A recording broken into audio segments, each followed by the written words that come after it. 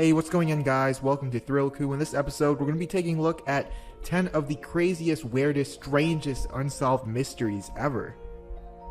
10. Lady Babushka. So this was a lady that was present during JFK's assassination. She was shown in pictures standing in the crowd, and supposedly she took a picture of the event. Now, when the FBI and police went to look for her for evidence, she was nowhere to be found. They were looking for a photo. They were looking for anything that was related to the assassination, and nothing was found. And it's been a topic of many conspiracy theories, including that she could have been involved in the assassination. But whether this is true, we may never find out, because she has never been found. And it's been nearly 50 years, so who knows, maybe she's dead. 9. Cicada 3301. Now, this story involves some puzzles that have been released for the past couple of years online. They're hosted by a group called the 3301, and basically these puzzles are very complex, containing secret messages, numbers, and symbols, and they're really hard to decipher. Now, what makes this all so covert is that the purpose of the puzzles are unknown. No one really knows who's behind them and who they are and what they're trying to do. What's also interesting about this is that the group that's behind the puzzle is leaving clues in different areas of the world, like Hawaii and Sweden. So it just makes it a very, very interesting yet secret, mysterious subject. And there's also been a lot of conspiracy theories behind this, including that the puzzles are a recruitment tool for organizations like the NSA and CIA, and they're basically searching for the brightest people on the internet to come join those organizations. So Cicada 3301, a very secret group that have been releasing these puzzles, and we really don't know much about them. 8. The WOW signal. In the summer of 1977, a man by the name of Jerry Ammon was scanning radio waves from space when he came across a strange signal. The waves saw a crazy spike, and the signal lasted approximately 72 seconds. And after further evaluation, it appeared that the signal came from a star located 120 light years away, a place where no humans have ever been to or even seen.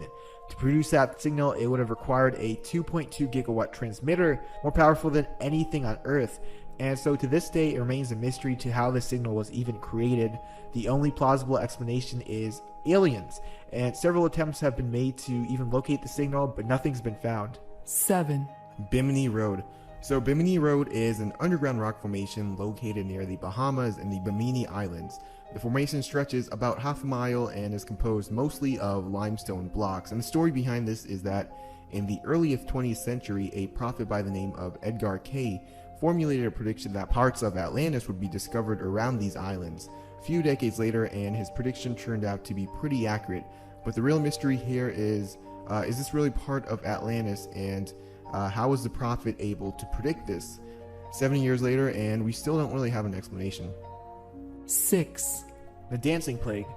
So in 1518, this woman created this crazy trend where she would go outside of her house in the town and start dancing. This wasn't your regular form of dancing, though. This was an unusual type of movement that she performed, and many other people followed her. At one point, it was believed that 400 people were dancing with her.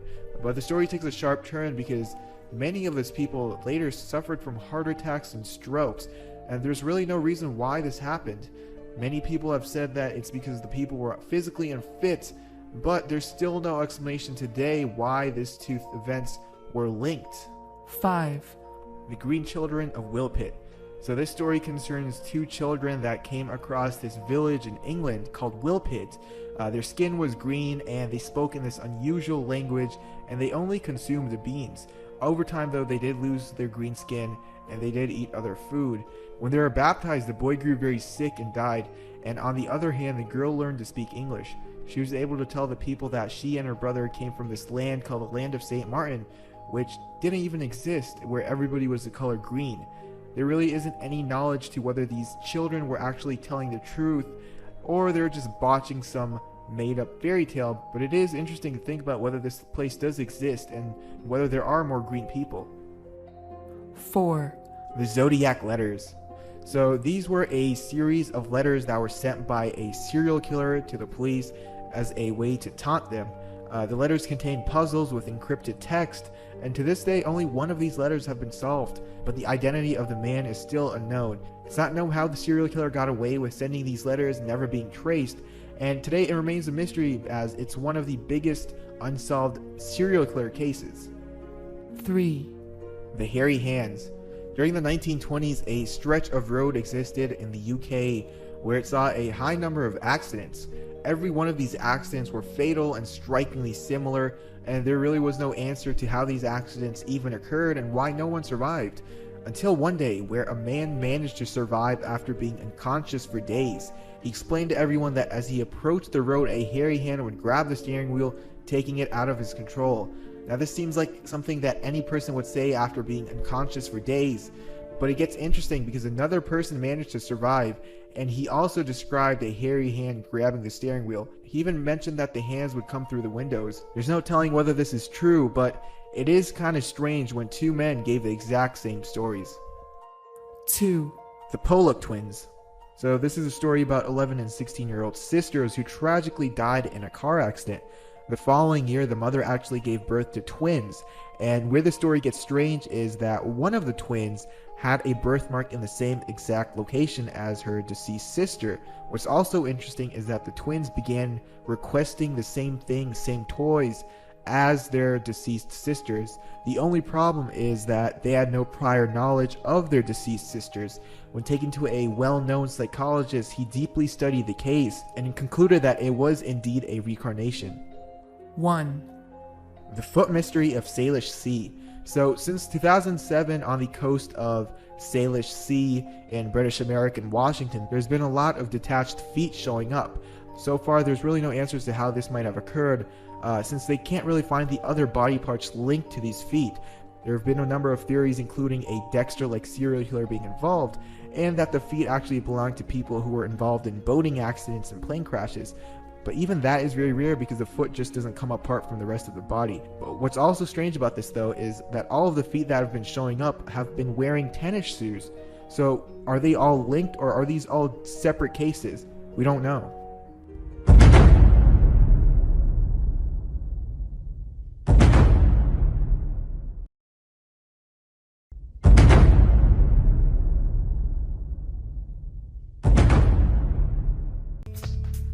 Number 10. We're starting with something that's been a hot topic recently in the media since 2010 or so, and that's the phenomenon called sky trumpets. Now the name sky trumpets doesn't exactly make you think of something scary when you hear it said, but trust me, if you watch the videos where people hear these noises, you'll think again. They don't really sound like trumpets at all, more like deafening and unexplainable screeching, and they've been happening across the globe for years. These sounds just can't be fake. There's clearly something going on up in the sky. The name sky trumpets actually comes from part of the book of Revelations in the New Testament of the Bible, where it says that 7 trumpets will sound from above, and that means Judgment Day has arrived. Whether you believe this or not, and there's definitely been a lot more than 7 trumpet noises, it's too spooky to ignore.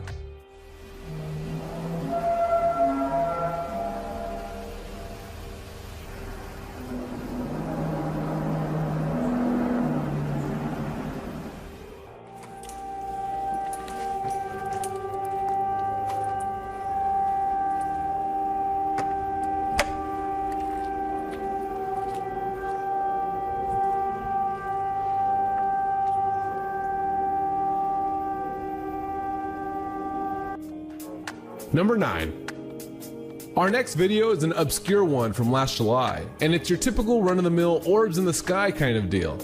Orbs in the sky is an interesting one because there's a whole host of different supernatural explanations for any kind of orb. The first one being that orbs are actually spirits and ghosts that can't manifest properly. The other kind of more likely explanation of these orbs here is a phenomenon known as Foo Fighters. And yeah, that is where the band got their name from. Foo Fighters are orbs that fly around the sky, first sighted and named during the Second World War when pilots would frequently see them and be outmaneuvered. They think that these orbs might be an alien spacecraft, or some sort of probe there to investigate Earth. Maybe that's what this unsuspecting onlooker captured on their camera on the 4th of July last year.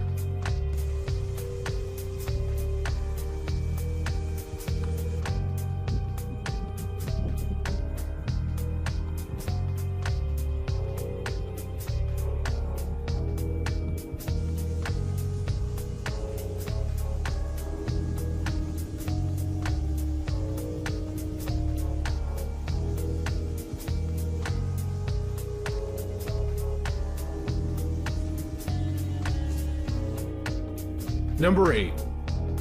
This one is really weird. I've never seen anything like it. It's a video of some strange shapes, called by the author of the video spiral rods, flying through the sky.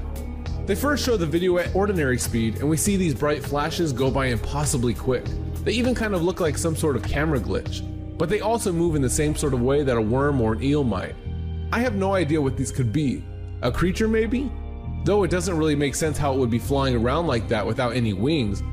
Interestingly though, when they're flying around, they are in the foreground of the image, so they can't be giant. According to cryptozoologists, these flying rods are also called skyfish, and are extra-dimensional creatures that come here from a different universe.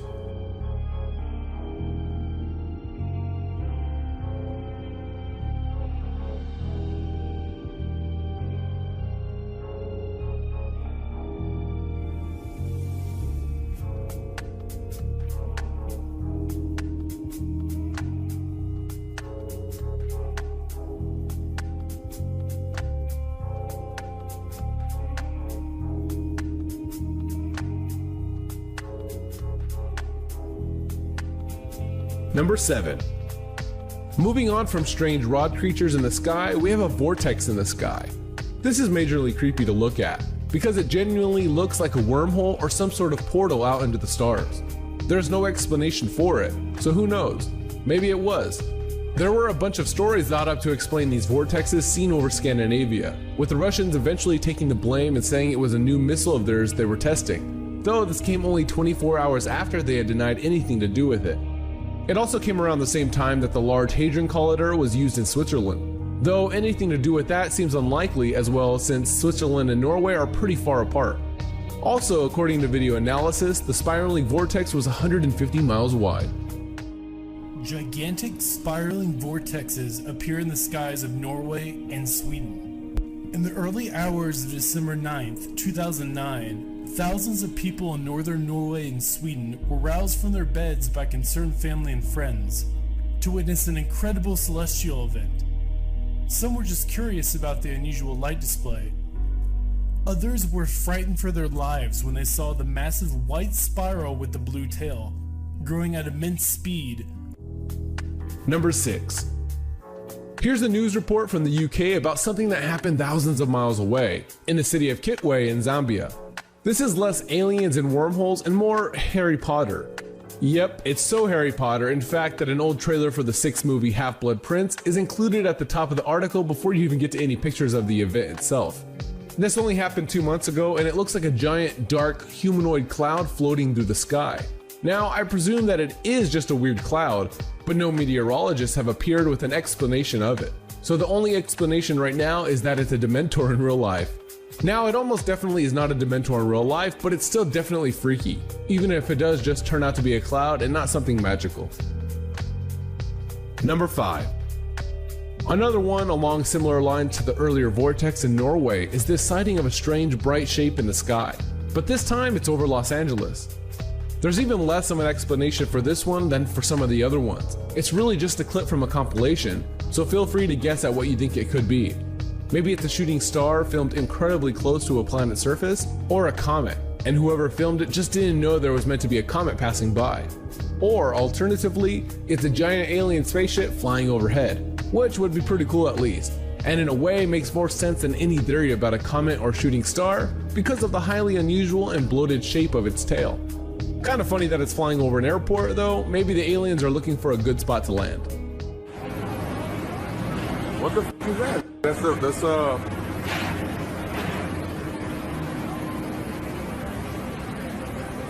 That's crazy, bro. Number 4. This one is odd. At first glance, it looks just like some lights in the sky caught conveniently on CCTV. But I begin to wonder when I see the incredibly weird angle the camera is at, if it is CCTV. They can't really see anything aside from the giant statue, and even in the picture quality it's pretty distorted. So if it's not CCTV and is in fact another camera left there and specially positioned, it does cast doubt on the legitimacy of this video. Moving on though, what we actually see is a row of half a dozen orbs, 5 of them in a neatish line and then another one way off to the right of the screen that disappears first. They come overhead and then dive downwards, past the statue and disappear off over the roof of the building. What these are, I don't know, but to hazard a guess, I'd say that they're more Foo Fighters.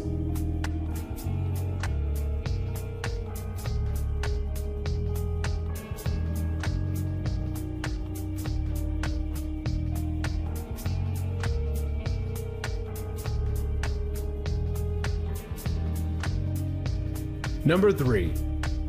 Chicken Little is an old fable that's appeared in print and pop culture often since it was collected by the Brothers Grimm in the 19th century.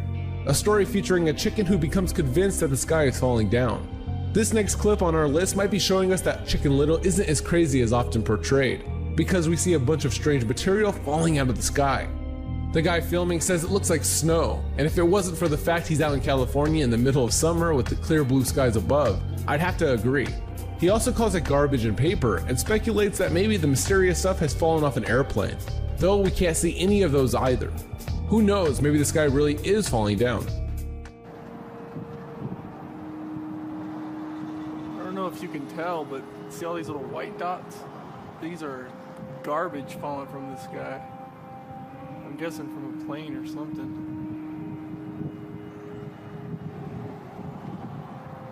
Look like snow. Number 2. Chemtrails are a favorite topic of many conspiracy theorists around the world. Speculation about them ranging from just being herbicides to being some sort of chemical used to brainwash people. And it really wouldn't be a complete list of mysteries in the sky without including them. This video starts with 2 people looking at the clouds, which they think are chemtrails, and moving on to document sticky string rain. This string rain is some pretty weird looking stuff, kind of like a spider web or silly string from a kid's birthday party. The girl gets some on her hand and it gets stuck, and then when she tears it apart, she says it feels foamy. Who knows what this stuff is? Maybe there are giant sky spiders waiting to jump down and wipe us all out. Alright, we just happen to be in the parking lot here, and we see some all clumped up by a tree. Yeah, I don't know if I should touch it. I can't get it off. Alright, what does it feel like? Do you hear that? No. It splits almost like, it feels like foamy, like silly string kind of, but not really. It's like, it's super sticky. Number 1. Up until now, all the videos on our list have been from recent years, none from the last century at all. But the camera was invented in 1816, so as you'd expect, there are strange sightings in the sky going back decades. Like this one from 1952. When people think UFOs in America, people think of the Roswell crash, when actually Roswell is the most debunked UFO event in history. 5 years after it, in the middle of what the press has called the UFO flap, there was a much more frightening sighting that people seem to forget about, when mysterious lights and shapes were filmed in the sky flying right over the Capitol building in the middle of Washington, D.C. To this day, the military have no concrete explanation of what happened, going as far to declare the whole thing as just a mirage, which hundreds of eyewitness accounts from the ground and from airplanes above all testified to the opposite. Oh yes, we discussed it at every conference that we've had with the military. There's always things like that going on. Flying saucers, and they've had other things, you know, if I'm not mistaken.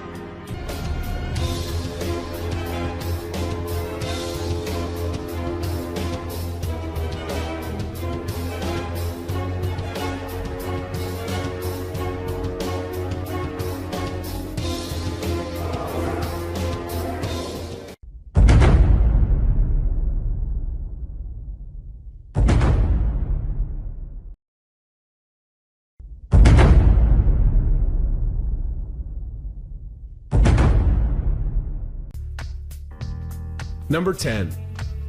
Chillingham Castle is, like the name would suggest, a pretty chilling place to go, because it's incredibly haunted.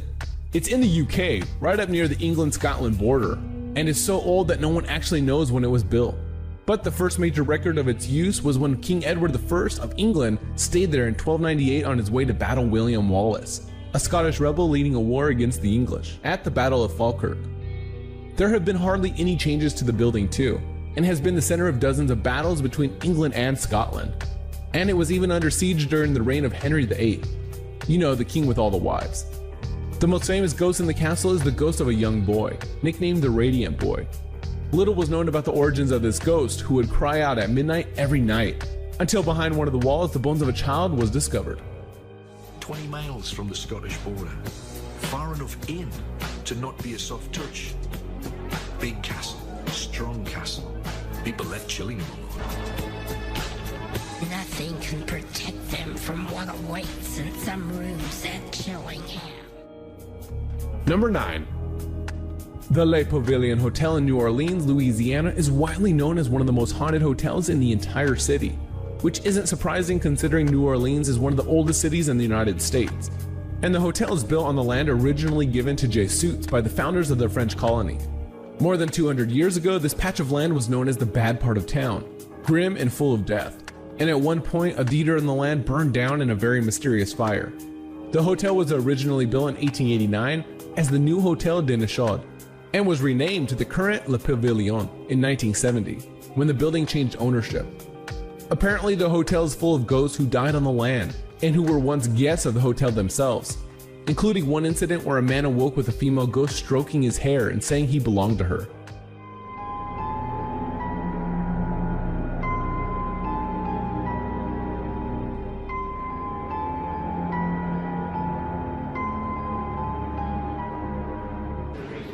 So guys, if you guys see anything paranormal, crazy in this video right here, this whole video, let me know, please. Number 8. Going from New Orleans to New Mexico, and it's time for a very haunted hotel you can find in Santa Fe.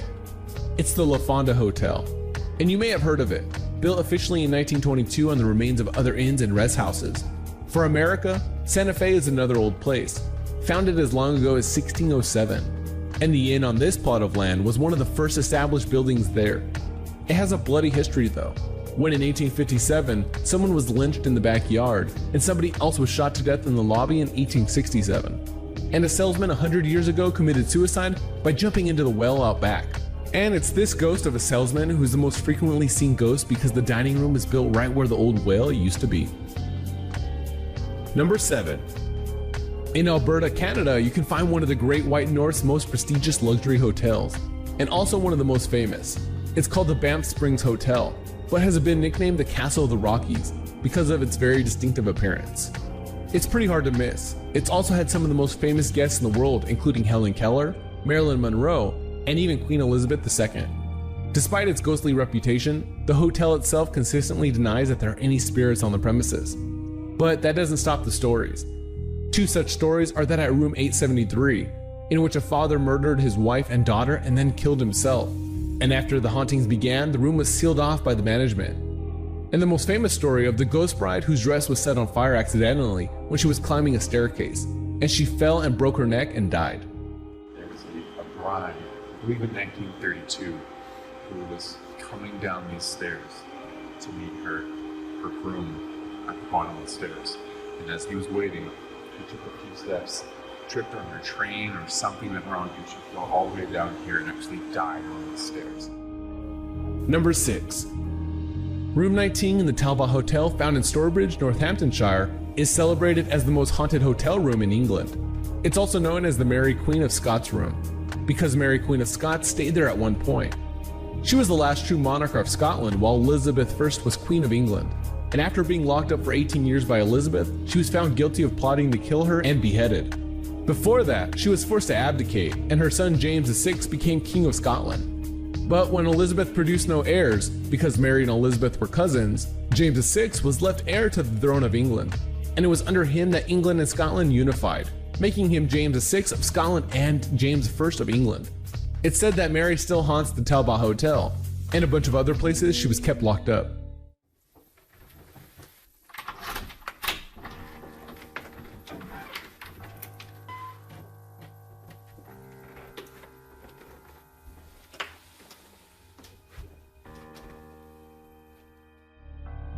Number 5. Now, I already mentioned how Marilyn Monroe herself once stayed at the Banff Springs Hotel, but her actual ghost is said to endlessly roam the halls of Hollywood Roosevelt Hotel, which you'll find right on Hollywood Boulevard in LA. It's still a luxury hotel now, but during its heyday it was frequented by all kinds of movie stars, which also included Clark Gable, the so-called King of Hollywood, and silent movie star Charlie Chaplin. It was even built by the movie stars Douglas Fairbanks and Mary Pickford, so it's really a place by the elite, for the elite. People say that Monroe visits the hotel because it's one of the few places she was happy in her life, and she's looking to recapture this and find some peace after her suicide in 1962. You have this over here. We don't know where they go, and there's a lock on it right there, but the lock is broken, so it doesn't actually, like, it's not actually locked. So then he opened it and he closed it because it was dark, and then we heard our. We heard like a voice. Number 4. A lot of ghost hunters and parapsychologists will tell you that the presence of spirits is exacerbated by water, like water carries the spiritual energies of ghosts. It's no wonder that the RMS Queen Mary, which is currently permanently docked at Long Beach, California, is said to be incredibly haunted, not to mention its history as a troop ship during the Second World War. She's seen her fair share of battles after being transformed from a luxury liner when the war started, and then there are at least 49 reported deaths associated with the ship, including a very grim one where a huge steel door crushed 2 men to death in different incidents. Perhaps the spookiest story is that of a young girl called Jackie who drowned in one of the pools. Again, that thing about water and spirits, who is still seen and heard throughout the ship. I'm like moving like the waves, like, look. Look, Mom's getting her sea legs. Look, go back and forth, see? You just... Number 3. It wouldn't really be a list of haunted hotels if we didn't feature somewhere in Salem, Massachusetts, the town so infamous for witch trials in 1692, one of the largest documented cases of mass hysteria to date. While I'm not going to tell you anything crazy like the hotel is built where the gallows they hanged all the accused from once was, there are still some interesting ghost stories floating around. And of course you can still go see those gallows because they're kept as a memorial. One victim of the witch trials is associated with a hotel, called the Hawthorne Hotel though, that being Bridget Bishop, because she used to own an orchard where the property is built. Guests still claim that they can smell fresh apples in the rooms. One of the things is that they said that objects will disappear and then reappear, and particularly keys. So I got an extra set of keys. So I'm going to keep it right over here. Number 2. We already had the most haunted hotel room in England, but getting more specific now, the most haunted hotel room in London. It's room 333 in the Langham Hotel. And am I the only one who thinks it's a pretty creepy coincidence that 333 is half of 666? Probably. Anyway, this place is incredibly haunted, and it was built to look like an Italian palace in 1865. Of course, room 333 isn't the only haunted part of the hotel, it's just the ghost's favorite for some reason. Ghosts like that of a Victorian doctor who murdered his wife and committed suicide while they were honeymooning have been seen there. A German prince who committed suicide has also been seen in that room. And one ghost who really likes shaking the beds, especially the one in room 333. Gonna crack on into the early hours and see what we find. I'm in room 333 in the Langham Hotel. I'm on my own. Are there any spirits with me right now? Can you make a noise? Can you show yourself? Can you do anything? Napoleon III, are you with me right now? Or the ghostly butler? Number 1. Number 1 on our list has to be the Murder Castle. Okay, it's not actually called the Murder Castle, that's just a fun, cute nickname people give it. It was originally called the World's Fair Hotel, and was built by the man called H.H. Holmes in Chicago. A con man and a mass murderer who once had a habit of stealing and mutilating corpses, and then pretending they were accident victims to get insurance money. People think Holmes and his hotel may have been responsible for as many as 200 individual murders, and it was literally a maze out of a nightmare. Doors locked themselves behind people, there were dead-end corridors, and stairways to nowhere. When his victims were killed, they were dropped down chutes into the basement where he dissected them and sold their organs to various medical contacts. And he even had furnaces and acid baths installing down there to dispose of remains. To top it all off, the original caretaker of the hotel committed suicide after Holmes' arrest, leaving only the words "I couldn't sleep" in his note. This is the only hotel on this list you can't visit anymore, because in 1895 it was burned down by a mysterious fire, and the arsonists were never caught. Holmes is often called America's first serial killer. Also, this sounds a lot like American Horror Story. Mr. Herman Mudgett, better known under the murderous alias Dr. Henry H. Holmes. In his early teens, he began to be fascinated with death, a fascination that would really never go away. He soon left school to perform a couple of jobs, and he also promptly married and had a son by age 20. I think his lineage still survives today, though I think they're free of any psych.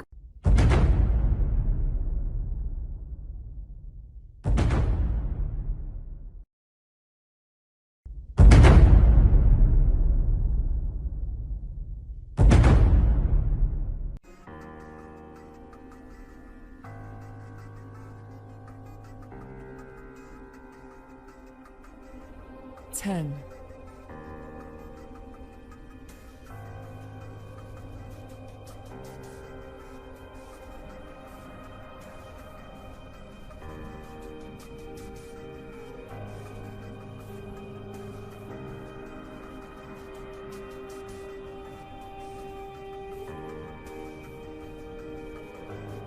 9.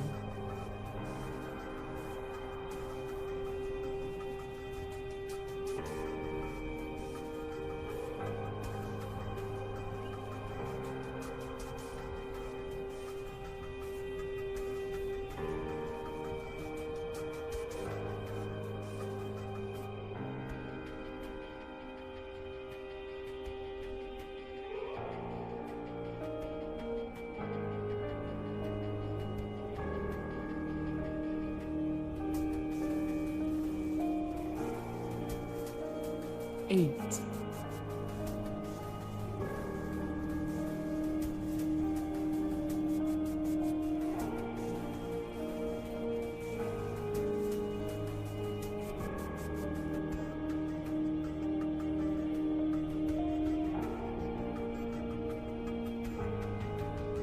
7.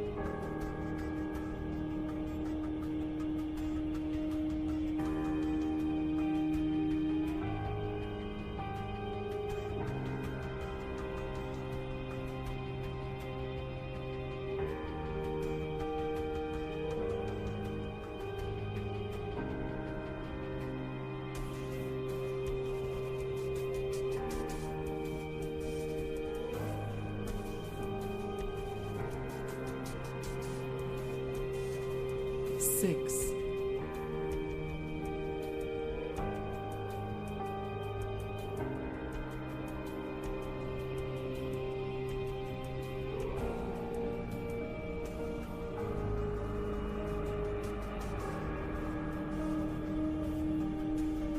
5.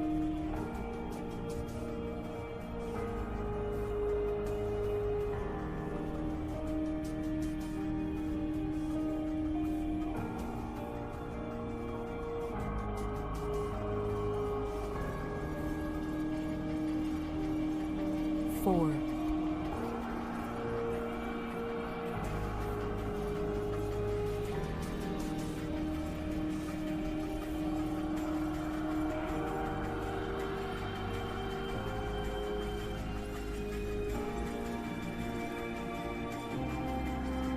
3.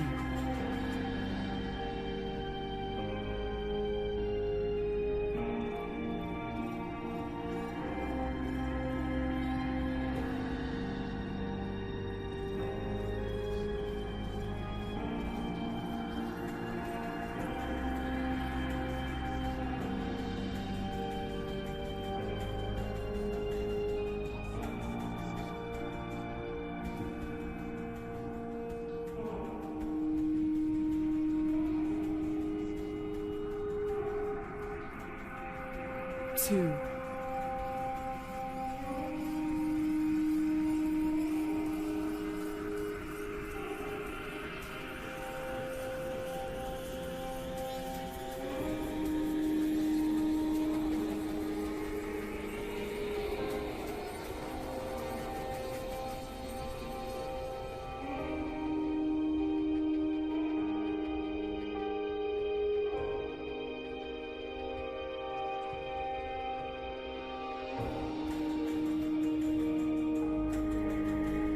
1. 2.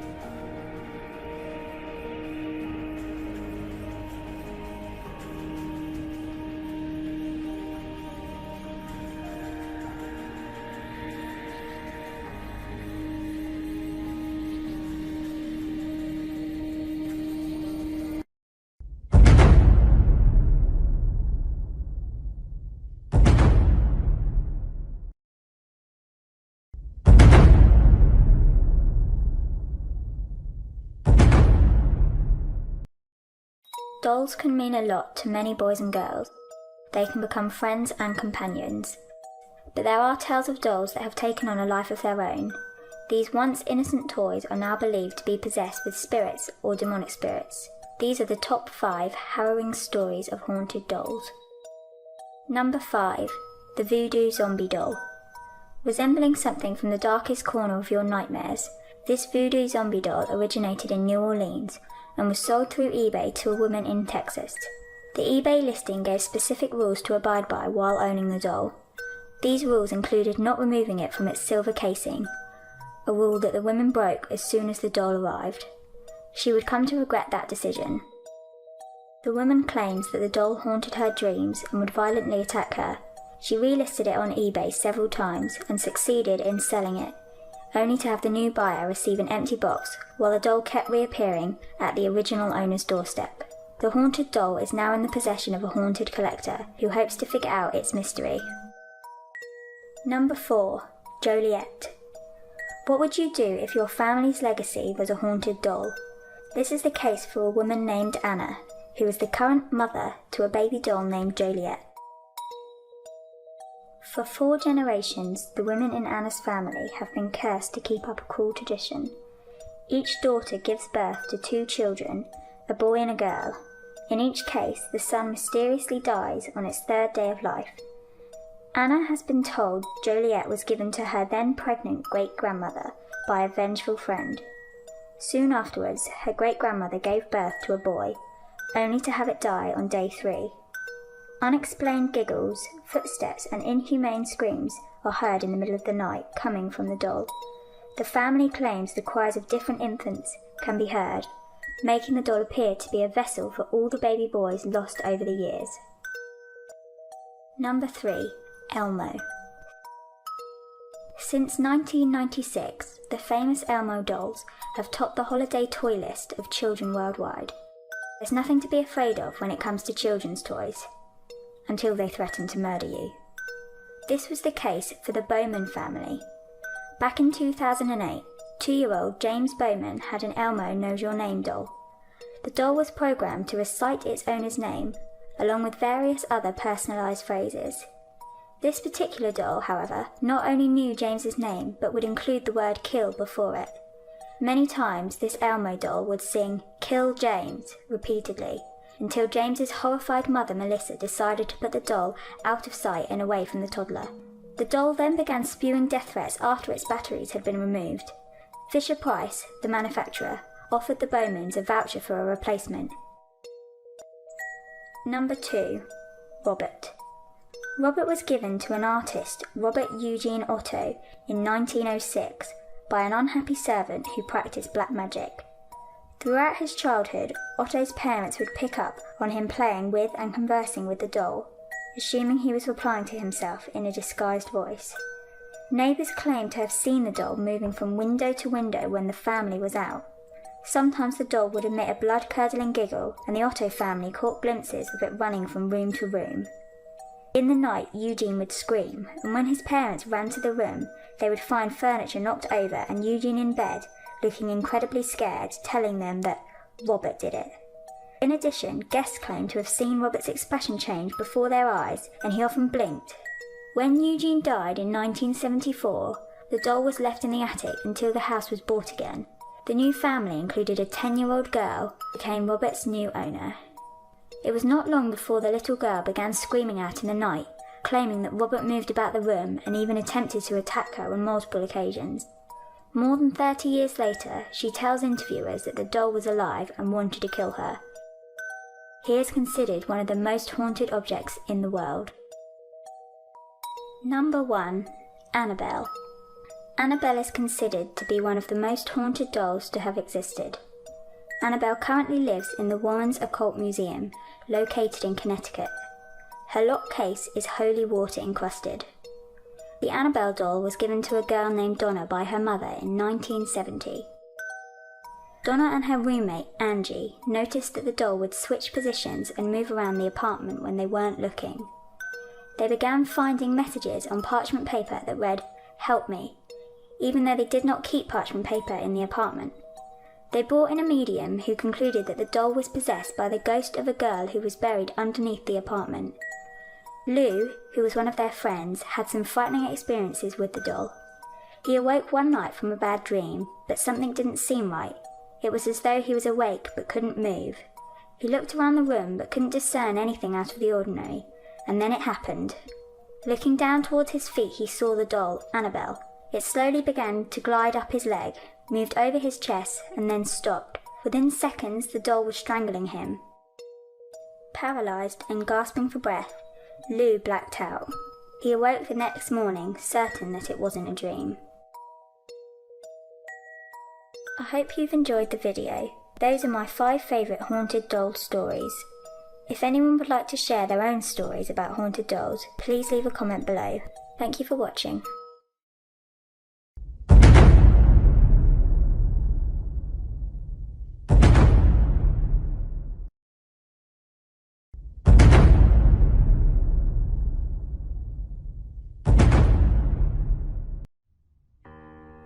No one has ever been able to prove the existence of ghosts, yet they occupy a big part of our culture. There are many spooky stories of unexplained things happening that could back up their existence. These are the top 5 female ghosts that have been spotted. Number 5.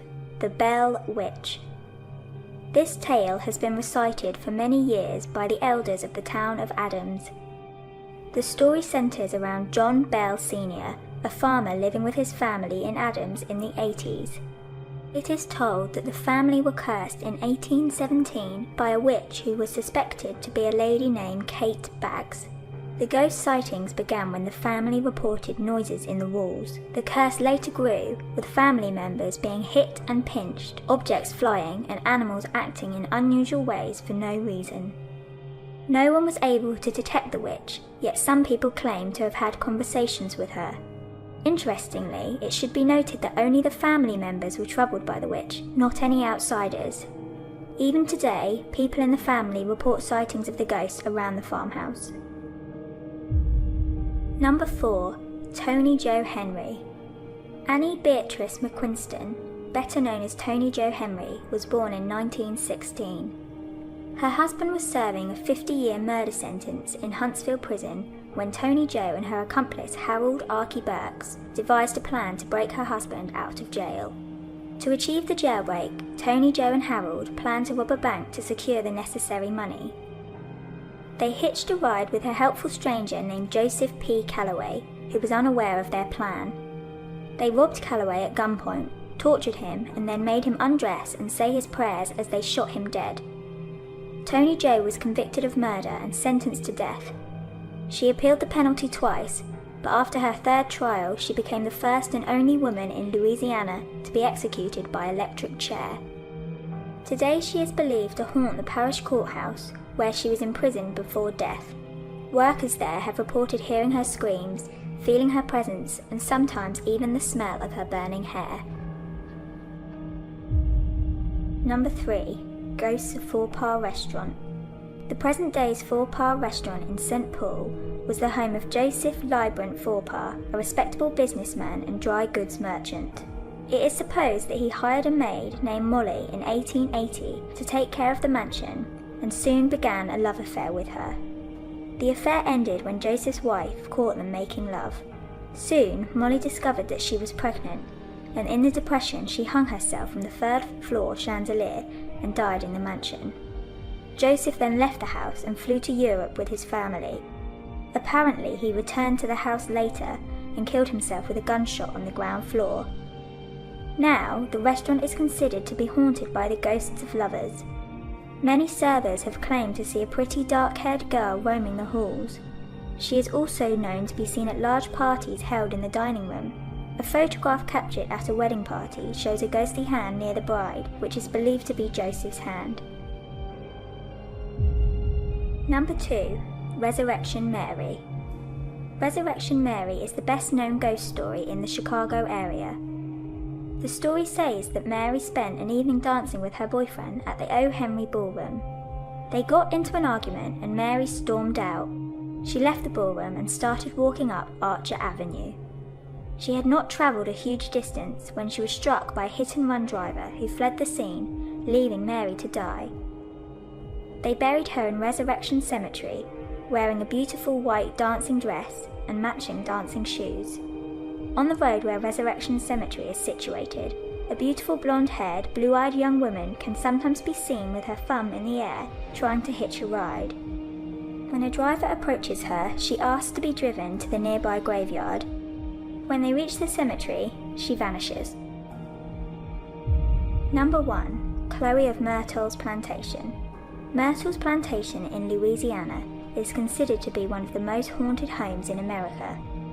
Records count almost 12 ghosts that are permanent residents of the plantation. Of these ghosts, the most famous is Chloe. The story dates back to the 1800s, when the plantation was owned and managed by Judge Clark Woodruff, along with his wife Sarah Matilda. Chloe was a slave of the Woodruffs at the time. Clark Woodruff was considered to be a womanizer, and Chloe became his mistress. However, Chloe was not satisfied with being the judge's mistress, but she disliked being a slave even more. She soon found that Clark was getting tired of her, and afraid of being sent back to the fields, she started eavesdropping on family conversations.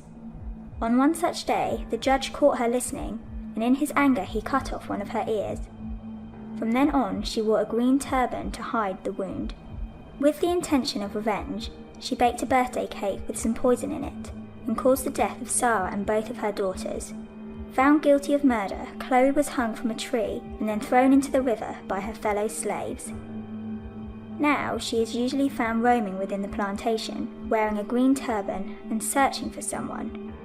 In addition to this, there is a mirror in the hallway which sometimes shows tiny fingerprints and images of some small children. Perhaps this is the children that Chloe murdered.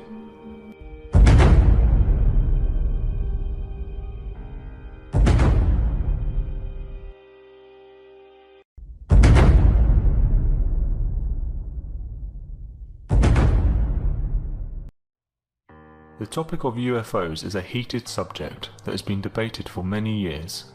Many people believe that our ancestors were witness to otherworldly crafts. UFO sightings date way back. There was even an unexplained dish-shaped craft seen in the Domenico painting of the Madonna back in the 15th century. Even today, thousands of UFO sightings are witnessed per month. Here are my 5 personal favourite UFO sightings from 2015 so far. This strange-shaped UFO made news worldwide when it was spotted hovering next to one of Mexico's most active volcanoes. The UFO was captured on webcam sometime in January 2015. A local eyewitness stated that the object looked like it had 2 legs and was just hovering there. Then moments later, it just disappeared. Mysterious crafts have been known to hover around and next to volcanoes. However, not everyone is in agreement. There have been some suggestions that it's simply a drone. This dish-shaped UFO was captured above Argentina on January the 25th, 2015. This UFO was spotted by a group of Argentinian workers. One of them stated that they were startled by the strange presence in the sky. Another worker stated that he quickly grabbed his phone to take a picture of the object. The witnesses claim that the object was suspended in mid-air and made no sound.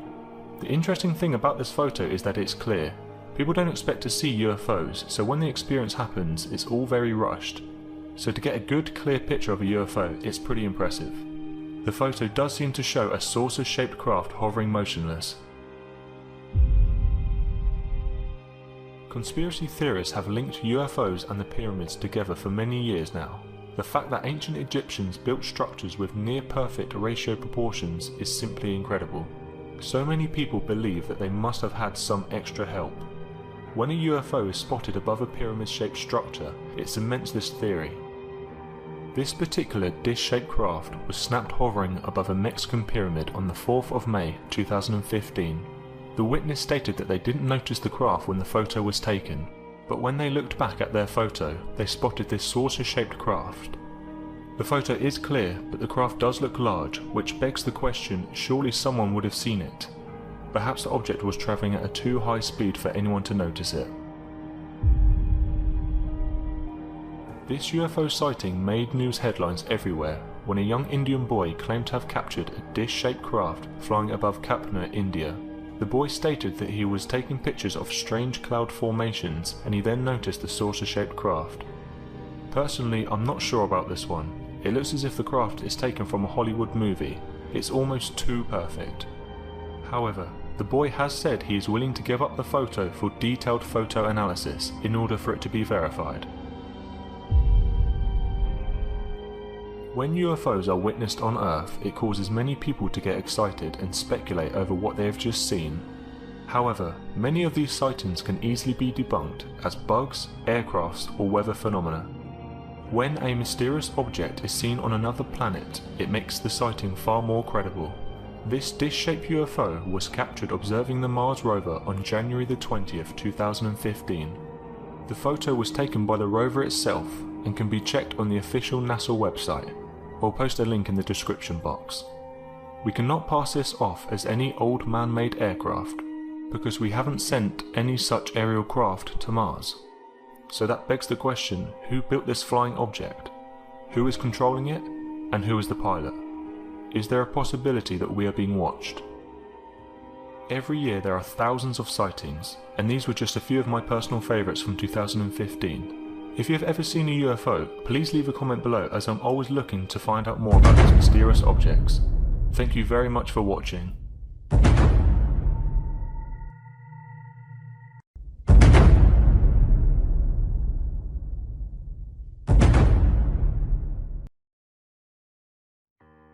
Though evil spirits and demons seem like the stuff of fiction, these extreme cases could make you believe otherwise. Many people throughout history have become victims to demonic possession, so let's explore the top 5 cases of demonic possession. Arnie Johnson. The case of Arnie Johnson is the first known court case in the United States, during which the defense attempted to prove that the defendant was not guilty by reason of possession. In 1981, Arnie Johnson murdered his landlord, Alan Bono, in Connecticut. Johnson's attorney argued that his actions indicated a pattern of erratic behaviour that had begun when Johnson was just a child. Johnson's family even consulted with demonologists, Ed and Lorraine Warren. Therefore, the lawyers argued that the child had been tormented and harassed by unknown entities for most of his life. They asserted that his evil doings resulted not from a psychological disorder, but from a demonic possession. Ultimately, the judge ruled that demonic possession was not a valid defense against first-degree murder. Johnson was convicted, but he only served a mere 5 years of his 10 to 20-year sentence. Julia. In 2008, Dr. Richard Gallagher, a board-certified psychiatrist and professor at New York Medical College, documented the case of a patient named Julia, whom he concluded was indeed possessed by demons. It is rare that a scientist would acknowledge the possibility of possession, typically doctors, as they think possession is either fraudulent or rather the result of a mental illness.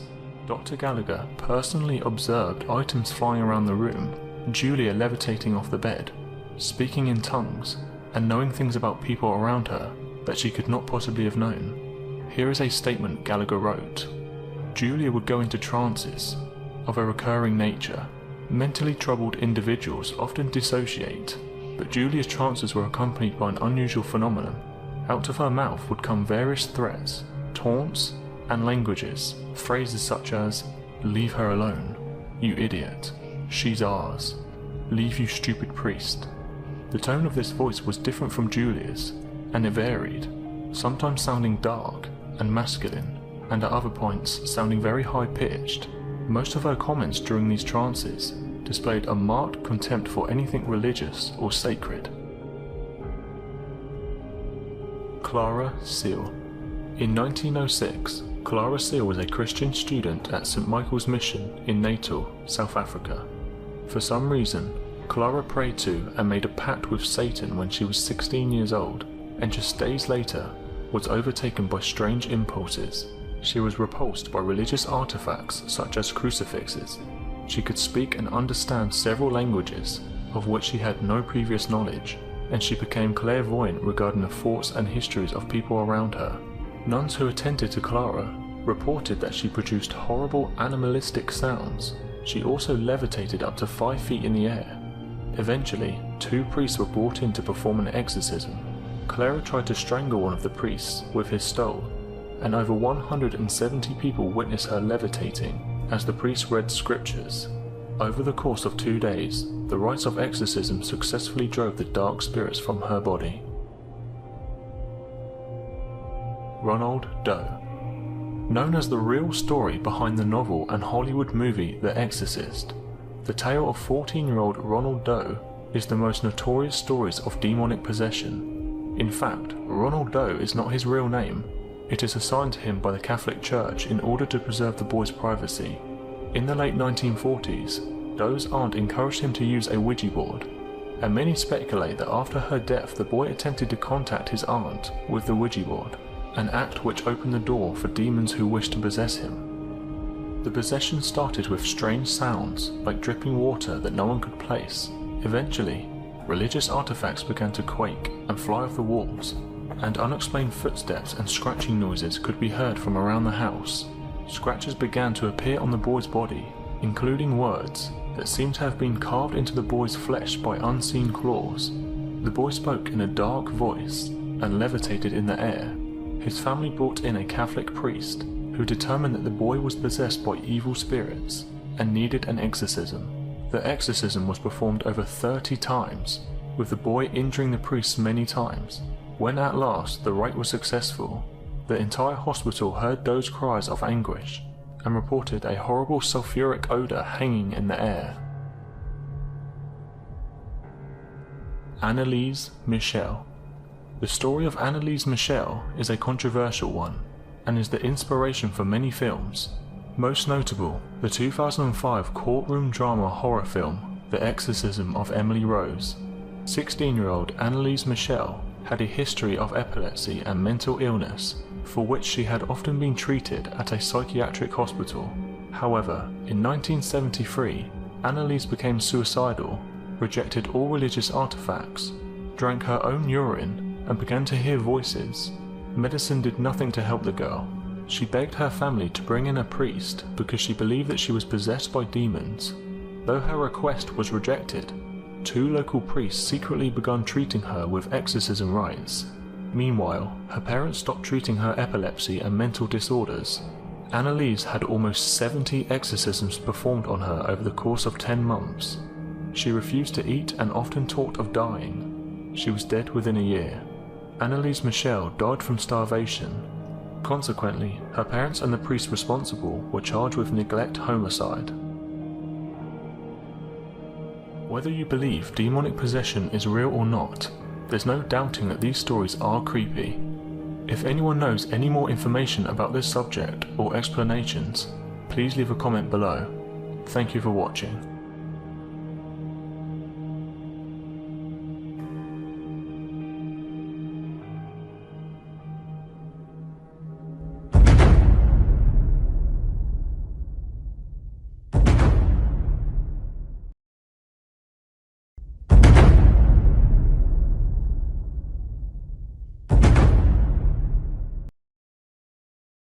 There are many unexplained mysteries on this earth that people and scientists cannot explain.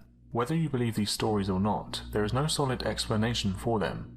So here are 5 unsolved stories from around the world. During the Cold War, Russia and the Allies weren't exactly best friends. For 50 years, both sides tried to hide their failures from each other, creating a climate where you couldn't be sure what was real and what was propaganda. So when a Czech agent leaked information about a failed Russian spaceflight in December 1959, no one knew what to make of it. According to the story, Yuri Gagarin's successful 1961 trip into orbit was only one in a long line of Soviet space attempts, and merely the first one that didn't end in the pilot's gruesome death. Worryingly, there may be some evidence to this. In February 1961, 2 months before Yuri's flight, a listening station in Italy apparently recorded 2 Russian voices broadcasting the words, "Everything is satisfactory, we are orbiting the Earth." A few days later, they picked up another transmission that sounded like a scream of terror, followed by empty silence. 2 later recordings were also made, including one of 3 sobbing people saying, Conditions are growing worse. Why don't you answer? We are going slower. The world will never know about us. So what were they? Were they clever fakes? Or evidence that Russia abandoned cosmonauts to a horrifying fate? We may never know this mystery. In 1950, a Victorian man appeared in Times Square. Witnesses said he looked startled, and then a minute later he was hit by a car and killed. The officials at the morgue searched his body and found these strange items in his pockets. A copper token for a beer worth 5 cents, about $70 in old banknotes, business cards with the name Rudolph Fentz and an address on Fifth Avenue, a letter sent to this address in June 1876 from Philadelphia. None of these objects showed any signs of aging. Captain Herbert Rim of the Missing Persons Department of NYPD tried using this information to identify the man. He found that the address on Fifth Avenue was part of a business. Its current owner did not know Rudolph Fentz. Fentz's name was not listed in the address book, his fingerprints were not recorded anywhere, and no one had reported him missing. Herbert continued the investigation and finally found a Rudolph Fentz Jr. in a telephone book of 1939. He spoke to the residents of the apartment building, who stated they remembered Fentz and described him as a man about 60 years old who had worked nearby. Contacting the bank, Herbert was told that Fentz died 5 years before, but his widow was still alive but lived in Florida. He was able to contact her and learn that her husband's father had disappeared in 1876, aged 29. He left the house for an evening walk and never returned. This story was published a number of times in the 70s and 80s. Chris Orbeck investigated this story, and his research led to the conclusion that the people and events were fictional, although he could not find the original source. But there is a twist. In 2007, a researcher working for the then Berlin News Archive found a newspaper story in the archives from April 1951, reporting the story almost as it is reported today. This newspaper archive was printed 5 months before the short story sourced as the origin. What's even more strange, a number of researchers have claimed to have found evidence of the real Rudolph Fentz and proof of his disappearance aged 29 in 1876. In June 1936, Max and his wife Emma were on a walk when they noticed a rock with wood sticking out from its core. They decided to take the oddity home and later cracked it open with a hammer and chisel. What they found inside seemed to be an ancient hammer of sorts. A team of archaeologists checked it out, and as it turns out, the rock encasing the hammer was dated back more than 400 million years, and the hammer itself turned out to be more than 500 million years old. A section of the handle had begun the transformation to coal. The hammer's head, made of more than 96% iron, is far more pure than anything nature could have achieved, without an assist from modern technology. The hammer is now on show at the Creation Evidence Museum in Texas. For more than 3 decades, miners at the Wonderstone Silver Mine in South Africa have been extracting out of deep rocks several strange metallic spheroids. In 1979, several were closely examined by a professor of geology at the University of Johannesburg. The metallic spheroids look like flattened globes, averaging 1 to 4 inches in diameter, and their exteriors usually are coloured steel blue with a reddish reflection, and embedded in the metal are tiny flecks of white fibres. They are made of a nickel-steel alloy, which does not occur naturally, and is of a composition that rules out meteoric origin. Some have only a thin shell, 1/4 of an inch thick, and when broken open are found filled with a strange spongy material that disintegrates into dust once it contacts with the air. What makes this mystery remarkable is that the spheroids were mined out of a layer of rock dated to be at least 2.8 billion years old. Adding mystery to mystery, the curator of the South African Museum has discovered that the spheroids he has on exhibit slowly rotate on its axis by its own power, while locked in its display case and free of outside vibrations. The stones are very well balanced, and have been taken to the California Space Institute at the University of California to have tests done to determine just how well balanced it is. It turned out that the balance is within 100,000th of an inch from absolute perfection. One NASA scientist reportedly said that they do not have the technology to create anything as finely balanced as this. He said the only way that either nature or human technology could create something so finely balanced would be in a zero-gravity environment. there remains a case unsolved from the 1960s. It begins in Rio, Brazil. Two young men, Manuel de Cruz and Miguel Viana, both electrical technicians, were found lying dead together in the middle of a forest, their corpses dressed in their smartest suits with lead masks covering their faces. The cause of death was undetermined. The case for suicide or murder is still out on these two. Cruz and Viana set off on a trip to buy electronic work supplies and a new car. They were reported to have left with money for a car and stopped by at a general store to buy a bottle of water and a raincoat on the way. The man who served them told the police that the pair looked nervous and were in a hurry, checking their watches every minute or so. Their bodies were found 3 days later, but what's most puzzling is what they were found with at the scene. Police investigators found them in their suits and raincoats, wearing lead eye masks with no holes, the types to use against radiation, 2 towels and a notebook on the ground near the bodies. The money for the car was gone. As if the lead masks and suits weren't spooky enough, the instructions written in the notebook seemed to point to a very strange mystery. There in Portuguese were the words 1630, be at agreed place, 1830, swallow capsules, after effect, protect metals, wait for mask signal. Were Cruz and Vienna scheduled to meet with aliens? Or maybe even time travelers from another dimension? Reports couldn't even find out what the pills were, as their organs had rotted away. Perhaps this truly was a case of interdimensional travel that had gone.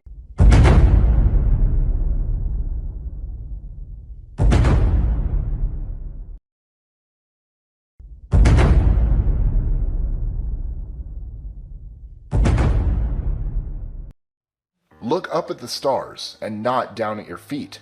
Try to make sense of what you see and wonder about what makes the universe exist. Be curious. Stephen Hawking. I'm Mike with List 25, and here are 25 strange things about the universe.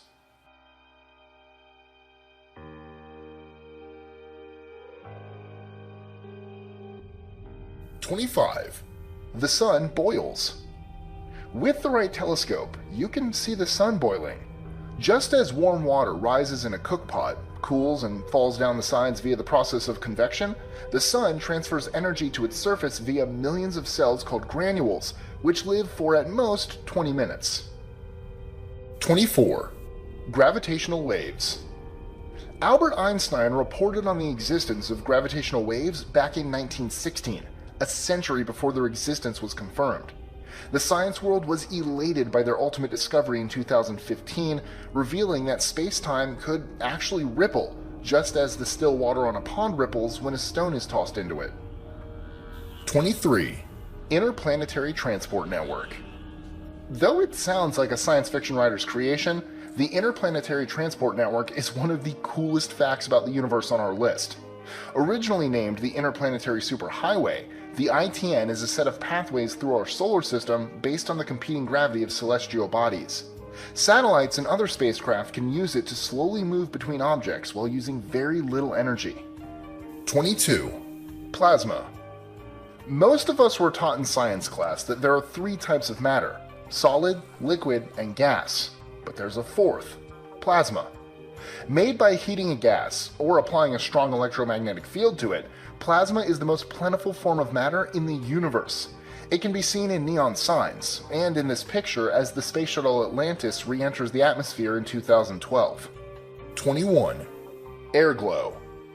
A unique phenomenon that can only be seen from space, airglow is the release of energy by atoms and molecules high up in the atmosphere. Releasing their energy after a day of excitation by the sun, the molecules can produce visible light, such as the green given off by oxygen molecules. 20. Dark matter. One of the strange things which continues to baffle astronomers is dark matter, a maybe it exists, maybe it doesn't hypothetical substance that makes up over 80% of matter in the universe. Scientists are currently smashing particles together in the Large Hadron Collider to understand more about it. So far, the science world has broken dark matter up into different varieties, such as light dark matter, cold dark matter, and warm dark matter. 19. Light speed. Light travels almost 16 trillion miles, or about 5 trillion kilometers in 1 year. To compare, the light from our sun reaches us in only 8.3 minutes. 18. The sun self-regulates. The sun is actually a self-regulating entity. When too many hydrogen atoms are colliding and fusion is happening at too high a rate, the core heats up and slightly expands onto the outer layers. The extra space created decreases the density of atoms and thus the collision/fusion rate. When this happens, the core cools and shrinks, carrying on its ever-present balancing act. 17. Infinitesimally small chances. The chance any hydrogen atom on the sun will collide with another hydrogen atom and produce nuclear fusion is estimated at only 1 in every 5 billion years. Thankfully, there are plenty of hydrogen atoms in the sun's core to test those odds, so we don't need to worry about the sun dimming out anytime soon. 16. The snowman craters. 3 side-by-side craters on the asteroid Vesta, the second most massive body in the asteroid belt and one of the biggest contributors of meteorites which have landed on Earth, have been said to resemble a snowman on the rocky object. 15. Planetesimals, such as the objects making up the Oort cloud, are solid objects that are likely the debris of planet formation. Though their exteriors are bombarded with solar radiation, thus changing their chemistry and structure, their insides are believed to contain pure material that, if captured and studied, will give scientists clues to the universe at the time of our solar system's formation. 14. Origin of comets. Most of the comets entering the inner solar system likely come from the Oort cloud, a collection of trillions of pieces of solid icy objects just outside our solar system. Comets are assumed to be dislodged by the gravitational interaction of the Milky Way and passing stars, throwing the icy objects towards the inner solar system. 13. The Golden Record. Both the Voyager 1 and Voyager 2 probes carry an audio-visual gold-plated record disc with them. Bearing photos of the Earth, its life forms, and even a greeting from the US President and Secretary General of the UN, the record was made in case any other intelligent life forms find the spacecrafts. 12. Sounds in space. Did you know the universe makes noises? In September 2013, NASA released audio recordings of plasma waves, the first sounds ever recorded in interstellar space. 11. Cosmic Purgatory. Astronomers have termed a new region of space discovered by the Voyager 1 probe as Cosmic Purgatory. Just outside of the solar system, this area sees the solar system's magnetic field doubled as it creates a barrier to interstellar space. Charged particles emitted from the sun also slow their course and turn back inward. 10. Voyager 2. Since the Earth revolves around the sun at a rate faster than NASA's Voyager 2 travels outward from the Earth, the distance between Earth and the probe decreases at certain times of the year, such as springtime. 9. Insufficient solar furnaces. Despite being our primary source of energy, the sun is, volume for volume speaking, grossly inefficient. To compare, an old light bulb gave off 100 watts of energy. The sun? Only about 276.5 watts per cubic meter. That's about as much as the metabolism of a lizard. 8. Temperature of the sun.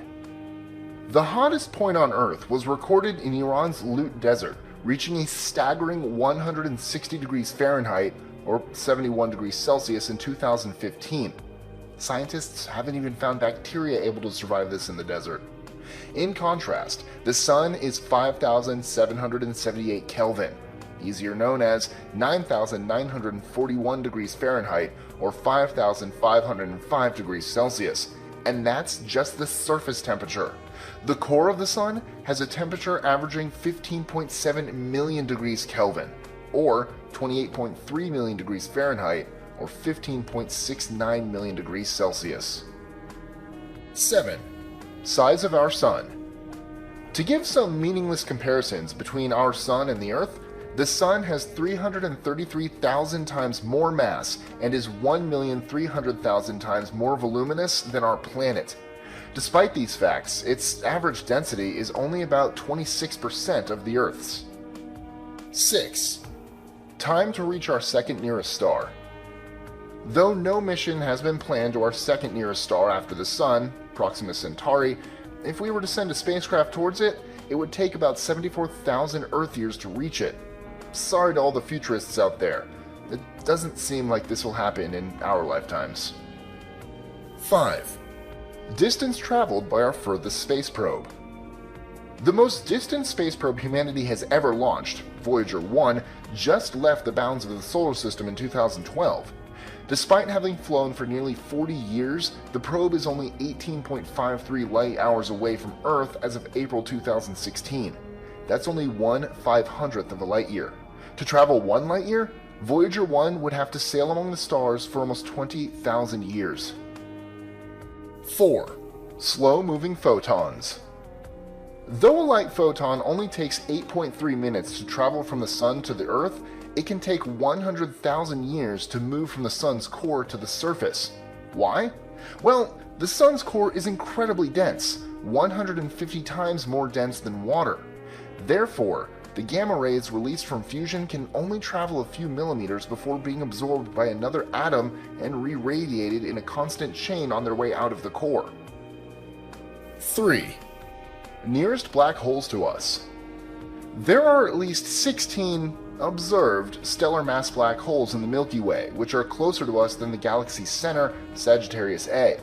The closest, V616 Monocerotis, is about 3,000 light-years away. Though black holes are known for sucking in all nearby matter, we don't have to worry too much. Our closest star, the Sun, is about 0.0000158 light-years away, so the gravitational pull from 3,000 light-years away isn't something to be concerned about, for now. 2. Supermassive black holes. The largest known type of black hole, a supermassive black hole, is so big it can have a mass many billions of times the mass of our Sun. Located at the center of nearly all massive galaxies, a supermassive black hole also exists in the center of our own Milky Way. It's called Sagittarius A and was discovered in 1974. 1. Extraterrestrial life? In April 2010, radio astronomers at the University of Manchester noticed an unknown object in the starburst galaxy Messier 82. The unknown object sent out radio waves which have never been observed in the known universe. Scientists still aren't sure what it could be, though I'm sure extraterrestrial theorists have their own opinions.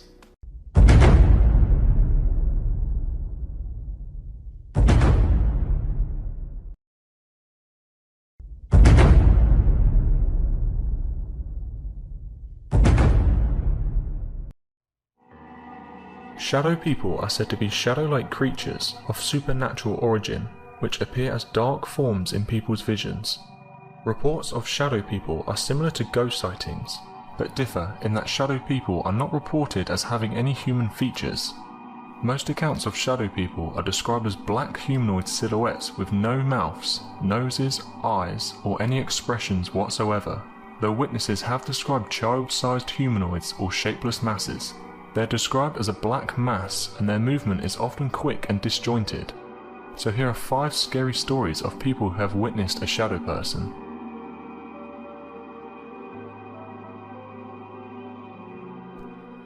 A few years ago, I went on a nighttime walk with a good friend through a cemetery. Its name was Sacred Blood Cemetery, as if it wasn't creepy enough already. After a while, we felt creeped out, but we didn't see anything, so we decided to head out. We turned around, and about 30 feet away appeared a black, dark outline of something peering at us from behind a tree. Something felt sinister. My heart started pounding and the air seemed really thin. I tried to dismiss it at first as being part of the tree, but as we walked around the tree, it seemed to move with us, to remain hidden behind the tree. It was absolutely terrifying.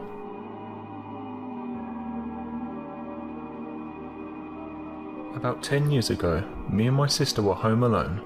I've never really believed in the paranormal, but I've always been open to possibilities. It was around 3 AM. My sister was downstairs watching the telly, and my room was upstairs, and I had to go to the bathroom. Now, the bathroom faces the flight of stairs, and you could always see the glare from the light off the streets illuminating the living room and downstairs. But this one time, because I always looked downstairs while going to the loo, there was no glare. There was no glow from the telly my sister was watching. All I could see that one time was this blackness walking up the stairs or hovering. It was the first time I felt this terror within me. I froze. I froze there for a couple of seconds. I ran to my room, turned on the lights and sat on my bed trying to figure out what had just happened. I didn't know what it was or what it was called. It looked like a shadow. It was coming towards me and it scared me. This house is very creepy.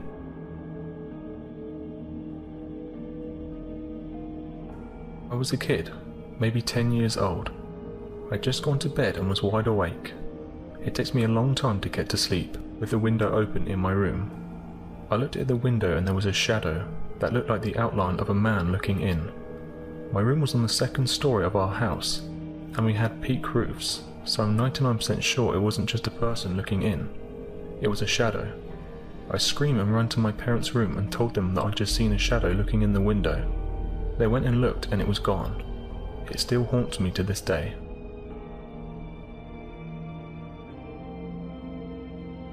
I've always been open spiritually, especially as a kid, and have seen ghosts and spirits before, but it's nothing compared to this shadow person I saw when I was 13. For starters, I don't know what these things are. I've done lots of researching to try and make sense of these entities, but I honestly have no idea. They are not ghosts or spirits, as I've seen them before. What I saw was not something in the corner of my eye, or something that looked white and transparent, like I've seen previously with other entities. They are basically a black mass. This is what I saw. I was trying to sleep, tossing and turning, and I turned over on my opposite side to face my doorway, which was on the other side of my room. My door was wide open because I was frightened as a kid, especially of the night, as I always saw mysterious figures. This particular night, standing in my doorway was this black figure of a man standing 6 foot tall. The black figure of the man stood with his arms by his side, and you could not see through him. It looked three-dimensional. This figure didn't have a hat or red eyes like I've read of other people. It was just a silhouette of a man. I sat up as soon as I saw it, and I stared at it for a good 5 seconds. I wasn't scared for some reason, and I can't really explain why. I think it was just shock. I asked what's wrong, as I assumed it was my mother. When I got no reply, I assumed it was my brother, and asked the same question and still no reply.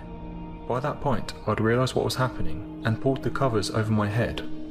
I looked up 10 seconds later and it was gone.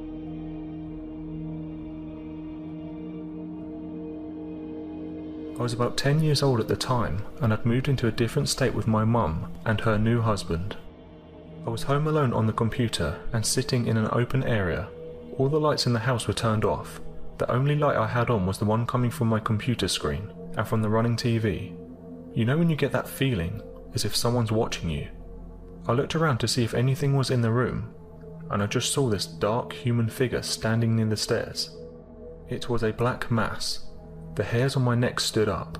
It was just standing there, looking at me, with one hand on the banister.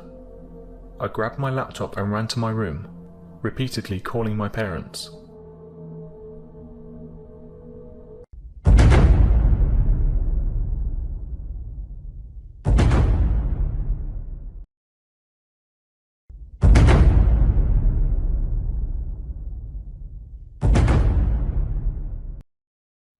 Some people consider the Ouija board to be nothing more than a toy.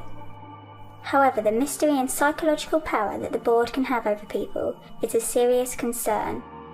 Some people claim that the board has the ability to accurately predict the future, or that it harbours terrible and evil forces. Others believe that it provides a channel through which the user can communicate with the spirits of the dead. Whatever you believe, these are 5 stories that haven't ended well for the users. Number 5. Coward. 2 friends decided to use a Ouija board. They planned to use the board to mess around with. At first, one of them was hesitant, but agreed to do it as long as she didn't have to participate. After she had the board set up, her friend asked, "Is there anyone in here?" There was no reply. So, being the foolish teenager that he was, he violently said, "If anything is in here and not talking, you're a coward." The board was put away after that. A week later, he was sleeping upstairs on his couch. He woke up for no reason. He looked around to see what could have woken him up, and couldn't see a thing, but felt as if he was being watched, or like something was in the room. After attempting to get back to sleep, he suddenly heard from downstairs, "Get the boy," in a chilling voice. The hairs on his neck stood up and he started to shake. He opened his eyes and listened, but heard nothing. He once again attempted to go back to sleep, and then heard again, "Get the boy." It was much louder this time. Then the downstairs door slammed shut, and he felt a burst of cold air. All he could think about was the Ouija board. Number 4. The Case of Nellie Hurd. In 1935, a man named Herbert B. Hurd shot his wife 4 times in the back. Arrested by police at the time of the incident, the 78-year-old husband described his stressful relationship with his wife following her consultations with a Ouija board. Mrs. Nellie Hurd claimed to receive messages from the Ouija board about her husband's infidelity. The board allegedly told her that her husband gave his mistress a great deal of money. After each consultation with the Ouija board, the wife would give her husband a dark look and announce that she'd caught him in yet another lie. Over the course of several weeks, the wife tied him to the bedpost with wire and whipped his body with knotted ropes. She used a burning poker to wound him and stabbed him in the shins with a knife. Finally, under the brunt of bodily torture, he confessed anything she wanted to hear, just so that she would stop. Satisfied with his confession, she left a gun on the nightstand. Freed, yet still terrified, the husband seized the gun and shot her in the back before she could inflict any further harm. The courts ruled the murder a justifiable homicide, since the husband was reasonably in fear for his life. Number 3. You can't hide secrets from a Ouija board. One summer, 3 middle school boys discovered a Ouija board in a bin outside a local apartment building. Tom, the oldest, was terribly cruel and a bully to the younger boy, Josh. The third boy, Chris, would avoid the abuse by remaining silent. Secretly, Chris and Josh disliked Tom's behaviour, but they tolerated it because they had no other friends. That summer, the 3 boys took the discovered Ouija board to Tom's house, where he was alone most of the time anyway. His father was always working and his mum had passed away years before. As the 3 boys sat in the middle of the living room, with their hands on the planchette, they became bored after 20 minutes of waiting. When they were just about to give up, the planchette budged. Finally, it spelled out, "Get away." "Get away? I live here," Tom shouted. The planchette started moving more briskly in a figure of 8. "Now." "That's weird. I wonder what it means," Chris said, glancing at Tom and Josh. He looked back at the board. "Where should we go?" Chris asked. "It hurts." "This is stupid," Tom said. He looked at Josh and Chris. "You guys are doing this. We'll test it. Josh, let go." Josh removed his hand from the planchette. "Now ask it a question that only you will know," Tom ordered. Josh immediately asked, "Who is the person that keeps hitting me?"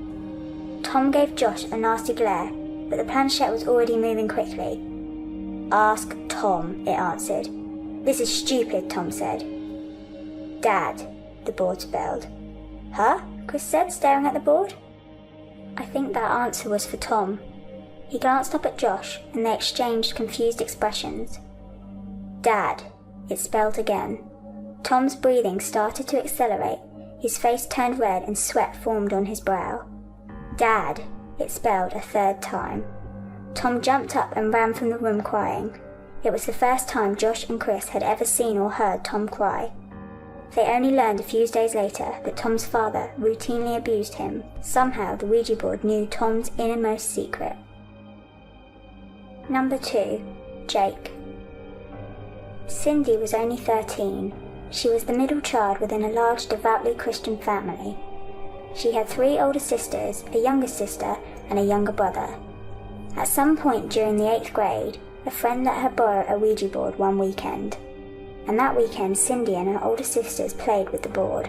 They did it in secret, late at night, because they knew how strongly their parents would disapprove. That weekend the mysterious talking board mesmerized Cindy. She became obsessed with it. She could think of nothing else and soon had a list of questions that she wanted to ask the board. Cindy had an hour every day after school where she was alone in the house before her older sisters returned from high school. On Monday afternoon, right after getting home from school, she cautiously crept up to her room, set up the Ouija board on her bed, and gently laid her fingertips on top of the pointer. After just 10 minutes of sitting quietly, the planchette started to jerk softly across the board. It spelled out "Hi." Cindy's breath caught in her throat. "Hi?" she quickly answered. "Who are you?" The planchette then spelled out "Jake." A chilling sensation ran through Cindy. Jake was a friend of hers who had died in a car accident in the 4th grade. "Jake, is it really you?" Cindy sat up, her arms shaking with excitement. The pointer quickly moved to say, "Yeah." Over the next hour, Cindy held a conversation with Jake. Every day after school, Cindy would race up to her room and have a conversation with Jake about her life and about her future. But after a few days, the conversations became darker and angrier. By the 2nd week, Cindy had the impression that she wasn't talking with Jake at all, but instead a dark and terrible imposter.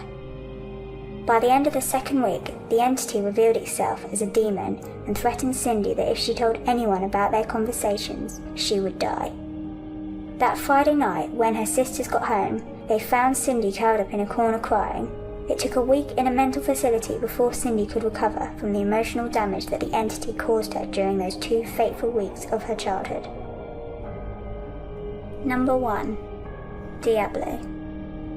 One boy did a Ouija board with a few friends. He set it up along with candles all around it. His friend Matt asked the first question, "Is anyone there?" There was no response. After asking more questions, the friends still had no answers. Then suddenly the TV turned on. Brushing this off as a technical fault, they then started to notice that each of the candles in the room were being put out one by one. Things got worse. Matt once again asked, "Who is there?" and the planchette started to move. It spelled out Diablo. Then the planchette started to move frantically and started spelling out, "Get out! Get out!" They all jumped up and switched the lights on and set fire to the board. It wasn't until after the session that they looked up what Diablo means. It's the Spanish word for devil. Those are 5 pretty disturbing Ouija board stories. If anyone has any other Ouija board experiences that they would like to share, please leave a comment below as I'd love to hear them.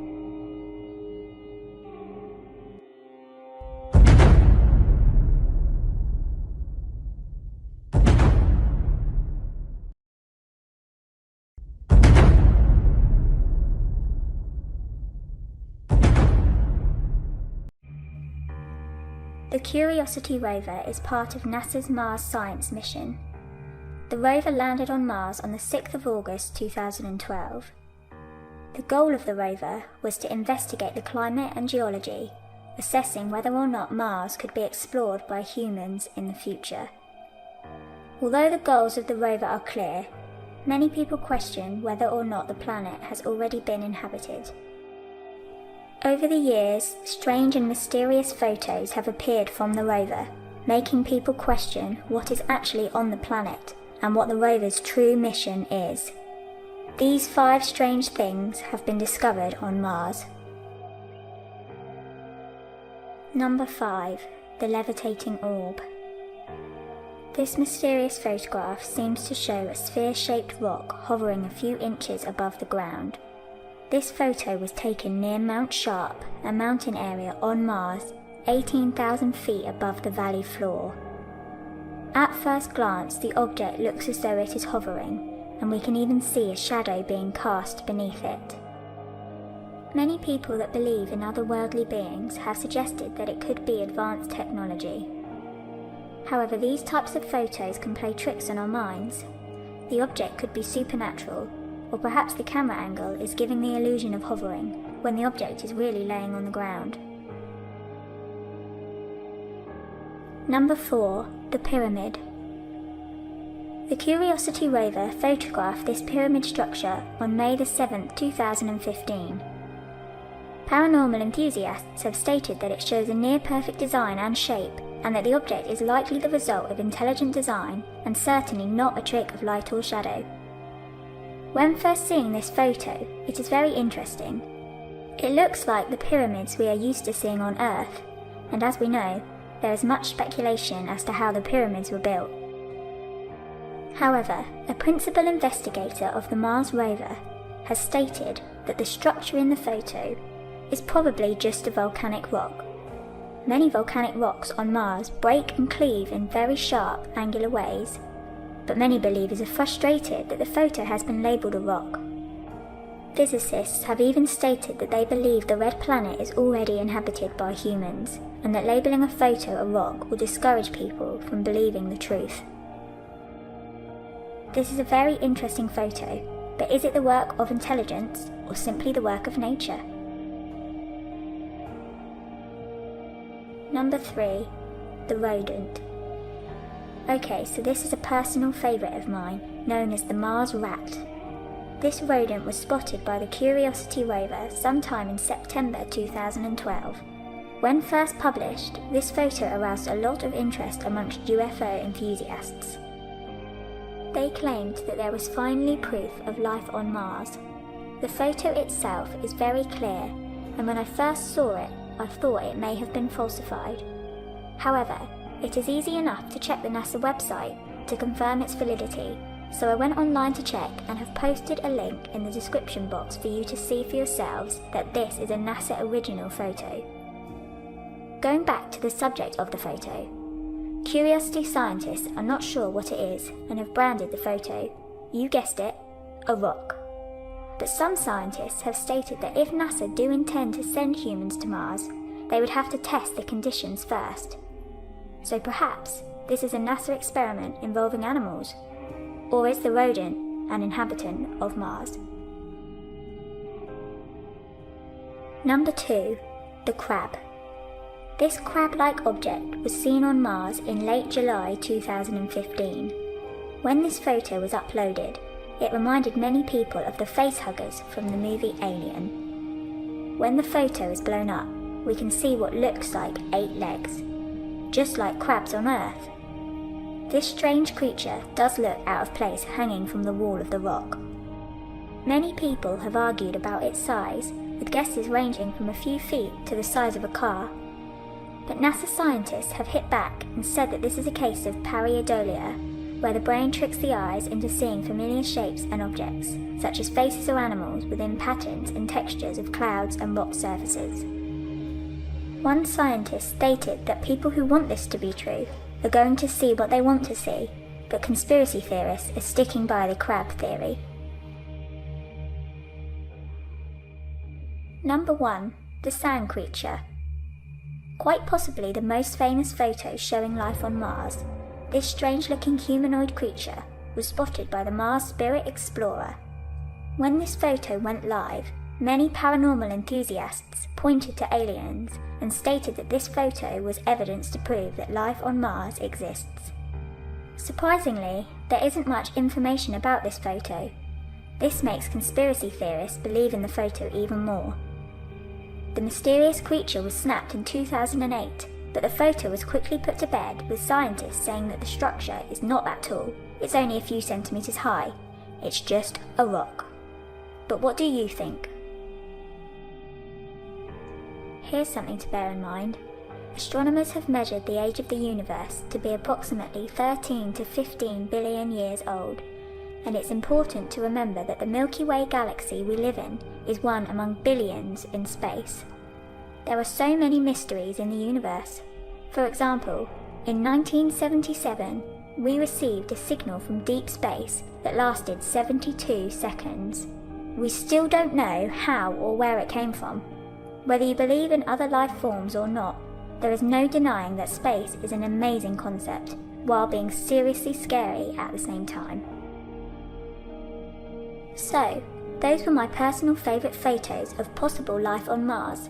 Are there any good ones that you think I may have missed? If so, please leave a comment below. I would love to hear what you think about the photos. Thank you for watching.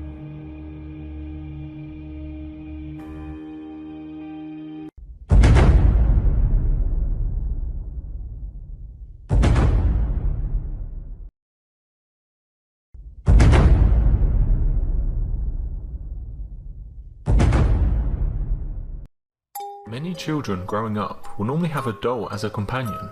They can make for good friends, but when the doll is haunted, that once sweet relationship can turn sinister. This is the story of Robert Otto and his doll. In the late 1800s, Thomas Otto and his family moved to a mansion in Florida, which is now known as the Artist House. The Ottos were known to be stern with their servants, sometimes even mistreating them. It was the first treatment of one such servant that provides a twist in this story.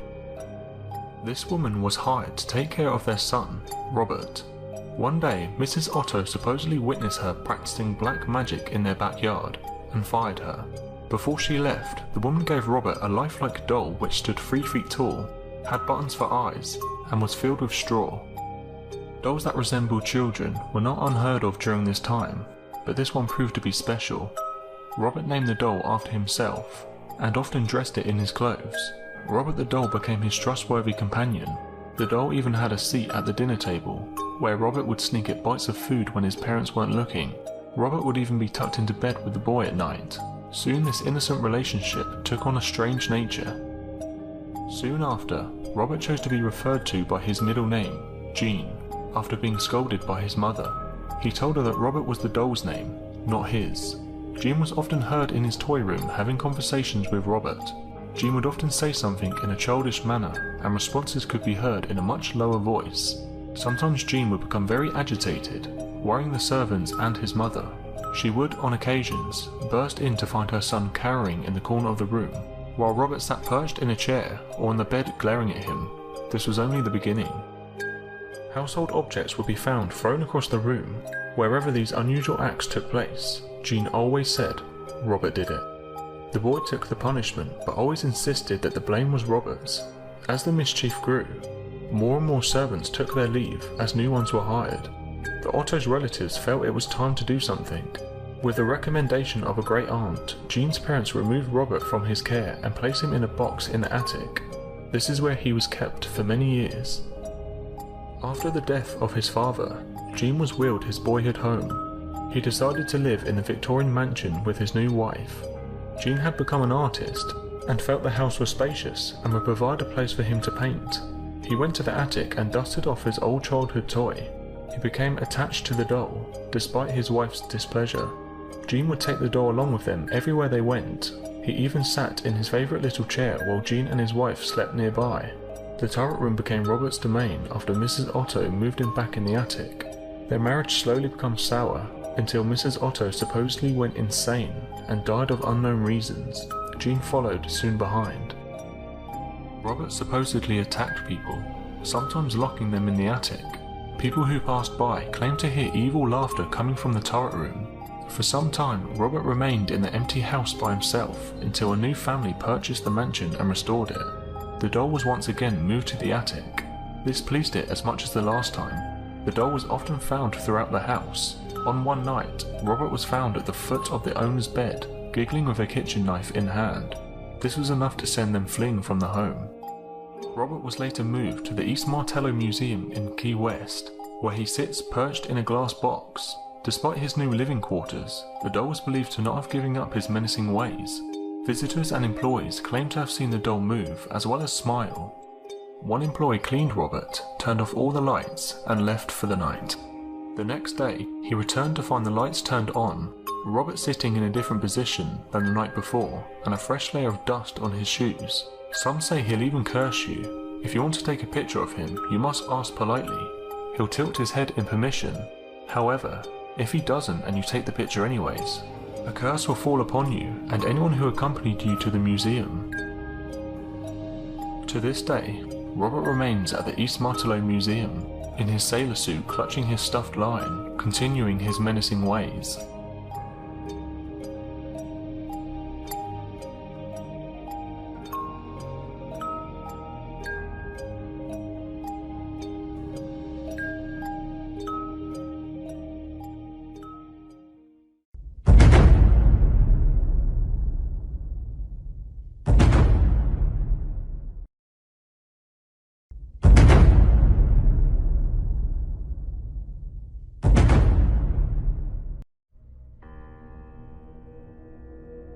Over the years, many ghost sightings have been caught on camera, some of which are not only creepy, but also unexplained.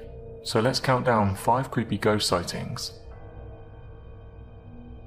As scary as it looks, this picture has been shrouded in mystery for years. The story goes back to the mid-1950s, taking place in Texas. The Cooper family had just moved into an old house that they bought, and were really excited about it, so they thought of preserving this memory by taking a picture of the whole family in their new home. But little did they know there was someone else joining in on their celebration, a spooky figure hanging upside down from the ceiling.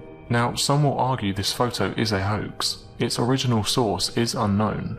The family do look like they're from the 1950s, but that's just a guess. Some say details of the photo suggest it's been altered, which would indicate a more modern origin. There's another story to this mysterious photo that states the family was aware of the body when it fell. They had just moved into the house and took the photo after dinner. As the photo was taken, the body fell from the ceiling, and the family was captured just before they reacted. Both stories are unsettling. This photo was captured by a nurse on a surveillance camera at an unknown hospital. The images show a dark, crouched figure, resembling a demon, standing on top of a patient's body who was lying in bed. The nurse also noticed the black figure walking up and down the body of the patient. Within a few hours of the dark figure's appearance, the patient had died. As creepy as it may sound, demon-like figures have been reportedly seen at hospitals. Some say hospitals are the breeding ground for demons. It's where they lurk about, waiting for the next soul to die so they can drag them to hell. However, this is of course just a theory. Its precise origin is unknown, but it traces back to at least 2013, when it was uploaded to the internet. Some paranormal investigators have speculated that the mysterious figure on top of the bed was a mythological being known as a mare. A mare is known to be an evil spirit or goblin in folklore, which rides on people's chests while they're asleep, causing bad dreams or nightmares. The mare is similar to other mythical creatures that cause sleep paralysis. Of course, these are just theories. What do you think? Is this a real demon?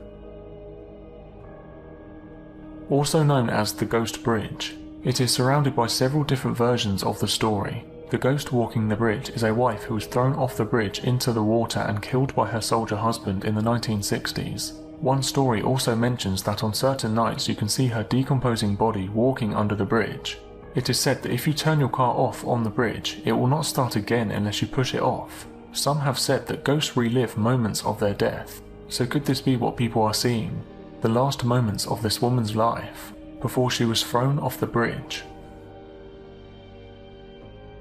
Union Cemetery, located in Easton, Connecticut, is considered to be one of the most haunted cemeteries in the United States. Although several ghosts have been seen at this cemetery, the White Lady happens to be the most famous sighting. Many people have managed to capture her on camera, and she has even been caught on film. She is believed to have long dark hair, and she can be seen wearing a nightgown. Her most favourite places where she frequently makes an appearance are usually on the roadway alongside Route 59 and Route 111, where she is often hit by oncoming vehicles. There was a report of her being hit by a fireman in 1993, which left a dent on his vehicle, and he even heard a thud while hitting her. As the woman appeared in front of his car, he also saw a farmer with a straw hat sitting in the car seat beside him. The cemetery is out of bounds at night and is strictly patrolled by the police. The image above appears to be her face with a stream of spooky energy alongside. This photo was taken during an investigation of Bachelor's Grove Cemetery near Chicago on August 10, 1991, reputed to be one of the most haunted cemeteries in the US. Bachelor's Grove has been the site of well over 100 different reports of strange phenomena. The area is extremely photogenic, and many have come away with alleged spirit forms, strange lights, shadowy figures, or full-blown apparitions. During a visit in August of 1991, Ghost Research Society members conducted a full-fledged investigation. All members were given maps of the cemetery and instructed to walk through and note any changes in electronic, electromagnetic, and iron readings, as well as their own psychic experiences. After the maps were compared, it became apparent that several investigators had indicated one or two areas where unusual readings or sensory experiences were encountered. Returning to those areas, the team attempted additional tests and photographic experiments, with both black and white, infrared, and other types of film. After the film was processed, it was discovered that on one frame there was the unmistakable image of a strange woman sitting on a checkerboard tombstone in an old-fashioned turn-of-the-century full-length dress. She had long brown hair and was staring off into the distance. On closer examination, parts of her body are semi-transparent, especially her head and legs. Everyone on the team was stunned with this revelation, as it seemed to coincide with the electromagnetic readings the team members were experiencing at the time. It is one of the clearest images of a ghost ever seen to date. So that was 5 creepy ghost sightings that have been caught on camera.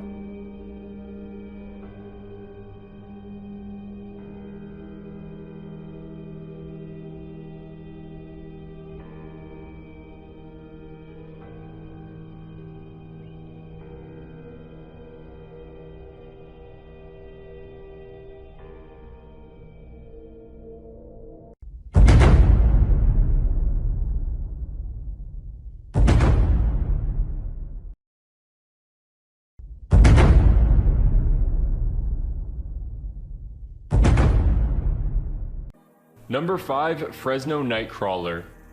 The Fresno Nightcrawler incident is one of the spookiest videos caught on tape. The 2 creatures were captured on a home security camera in Fresno at around 1 a.m. The creatures seem to be wearing some form of white cloak and move with almost an airy lack of gravity or weight. The television show Fact or Fake tried to debunk the Fresno Nightcrawlers and were unable to do so.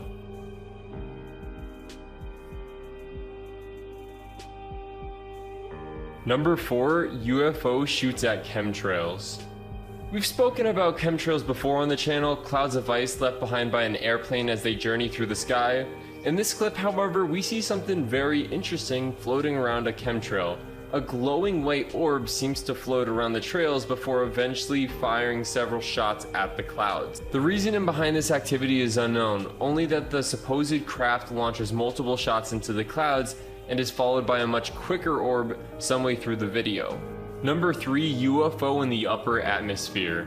Some conspiracy theorists call this video definite proof that advanced spacecraft are buzzing around planet Earth.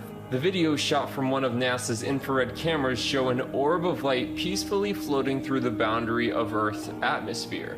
The interesting part is when the supposed ship is seemingly shot at by something, it turns around at an incredibly fast speed, speeds that any human ship would be completely incapable of achieving. Number 2, Skinny Bob.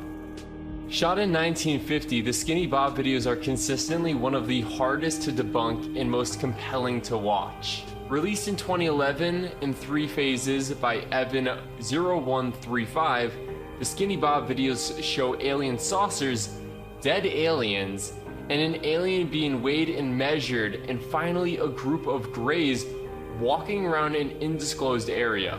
The story goes that the KGB in Russia shot down a ship and recovered the aliens within it, and eventually made contact and a treaty with the aliens. Real or fake? The jury is still out on that one. Number 1, Foo Fighters. Foo Fighters are without a doubt the strangest and most unexplainable incidents caught on camera, and we aren't talking about the band. The term Foo Fighter was coined by Allied pilots in the middle of World War II and related to small globes of unexplainable light that would often harass and fly around the airplanes. They were often found over German airspace, which gave Allied fighters the idea that they may be a secret weapon that the Germans had been working on. Were Foo Fighters one of the first reported signs of alien life, or did Nazis actually manage to get Die Glocke off the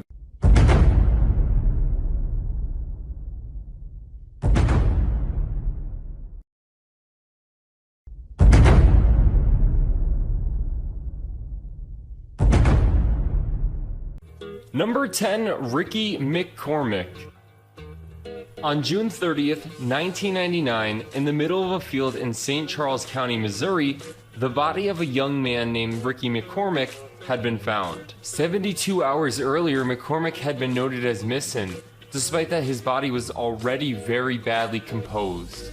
It wasn't until 2011 that the FBI revealed that they had found 2 notes in McCormick's pocket. These notes were written as a complex cipher that the high school dropout could never have written. The cipher and Ricky's mystery have never been solved. Number 9, the Hagley Woods Skeleton. In 1943, a group of boys were illegally hunting in Hagley Woods in the UK. They stumbled across a hollow elk tree that hid the skeleton of a young girl. They reported the skeleton to police, and upon closer inspection, they found that the girl's mouth had been stuffed with silk.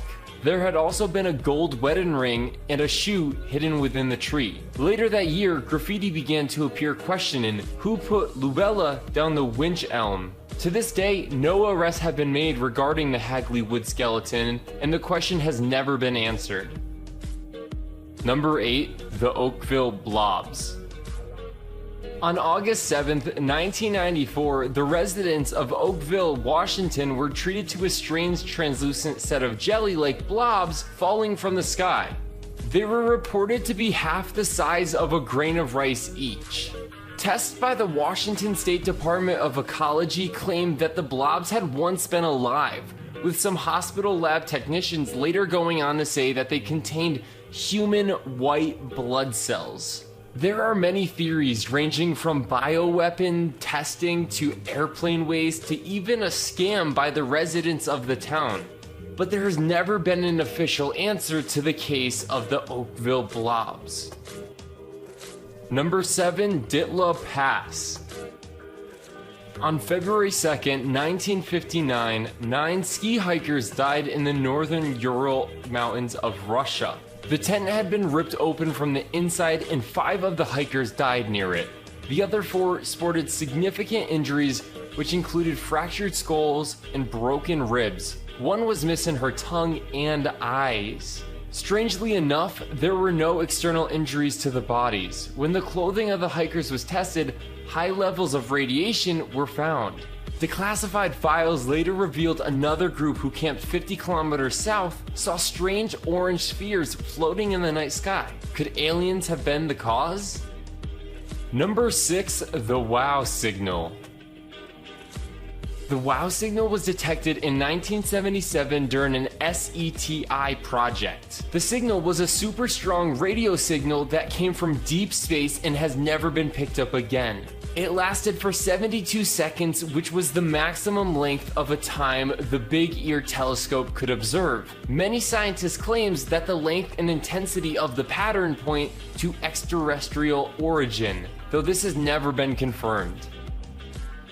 Number 5. The Feet of the Northwest Seaboard.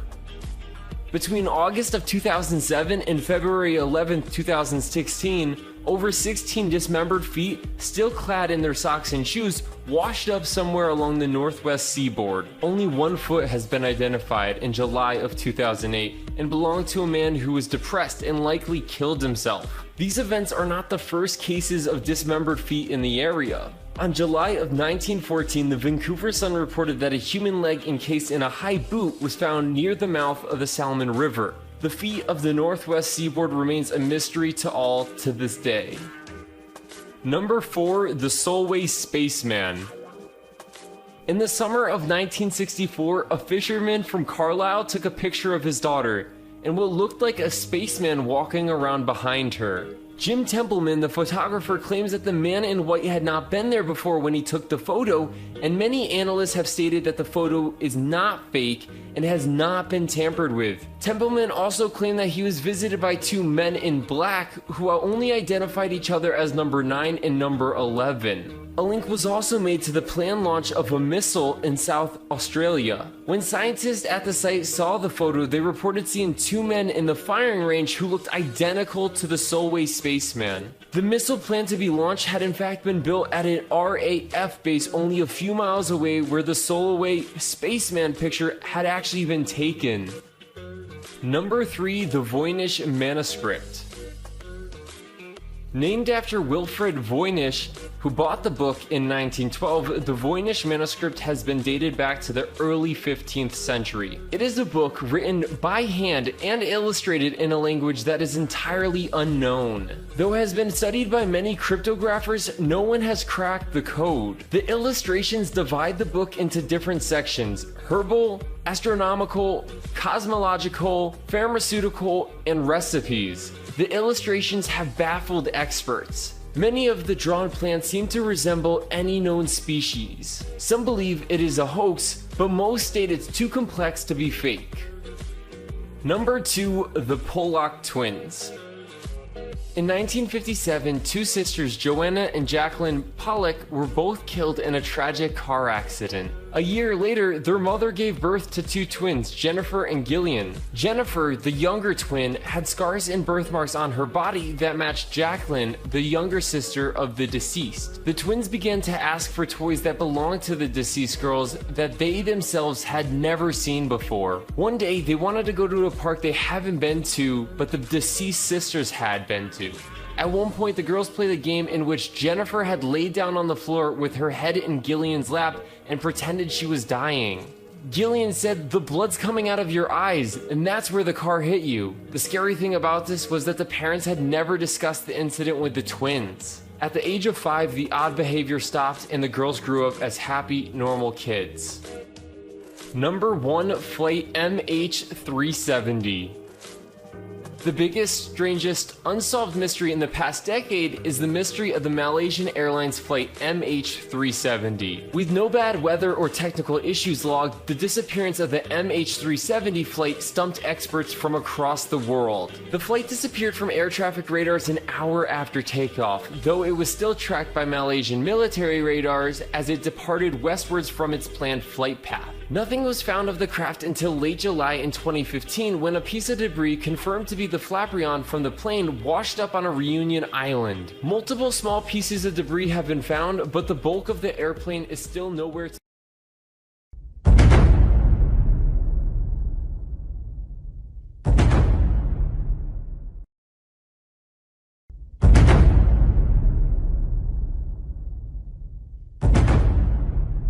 Number 10. Europa. Mankind's never-ending search for alien life doesn't seem to be coming to an end anytime soon. Until we know the true answer, it's important to come up with a few guesses before spending the time and money to investigate. One of the few places scientists believe could host alien life would be one of Jupiter's moons known as Europa. This certainly isn't the same kind of moon we're used to seeing in the sky at nighttime. This is one of 4 Galilean moons orbiting Jupiter, and what's interesting about it is that it has a thick layer of ice, and beneath this layer of ice is liquid water. The thick layer of ice on the crust can act as a way to block out harmful radiation, which is always bad for any form of life. This doesn't necessarily mean the types of aliens we're accustomed to seeing on films, but possibly some type of extremophile like the tardigrade. But with liquid water, there's certainly a chance of alien life. Who knows? Number 9. Mars. Despite the popular belief of many scientists, others are still quite hopeful that Mars could support some life form, or could have hosted life at some point. Despite our usage of the Mars rover, we've only explored a very small percentage of the red planet. Looking for life is certainly no easy task, and our rovers just give us a generalized outlook of what's on the surface. Nonetheless, the Mars rover has picked up mysterious images like this photo that some people claim to be a giant crab. Who knows if there are life forms below the surface, or if they're able to survive places of Mars where the temperature could be warmer. A NASA geologist at the University of Aberdeen announced recently that Mars could form the element of hydrogen, which is a necessary element for life. The hunt for life on Mars will continue, and maybe the planet right next to us could have aliens. Number 8.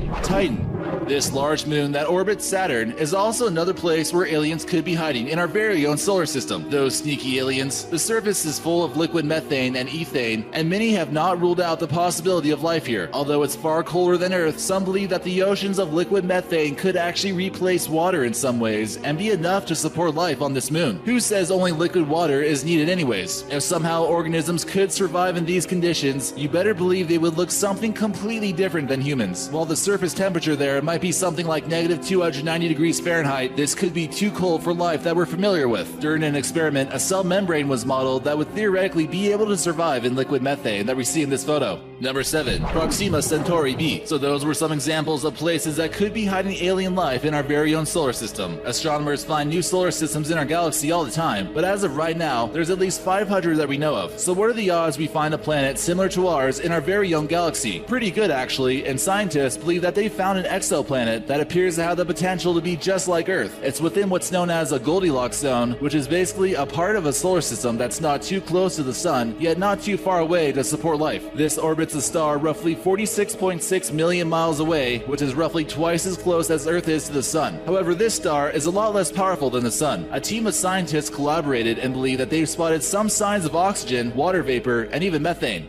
Number 6. Kepler 22b. Imagine a planet similar to Earth that was twice the size of Earth, but almost completely covered in water. Scientists actually don't know for sure if it has liquid water because it's about 620 light years away. This was discovered by the Kepler Space Telescope in 2011 and also appears to be right in the exact location of a habitable zone. The exact composition of what this planet is made of hasn't been fully determined, and no one knows exactly if life is possible here, but the striking blue color would lead any amateur to believe that it's full of water, and because of the distance, it probably isn't like Neptune, where gases are what causes the blueness. Number 5. Exoplanet solar system. So as of right now, there's only one true place where we know intelligent life exists, and that's our home planet, or that's what we're told to believe. But imagine a solar system of a total of 7 different Earth-like planets all lined up right next to each other. It is certainly a reality, and in 2017, not just 1 or 2 Earth-like planets were discovered, but an astonishing total of 7 exoplanets all orbiting a small star, TRAPPIST-1, about 40 light years away. Just in case you were wondering, that's about 235 trillion miles away from planet Earth. So we probably won't make contact with any life forms that could live here. Is it truly possible that not one of these 7 planets couldn't sustain some kind of life form? It would almost seem to defy all odds if there was no life here. Number 4. Kepler 186f. The astronomers aren't too creative when it comes up with planet names, and they once again called this place Kepler after the telescope that found it, but gave it a different number. This is one of the first exoplanets NASA discovered, and it's about 3 times closer to the star than Earth is to the Sun. Once again, we don't know the details of the atmosphere or what the weather is like here, but we do know that it's in the perfect location for life. If it were to have a rocky surface, it would have similar gravity to planet Earth. They tend to believe that the surface is indeed rocky, and the M dwarf star has been around long enough for life to possibly develop on Kepler 186. Since it's somewhat further out in the Goldilocks zone, the water here could be frozen, but since it's larger, the atmosphere could be thick enough to keep the planet warmer. If we only had a spaceship to get us 490 light years away, maybe we can find out if the aliens are hiding here. Number 3. Lake Baikal. Could aliens be here on planet Earth, hiding out the entire time but we had no clue? Lake Baikal in Russia, just north of Mongolia, is the world's deepest lake. It's been home to several UFO encounters, and witnesses are beginning to believe that there could be aliens here. It seems to make sense. They'd be living in one of Earth's biggest freshwater sources, and this area here is extremely remote. The very few people that actually venture off into this part of the world actually report some kind of bizarre encounter. At such large depths, it could be the perfect place for aliens to be hiding, so watch out.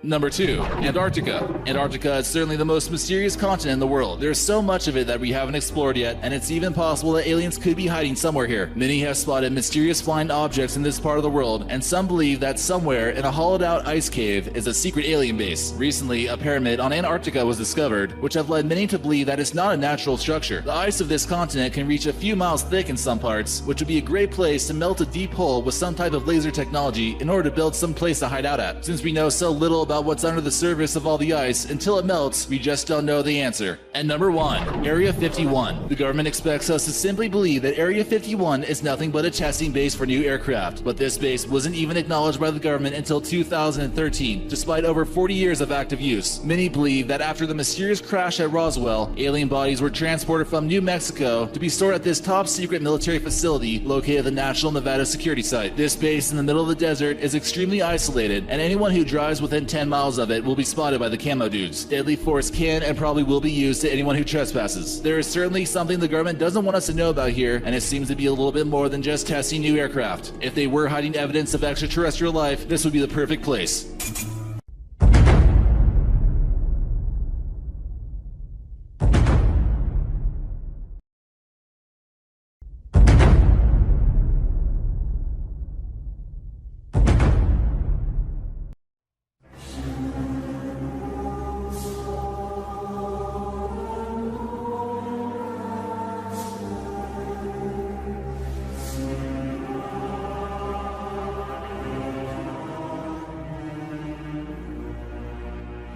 Since researchers first appeared in Antarctica in the early 1800s, people have always wanted to learn more about the mysterious frozen continent on the edge of the world.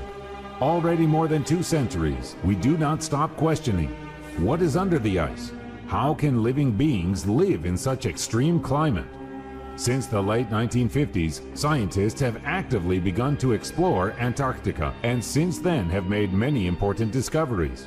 Antarctica is called a mysterious land. Legends say that here in the thick ice, the plates of aliens and a secret base of the Third Reich are hidden. There are rumors of snow ghosts and huge fire plasmoids that hunt people near the South Pole. Others believe that the ice hides traces of the Atlantean civilization, supposedly the first highly developed beings on the planet. But not many know that you need to be afraid of something quite different. February 6, 2012, Russian scientists finished drilling a huge well in 4-meter thick ice and reached a huge lake. It had not seen sunlight for millions of years. Is the opening of the lake like opening Pandora's box? What was kept in the ice and frost, and what will come to life with the arrival of man? What do you think is there? Write your ideas and comments under this video. A mysterious ancient meteorite found in Antarctica. Due to its vast expanse, Antarctica is an excellent place to search for meteorites. In 2015, scientists from NASA and Stanford University found that a meteorite the size of a potato that flew from Mars and fell in Antarctica 13 years ago contains fossilized samples of ancient microbes from the red planet. Elongated skulls. Archaeologists have discovered 3 elongated skulls in the Lapile region, Antarctica. The discovery was a complete surprise to the world of areology. Skulls were the first human remains discovered in Antarctica. It was believed that the continent had never been visited by people before the modern era. We did not just find the remains of a man, we found elongated skulls. I have to pinch myself every time I wake up. I cannot believe this. This will make us reconsider our views on the history of mankind as a whole, the archaeologist who discovered the remains said excitedly. Earlier, such skulls were found in Peru and Egypt, which indicates that ancient civilizations entered into contact long before we were told by history books. And this discovery shows us that there was contact thousands of years ago between civilizations in Africa, South America, and Antarctica. Dinosaurs lived in Antarctica. In the mid-1980s and early 90s, scientists discovered several fossilized reptilian remains that once ruled the planet. Thanks to this find, it was found that dinosaurs lived on the southern continent 200 to 70 million years ago. Scientists suggest that living things could survive there, since the air temperature in those days was 50 degrees higher, and also because the Antarctic land was located elsewhere, roughly in the southwest of the modern Pacific Ocean. The pyramids. For many years, people have been talking about certain pyramids located on the territory of Antarctica. According to some researchers, they are evidence of the existence of a proto-civilization, or maybe it's just ice buildup. The first news about the existence of man-made pyramids in Antarctica appeared on the internet in mid-June 2013. The main evidence was a slideshow of several photographs and several explanatory texts. Everyone can find and view these pyramids from above with the help of Google Maps. If it was not people who created them, the question arises, why did such bizarre shapes form? A special expedition will be sent to Antarctica to study the mysterious objects. Petrified remains. In 2009, scientists found in the ice of Antarctica petrified remains belonging to an animal the size of a cat that could lay eggs. This animal was a distant relative of modern mammals living about 250 million years ago. It is particularly interesting that this species survived a mass extinction, which could be the result of global warming. It migrated from southern Africa to cool Antarctica. In those days, Antarctica was part of a supercontinent called Pangaea, which was formed about 299 million years ago and collapsed about 200 million years ago. Bloody waterfall. It is a stream of red liquid that flows out of the Taylor Glacier in Antarctica. The color of this unusual waterfall is connected to a large content of iron oxide in the water. Salt water, rich in iron, periodically leave the crack in the glacier. The source of water for the Bloody Waterfall is a lake, which is a few kilometers away from it, and covered with a glacier 400 meters thick. This lake appeared after the retreat of the seawater, which covered the valleys, and the onset of ice 1.5 million years ago. The salinity of the water in the lake exceeds the salinity of the world's oceans by 4 times, so the water in the waterfall does not freeze until -10 degrees. On board the plane, which disappeared on January 23, 2013, there were 3 Canadians. The search was not successful. A year later, the wreckage of the plane was found on a very steep slope at the top of Mount Elizabeth. Most likely, the plane crashed against a mountain in the hopes that someone could survive. It is known only that on January 23, the plane that made the flight between the American station Amundsen Scott, located at the South Pole, and the Italian station Mario Zucchelli on the coast of Terranova Island, gave an alarm signal being 450 kilometers from the pole. 100-year-old whiskey. One of the amazing finds was 2 boxes of excellent Scotch whiskey, lying under the ice layer for exactly 100 years. Discovering the find, the researchers did not immediately remove it from under the ice, fearing damage. They waited 3 years before special tools were delivered to the drilling site. The glacier was drilled and the drawers were neatly removed. The head driller replied to the journalist's question, "Do you want to try the drink?"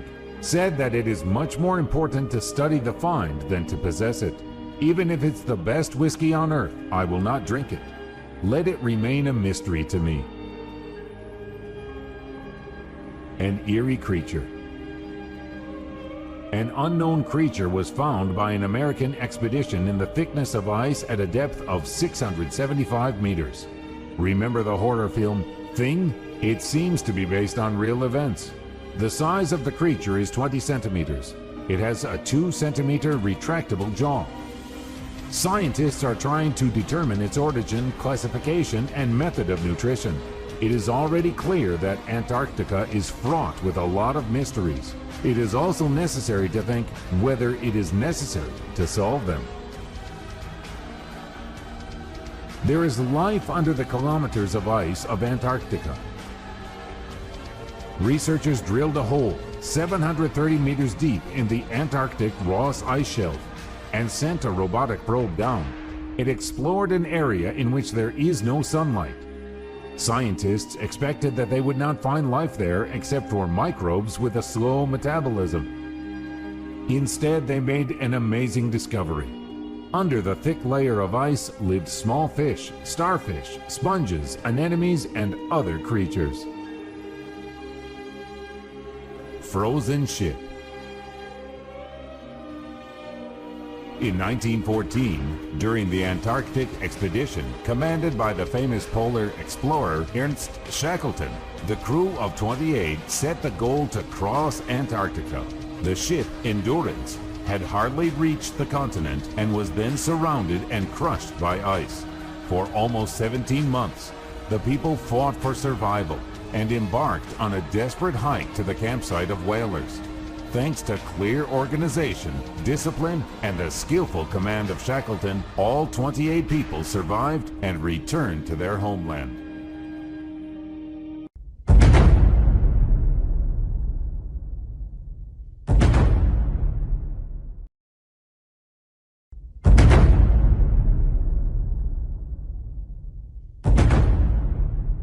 Ten scariest urban legends of America.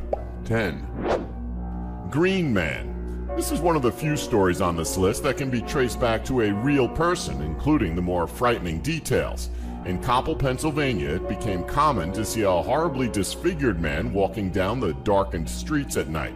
He was given the name Charlie No-Face, or Green Man, and everyone had their own story of sighting him. That's because he was 100% real. He was born Raymond Robinson in 1910, and at the age of 8, he was trying to view a bird's nest on Morado Bridge when there was an accident. He touched a power line, which electrocuted him and caused horrific facial injuries that never properly healed. Because his appearance tended to cause panic and make babies cry, he spent most of his 74 years hiding out in his home with his family.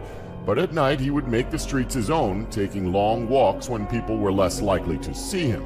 Obviously, this didn't work all the time, hence he became a living urban legend in his town, where some people used to drive around all night just hoping to catch a glimpse. 9. The Suskin Screamer. Is there anything creepier than a dead bride? Well, apparently not, because stories of these tragic ladies crop up all over the world. On Suskin Road in Pennsylvania, under what used to be called the Susquehanna Railroad Bridge, yet another of these legends has taken hold. According to many locals, if you drive onto the bridge, turn off your car, put the keys on the roof, and wait, you'll be able to see the Suskin Screamer in your rearview mirror. Most stories agree that she's the ghost of a woman who hung herself on the bridge after being dumped at the altar.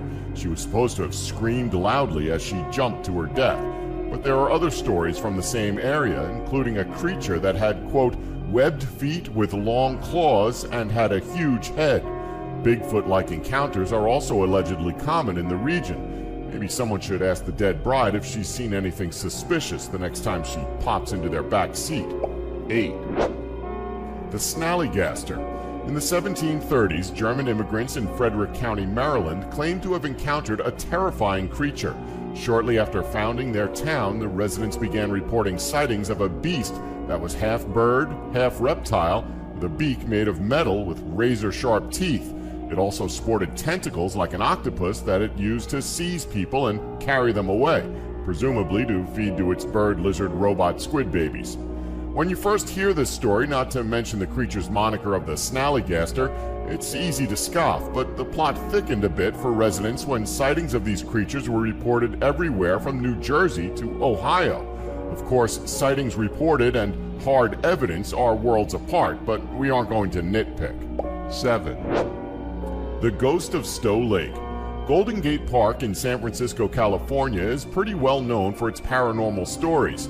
If you believe locals, it's so full of spirits that you could run the risk of crashing straight into one while jogging. They might as well rename it No One Is Alive Here Park. But one ghost story has been the most popular and circulated ever since it appeared in the San Francisco Chronicle on January 6, 1908. That's the story of the Ghost of Stowe Lake. The newspaper piece starts with a man named Arthur Pigeon. He was going just a bit too fast in his car when he was pulled over by police. But he told the officers it wasn't his fault as he was trying to get away. He claimed to have seen the ghost of a woman at Stowe Lake. She had long, fair hair and was barefoot. The legends always claim this woman was a mother who lost a child or else killed her child and then herself. America seems to be full of women offing themselves and their offspring. 6. Patterson Road. In Houston, Texas, cultural memories of the Civil War have sparked numerous urban legends. One of the creepiest is centered around Patterson Road, located near Highway 6. The claims here tend to differ depending on whom you ask. However, everyone agrees that the ghosts involved were Civil War soldiers, because as we all know, every bit of land someone from that period walked across has become a ghostly hotspot by default. Believers say that if you go on the Langham Creek Bridge on Patterson at night and park your car with the lights off, you'll hear tapping or see a mist surround your car. More skeptical locals will point out that parking your car with your lights off on a busy bridge is a good way to become a ghost yourself. 5. Lillian Gray. This legend all started thanks to a tombstone located in the middle of a cemetery in Salt Lake City, Utah. It belongs to a woman named Lillian E. Gray, who died in the 1950s at the age of 77. At first glance, it doesn't look any different from the other graves surrounding it. Nothing catches the eye, that is until you see the inscription written underneath. Victim of the Beast, 666. Now, that is a bit unusual. What could this enigmatic statement mean? Is it some kind of accusation made by the believers in one of the most religious cities in the nation? Could she have been sacrificed by a satanic cult? Was she a devil worshiper herself? An innocent woman punished in a Salem-style witch hunt?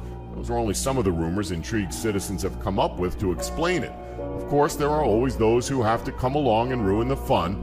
Looks like the inscription was commissioned by the woman's paranoid anti-government husband, who blamed the police for her death. It's hard to say whether that makes the whole thing less creepy or more so. 4. Goat Man. Some urban legends are created by adults who want to scare their kids into behaving. Anyone who grew up with Mexican parents will be well used to this method and probably still feel a deep-seated fear of El Cucuy. Other stories are more likely to have been made up by your jerk older brother who wants to freak you out, such as the case of the Goat Man of Beltsville, Maryland. Who is the Goat Man? Well, there's no official story, but most claim that a scientist at the Beltsville Agricultural Research Center did experiments on goats. This somehow led him to actually becoming part goat, a kind of animal-human hybrid. He's said to roam the backwoods of Fletchertown Road, attacking people and cars with his axe. Why a scientist turned goat man would carry an axe isn't actually explained. 3. Dog Boy. Arkansas is one of those areas that's filled with ghost stories.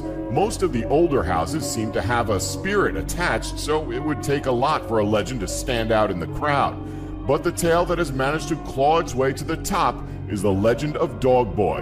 In 1954, Gerald Floyd Bettis was born to Floyd and Eileen Bettis in what has since been named the Bettis House. Those who knew him claim he used to catch dogs and cats and keep them in his home as a young boy, but he wasn't playing veterinarian. Instead, he would horribly torture and kill the creatures. But what he's really known for is his treatment of his parents. The story goes that he imprisoned them in the attic, keeping them there for years. According to police reports, he did abuse his parents quite badly, but wasn't arrested for it until after the death of his father and the continued abuse of his mother. He died in prison of a drug overdose. Since then, people have claimed that paranormal activity is common in the house. Flickering lights, strange noises, and moving objects have all been reported. Considering Bettis once threw his father out of a window, that seems to be getting off relatively light in the haunting department. 2. Charman.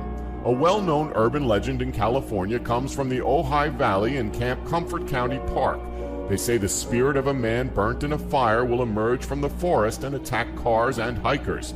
He's called Charman because the majority of his face and body could be described as, well, extra crispy. There are several versions of Charman's origin, but they all begin with a wildfire that occurred in the park in 1948. The main story goes that a father and son were caught in the blaze and the older man was killed, but the son survived. And when a rescue team arrived, they found that the boy had strung up his father and pulled off his skin. He then disappeared into the woods. Another story makes the victims a husband and wife, claiming that the man went mad as he lay trapped and injured in the fire, unable to aid his wife, who was screaming for his help. Either way, it's said that if you drive onto a bridge located in the park and get out of your car, Charman will come. The horribly burned man will run at you and attack, trying to tear off your skin, perhaps to take as his own. 1. Bobby Mackey's Hell Portal. Bobby Mackey's Music World is a popular honky-tonk bar in Wilder, Kentucky, owned by country singer Bobby Mackey. There are 3 associated urban legends that have become so popular they are now considered a selling point for the establishment. The first is that there is an actual portal to hell located in the well room, which allows demons to come into our realm. It isn't clear why they would want to, but maybe they're really into country ballads and overpriced beer. As for the 2 other stories, they're more traditional hauntings. First, you have Pearl Bryan, a real pregnant woman who was found decapitated in the late 19th century. Her lover Scott Jackson and his friend Alonzo Walling were hanged for her murder. Second is the legend of a woman named Johanna who is said to have fallen in love with a singer at the club that used to exist behind Music World. Her angry father supposedly hanged her lover in his dressing room, leading her to poison herself in retribution. Bobby Mackey wrote a song about the incident which strongly suggests she is still haunting his bar.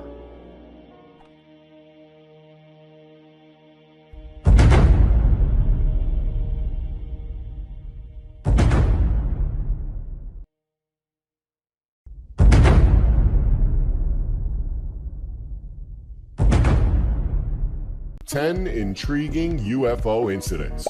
10. Battle of Los Angeles, 1942.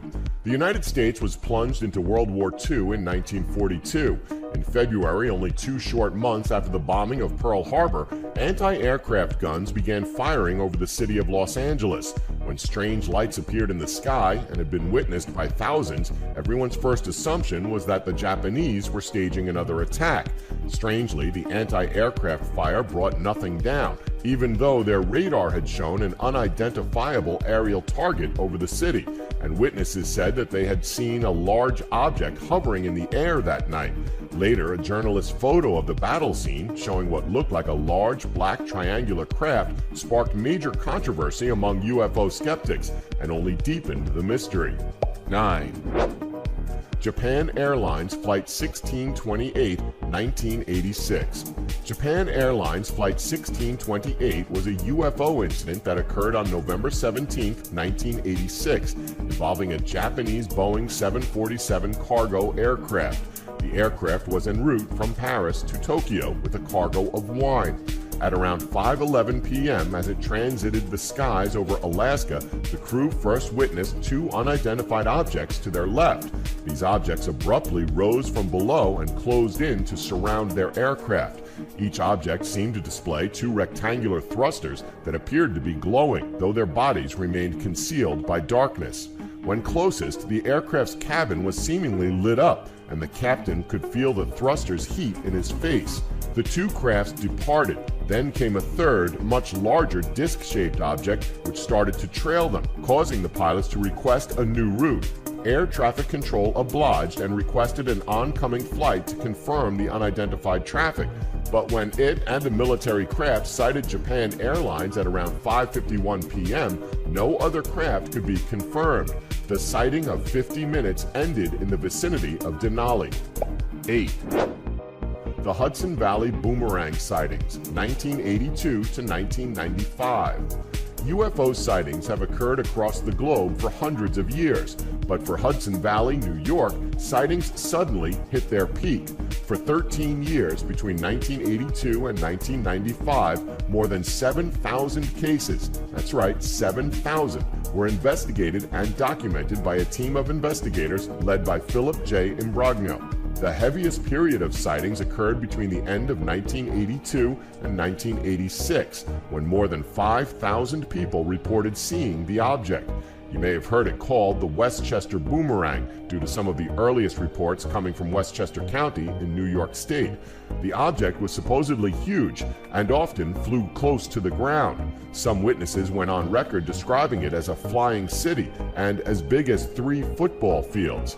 We can only speculate on what this was and what size it must have been, but what we do know is it's definitely no secret weapon, hologram, formation of planes or helicopters, nor anything else man-made.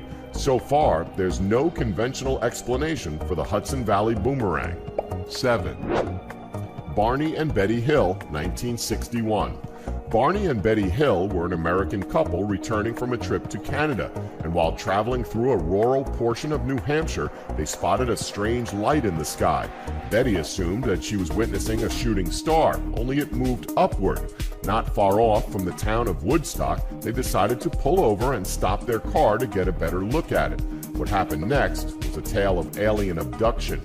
Upon pulling over, Barney, using binoculars, observed what he reasoned was a commercial airliner traveling towards its destination. However, Barney soon changed his mind, because without looking as if it had turned, the object rapidly descended in his direction. Using his binoculars, Barney claimed to have seen about 8 to 11 figures who were peering out of the object's windows. Startled by this, he tore the binoculars away from his eyes and ran back to the car.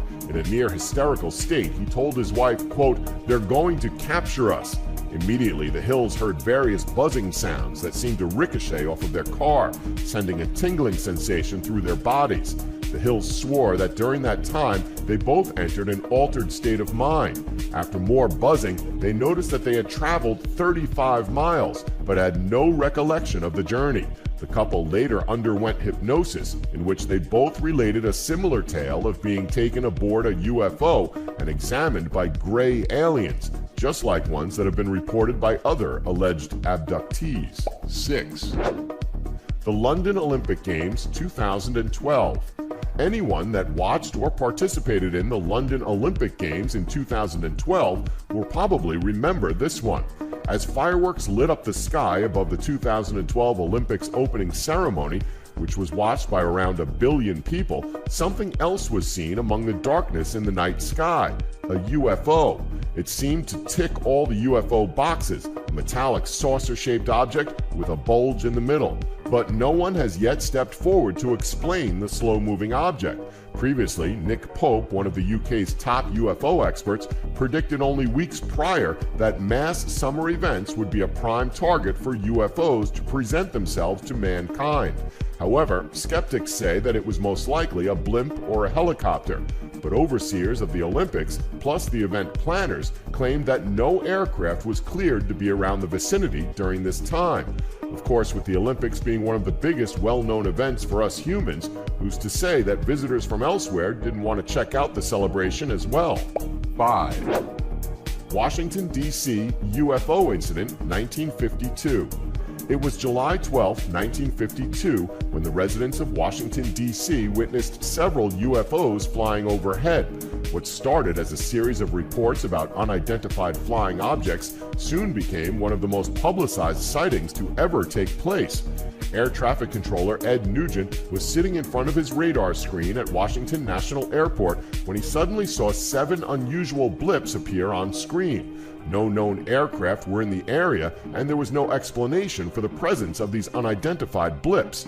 After Nugent contacted several other stations to check their radars, they advised that they too had unidentified blips on their radars. One witness described the objects as, quote, a bright light hovering in the sky, which took off, zooming away at incredible speed. After speculation soared and the incident made headlines, it was only a matter of time before the U.S. Air Force claimed it was nothing more than temperature inversions, which had caused radar signals to bend and give off false returns. But for UFO enthusiasts, 1952 remains an important year in history. 4. International Space Station, 2012 to present day. As 2012 ended and 2013 began, numerous UFO sightings occurred around the world. Nothing new, right? But what about the unidentified objects seen in space near the International Space Station, a couple of hundred miles above the Earth? UFO enthusiasts have taken to uploading various videos showing images taken by NASA cameras of different shaped objects, some moving at speed and others very slow. During the Gemini 4 mission, pilot Jim McDivitt spotted an object that he described as a, quote, white cylinder with a pole sticking out of one corner. He proceeded to take 2 photos of it. His partner, Ed White, was unfortunately asleep at the time. McDivitt claims that it was an unknown but man-made piece of debris, while others argue that it was most likely the Titan 11 second stage of their craft. Sightings still occur to this day, some as recent as January 2017, when an object was spotted flying by the International Space Station moments before its live stream went dead. The UFO was seen going from small to large before vanishing after 25 seconds. This is just the latest in a series of NASA video footage showing UFOs before cutting out. 3. Rendlesham Forest Incident, 1980. Several incidents have happened in and around the UK, but one of the most famous UFO events involved the sighting of several unexplained lights near an RAF base. In late December of 1980, there were a series of sightings of unexplained lights near Rendlesham Forest in Suffolk, England. The most notable was witnessed by 2 on-duty servicemen. Jim Peniston, a sergeant based at the airbase, claims he saw and came into contact with a triangular spaceship that had landed in the nearby forest. As Jim Peniston touched the UFO, he was hit with a ton of binary code that became engraved in his mind.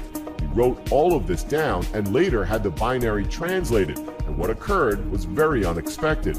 The code was translated and included a list of spiritual and supernatural locations around the world, one of these being a location named High Brazil, which is a phantom island said to lie in the Atlantic Ocean west of Ireland. Irish myths describe it as cloaked in mist, except for one day every 7 years when it becomes visible but still cannot be reached. 2. Roswell, 1947. In mid-1947, a UFO crashed at a ranch near Roswell, New Mexico. At first, the U.S. Army and Air Force confirmed that a UFO had indeed crashed, and news quickly spread. Following wide initial interest in the crashed flying disc, the U.S. military then stated that it was merely debris from an experimental high-altitude surveillance balloon from a classified program they called Mogul. With these claims being made, interest began to drop until the late 1970s, when UFO enthusiasts began to promote numerous elaborate conspiracy theories, some claiming that several alien spacecrafts had crash-landed and that the extraterrestrial occupants had been taken by the military, who then engaged in a cover-up. Roswell is considered to be the single most well-known UFO incident in history, but are we any closer to what really happened? Nevertheless, there are still people who believe in this UFO theory, and hundreds of thousands of curious travelers visit Roswell and the crash site every year, hoping to find out the truth for themselves. 1. The Phoenix Lights, 1997. If you lived in Phoenix, Arizona on March 13, 1997, you were no doubt looking up to the skies and wondering what in the world was going on. In fact, strange lights were spotted over 5 different cities in the state of Arizona.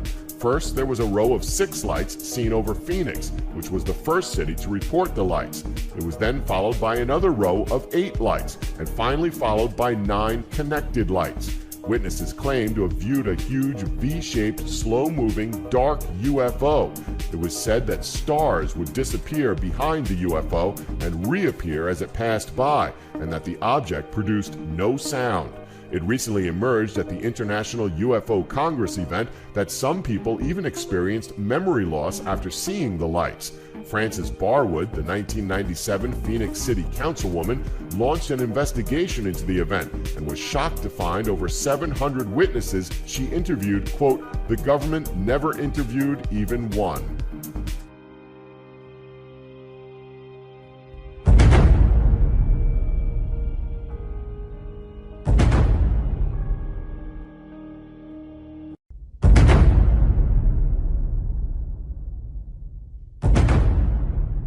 Ten secret societies that run the world. 10. Skulls and Bones. Our first secret society was formed in 1832 at Yale University in America. It all came into play in a building commonly referred to as the Tomb, and was the backlash to an argument between a number of debate teams at the university. It's said that William Taft, George Bush, and John Kerry were all members at some point. The members of the society are called bonesmen, and they're known for abusing their power to climb the social ladders of the elite of America. The Skulls and Bones Society has been blamed for all sorts of things, such as the assassination of JFK and the nuclear bomb. 9. The Hawaiian League. In the early 1800s, the Kingdom of Hawaii was formed. It managed independence for less than a century before it joined America, its downfall brought about by the Hawaiian League. This society was formed by 200 rich European and American men who were not happy with King Kalakua, claiming he was extravagant. In fact, they were concerned at their lack of power over Hawaii. Lauren A. Thurston wrote a constitution in 1887 which formed the basis of the Hawaiian League. There are no surviving copies of that document.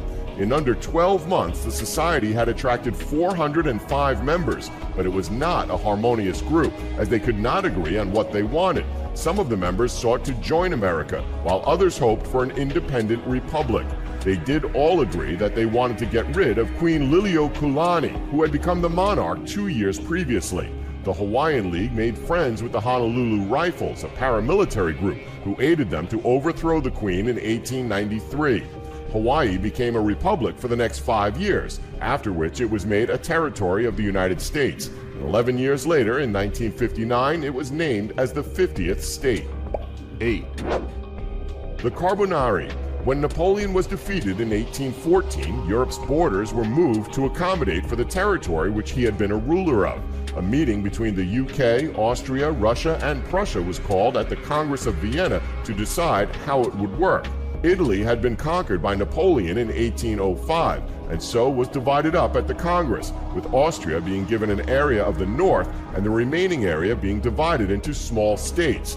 It was during this time of instability that the Carbonari was formed. However, where they came from remains unknown, as the society is as secret as they come. It's believed that they may have originated in France. The Carbonari are very much like the Freemasons in that they take part in detailed and top-secret initiations and use symbols to uphold the secrecy of their activities. The hierarchy is similar too. The Carbonari has around 60,000 members and, when formed, was the largest secret society in the country. There were a number at the time. The Carbonari can be credited with starting off the revolution in 1820, which resulted in bringing Italy together. The kingdom of the two Sicilies, Naples and Sicily, was ruled by King Ferdinand, and the Carbonari's revolution succeeded in ensuring Ferdinand relinquished his power. A constitution was then formed. Austria wasn't impressed and went to Naples to tear it up, but this angered the Italian people, who revolted. Unity was won in 1861. 7. Ashoka's 9 Unknown Men. Next we have one of the oldest societies, thought to have been started in 270 BC. Ashoka's 9 Unknown Men is the only known secret society in India and is thought to be the world's most powerful group. It was founded by King Ashoka of the Maurya dynasty, who wanted to contain everything in the world, and so started a secret society to do just that. 9 different men were chosen, and each was given a specialist topic. Their task then was to develop and preserve information about their topic and prevent anyone from finding it out and using it for bad. The 9 specialisms became 9 books, which some people believe are still in existence and still being updated. The topics in the books are as follows. The first contains information about psychological warfare and propaganda, highly dangerous material should it fall into the wrong hands. It basically informs about how huge numbers of people can be influenced and effectively brainwashed. The next book is all about physiology, explaining human weakness and detailing how to kill with a single touch. The third is all about microbiology and biotechnology. The fourth book is about alchemy and the transmutation of metals. The fifth book deals with extraterrestrial communication, and the sixth book is concerned with the building of UFOs. The seventh book reveals information about cosmology and time travel, and the eighth one informs how the speed of light can be used to human advantage. The last book concerns itself with sociology, discussing human and societal evolution. It's thought that if these books are used for good, then they could change the world, but if they're used for evil, then it would lead to our downfall. King Ashoka was so worried that people couldn't be trusted with the information that he kept his society and his books very close to his chest. 6. The Bilderberg Group. Next up, we have an elite group which hosts an annual gathering of around 150 of the world's most influential people. Think business, academia, media, and finance, as well as country leaders such as prime ministers and presidents. The Bilderberg Group was set up in 1954 in order to bring together these important people as one. The club is run by a group of representatives from 18 different countries, primarily from Europe and America, with each nation putting forth 2 people. Meetings are highly secretive and so have attracted negative theories about what goes on and what's influenced by them. There are claims that the Bilderberg Group was behind the Great Depression, as well as many of the worst terrorist acts. Due to the influence of the people involved and the lack of transparency, the Bilderberg Group is one of the most dangerous groups in the world. 5. The German Tool Society. It is commonly thought that the Tool Society, founded in Munich in 1919, paved the way for Nazism, with certain important members of the Nazi Party also members of the Tool Society. In fact, Adolf Hitler himself was seen as a visiting brother of the society. This, quite honestly, brutal society preached about the New World Order, and they believed the most efficient way of bringing about that order would be to eliminate whole groups of people in order to bring the population down. They practiced magic, black and sexual, and performed racist chants, as well as holding supernatural exhibitions involving demons who they sought guidance from. One conspiracy theory to evolve about the Tool Society is that Hitler was treated for his sexual impotency with a demonic ritual, and it was this that turned him into the terrible dictator he proved to be. 4. Freemasons. Here we have the infamous Freemasons, a super secret society based on brotherly relationships and taking the moral high ground. This benevolent group works to better the common man. It's not sympathetic to any religion, and it's thought that the Freemasons have a bit too much to do with world politics. In order to become a Freemason, you must ask a member belonging to a lodge closest to where you live. From there on out, you will be an associate until they deem you ready to join their group. 3. Sons of Liberty.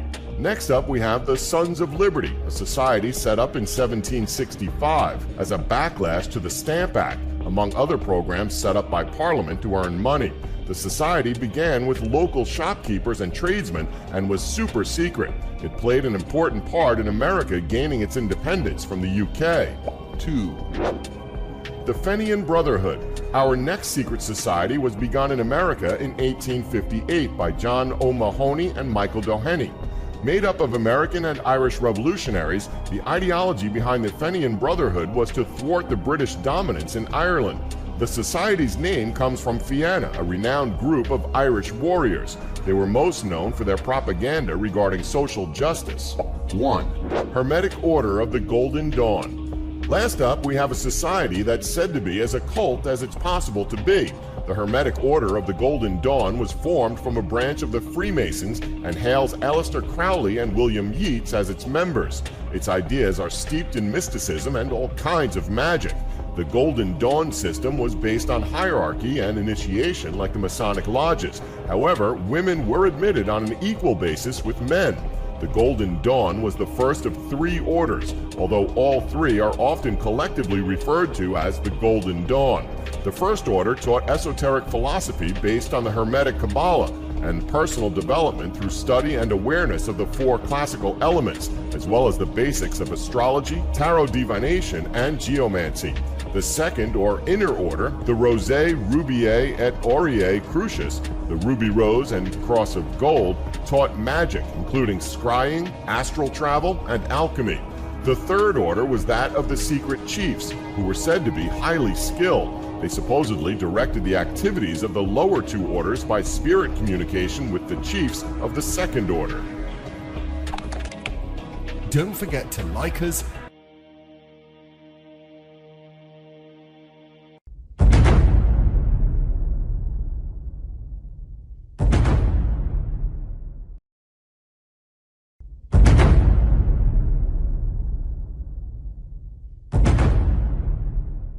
"13 haunted places in the world."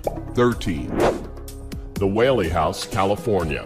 Author DeTracy Regula states that, quote, "Over the years, while dining across the street at the Old Town Mexican Cafe, I became accustomed to noticing that the shutters of the second-story windows of the Whaley House would sometimes open while we ate dinner, long after the house was closed for the day.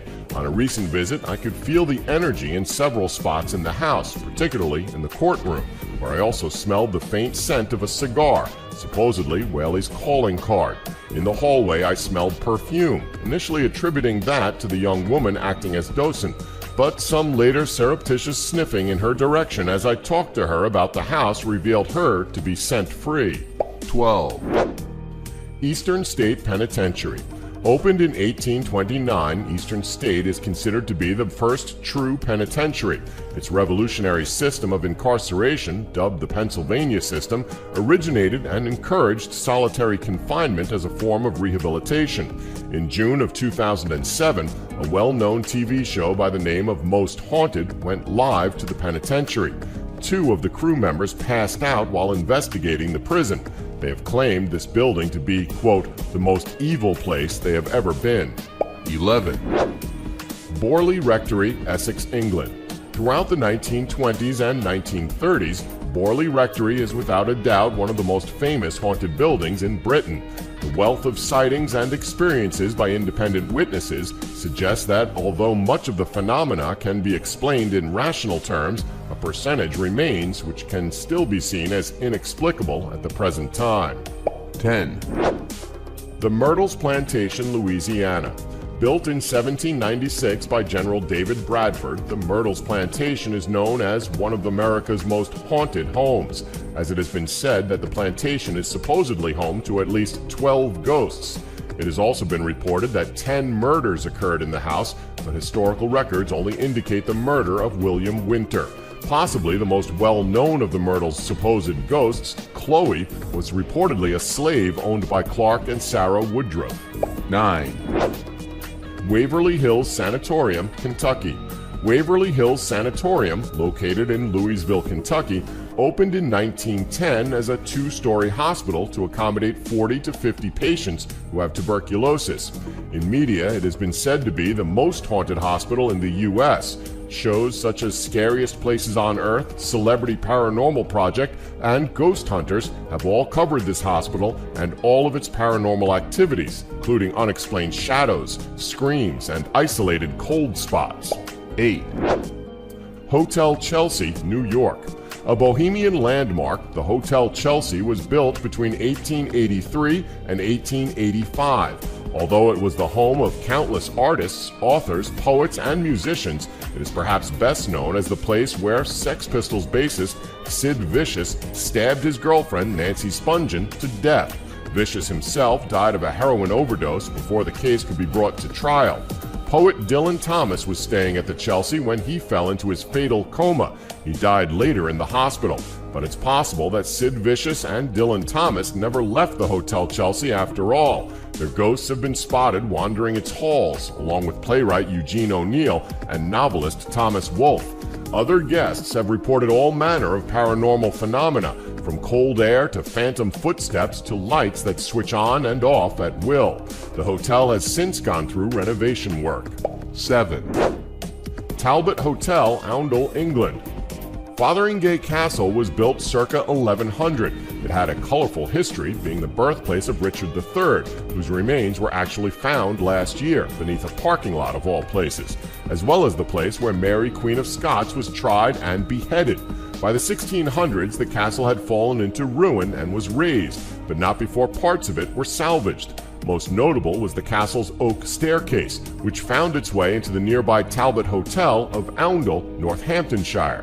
Legend has it that Mary walked down those very stairs on the way to her execution, leaving the mark of a crown on the wood from a ring she was wearing. Even though she has been dead for over 400 years, Mary has not slept easy. Her ghost has been seen walking down the staircase, furniture has been moved around, and a portrait of Mary has been known to leap from the wall. 6. Fairmont Banff Springs Hotels, Banff, Canada. Oh, come on, look at this place. It has haunted written all over it. It looks like a modern mashup between Dracula's castle and an insane asylum. Located high in the Canadian Rockies, the Fairmont Banff Springs Hotel calls to mind a beautiful medieval castle in the wilderness. The Fairmont management adamantly denies any ghostly activity, but stories abound. One spirit frequently witnessed is that of a bride allegedly killed in a tragic accident right before walking down the aisle. The other, far more whimsical tale involves an elderly bellhop named Sam McCauley. Sam so adored the hotel that after he passed, he continued to work there. Guests report a white-haired bellhop helping them, only to vanish before they have a chance to tip him. 5. The White House, Washington, D.C. Yet another world-famous building on the list that you wouldn't think would be on this list. The White House is actually notorious for being haunted. President Harrison is said to be heard rummaging around in the attic of the White House, and President Andrew Jackson is thought to haunt his White House bedroom. The most frequently cited presidential ghost has been that of Abraham Lincoln. Eleanor Roosevelt once stated she believed she felt the presence of Lincoln watching her as she worked in the Lincoln bedroom. Also, during the Roosevelt administration, a young clerk claimed to have actually seen the ghost of Lincoln sitting on a bed pulling off his boots. 4. Edinburgh Castle, Edinburgh, Scotland. So alone, Edinburgh has been said to be the most haunted city in all of Europe, and the most haunted spot has been said to be Edinburgh Castle. On various occasions, visitors to the castle have reported a phantom piper, a headless drummer, the spirit of French prisoners from the 7 Years' War, and colonial prisoners from the American Revolutionary War. Even the ghost of a dog wandering in the grounds dog cemetery. 3. The Queen Mary, California. Now transformed into a hotel, the RMS Queen Mary is an ocean liner that used to sail the North Atlantic Ocean from 1936 to 1967, before it was purchased by the city of Long Beach, California.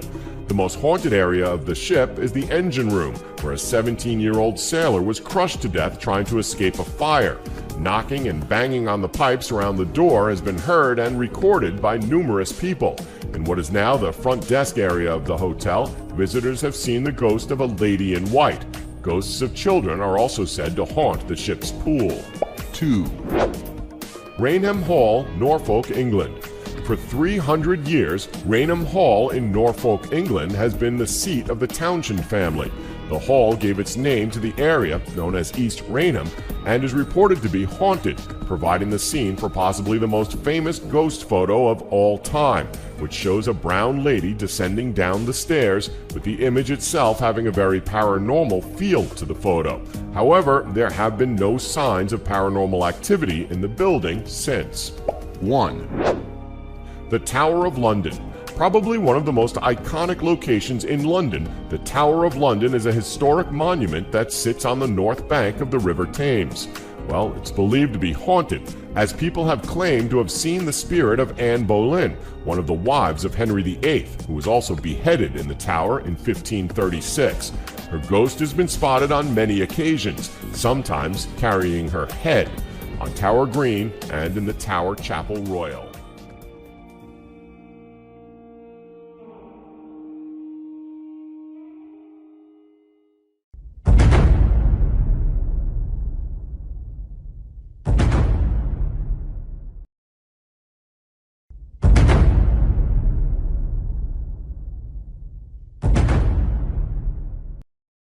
Number 10.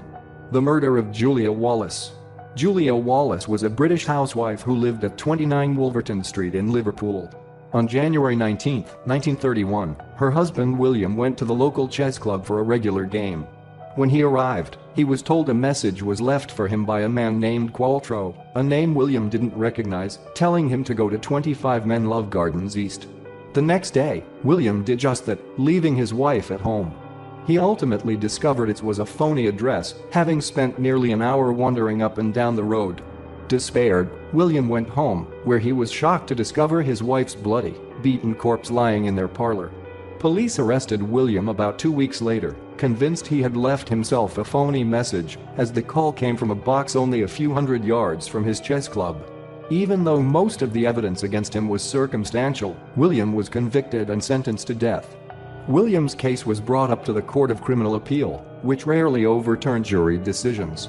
However, the court decided this case warranted it, and William was set free. To this day, no other person has been charged with the crime, and it remains unsolved. Number 9. The Big Grey Man of Ben Macdui. Known in Scotland as Ymphir Liathmore, the Big Grey Man of Ben Macdui is a cryptid, similar to the Yeti or Bigfoot. He is said to be found on Ben Macdui, the largest peak in the Cairngorm Mountains, and it first became more than a local legend in 1889, when Professor Norman Colley allegedly saw it. Though he technically didn't see the Grey Man, he was quoted as saying, "I heard something else other than my own footsteps. For every few steps I took I heard a crunch, and then another crunch, as if someone was walking after me, but taking footsteps 3 or 4 times the length of my own." Various other accounts have come from a number of people since then, including Peter Densham, a member of the airplane rescue team for Ben Macdui. Naturalist and mountaineer Alexander Tunian also claimed to have seen the Grey Man, firing 3 shots from his pistol at a figure which charged at him through the mist. A Brocken spectre, a phenomenon where an observer's shadow is cast upon the surfaces of clouds opposite the sun, has been claimed to be the cause of these so-called sightings, although that doesn't explain the sound of an extra pair of footsteps. Number 8. The Hesdalen Lights. Sightings of this particular phenomenon go back as far as 1811 and occur in the Hesdalen Valley, which is in the middle of Norway. However, in the early 1980s, the lights became much more frequent, with a peak of nearly 20 separate reports each week.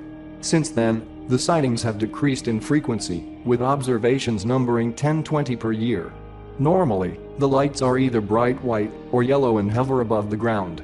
Various scientific studies have been commissioned to find out the source behind the lights, but no conclusive explanation has been found. Studies meant to refute some of the findings have pointed out a variety of logical explanations, including car headlights and mirages, though they admit that such things don't necessarily explain every occurrence. Number 7. The Great Amherst Mystery. In the latter half of the 19th century, in a little town called Amherst in Nova Scotia, a woman named Esther Cox was beset by what she claimed were poltergeists.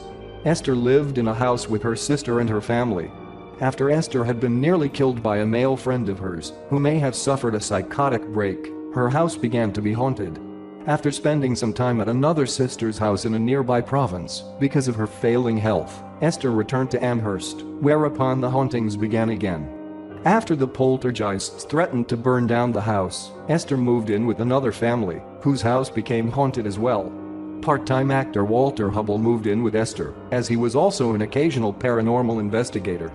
He investigated the house for a number of weeks, eventually writing a popular book about his experiences, in which he claimed to have seen floating objects as well as attacks on Esther by unseen forces. To date, no explanation has been given, though some who have investigated the stories believe it was all a hoax by Esther. Number 6. The disappearance of Benjamin Bathurst. Benjamin Bathurst was a 19th century diplomat for Britain, relatively young and extremely proficient in his job, a man with seemingly limitless potential. In 1809, after conducting a diplomatic mission to Austria, he headed home, forced to take a more perilous route to avoid the French. Armed to the teeth, including 2 pistols he always kept on his person, Bathurst decided to travel through Germany under the assumed name of Cook. On November 25th, Bathurst and his German aide, Herr Kraus, stopped at the small town of Perlberg, resting a while before continuing their journey. When the time had come to leave the inn at which they had stopped, Bathurst walked out the door, with Kraus allegedly following afterward, only seconds behind. However, when Kraus got outside, Bathurst was gone, never to be seen again. Kraus himself eventually made it to England, weeks later, and told British officials of Bathurst's disappearance. A rather large investigation was undertaken, with Bathurst's wife herself spending a lot of money to have dogs scour the area surrounding Perlberg, but Bathurst was never found. Various articles of his clothing were discovered in the nearby area, but his body remained lost. The prevailing opinion is that he was either arrested by the French and later killed in prison, or was simply another victim of the bandits who made traveling through Europe during the 19th century a risky proposition. Number 5. The Lost Sublet Mine. The Guadalupe Mountains, located in West Texas and southeastern New Mexico, are said to be home to some of the richest gold mines in the world, a fact alleged by the famous Apache Geronimo. Ben Sublet, an old miner who lived during the 19th century, was supposed to have found a vein of gold, one so valuable he could mine $10,000 worth of gold in a week. Unfortunately, the only evidence of his mine is a single hole in the ground, which is not much bigger than a man. Long seen as a drunk and a liar, Sublet came into his local tavern one night, throwing down a handful of nuggets and proclaiming drinks were on him. A number of unsuccessful efforts were made to pry the secret from him, and attempts were made to follow him to his secret mine, but they were met with the business end of his rifle. Even when Sublet's young son asked where the gold was located, Sublet told him to find it himself, like his father did. To this day, no one knows where the mine is located, and scientists don't believe large gold veins are even located in the Guadalupe Mountains.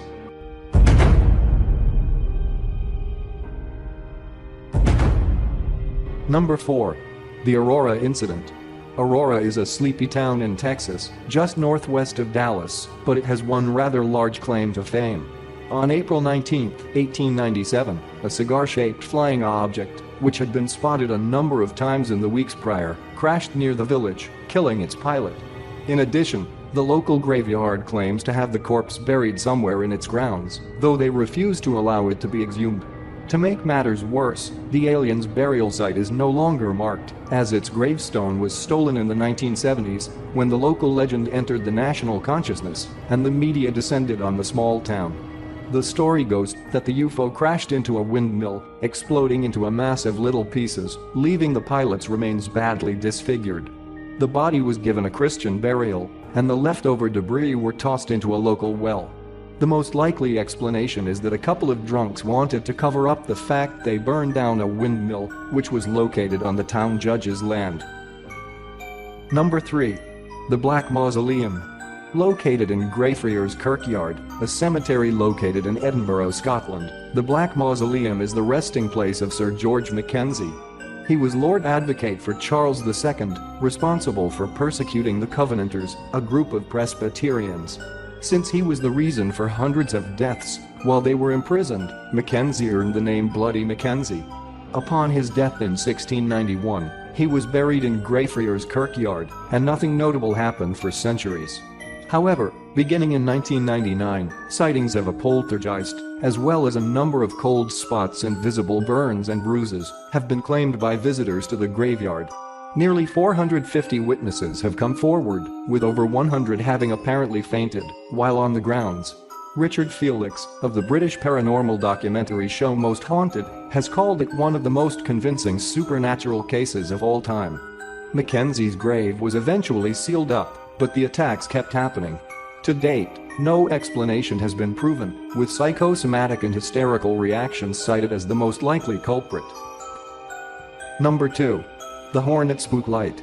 With sightings dating back as far as 1866, the Hornet Spook Light, also known by a number of different names, has made its home in a place known as the Devil's Promenade in northeast Oklahoma. Normally said to be an orange ball of light which bobs along a 6.4-kilometer stretch of gravel road, legend says that it was first seen by Native Americans who walked the Trail of Tears. Nobody has ever suffered adverse effects from the light. It simply appears in the sky, wanders aimlessly, bobbing and weaving at great speed, and then it's gone. The most popular explanation is that the Hornet Spook Light is a will-o'-the-wisp, the name for the light given off when wood and other organic compounds decay. Another leading reason is rather simple. Scientists say that it may simply be the refracted headlights of nearby drivers. However, this doesn't explain the sightings before the invention of the automobile. Number 1. The murder of Geli Raubal. Angela Geli Raubal was a young woman who grew up in Germany in the early 20th century. Her life was cut short when she allegedly committed suicide on September 18, 1931. The gun she used belonged to her half-uncle and rumored lover, Adolf Hitler. Known as Uncle Alfie to his niece, Hitler entranced the young woman with his celebrity, since they first became involved just as the Nazis were rising to power. Raubal traveled with the Führer all over the countryside, eventually moving into Hitler's mansion in Munich as a housekeeper. During their time together, Hitler exalted his niece as a paragon for all Aryan women, though some didn't see her that way. One rival called her an empty-headed little slut who manipulated Hitler. Reports of the pair fighting the night before her death were said to have centered on Raubal's wish to travel to Vienna to get engaged to another man. After her suicide, Hitler's people put forth the explanation that Raubal had shot herself because she was nervous about an upcoming music recital, which was widely discredited. No note was ever discovered, and there were reportedly numerous injuries found on Raubal's body, including a broken nose. A firestorm of controversy erupted, but was quickly silenced by the Nazis' political influence as well as their threats of litigation. Nevertheless, rumors dogged Hitler for years that he had in fact murdered Raubal. A journalist who was investigating the circumstances surrounding her suicide was arrested by the Nazis just before he was to publish his findings. He was executed months later at Dachau. With that last death, any investigations into the truth of the matter were abandoned, and we may never know what truly happened to Geli Raubal.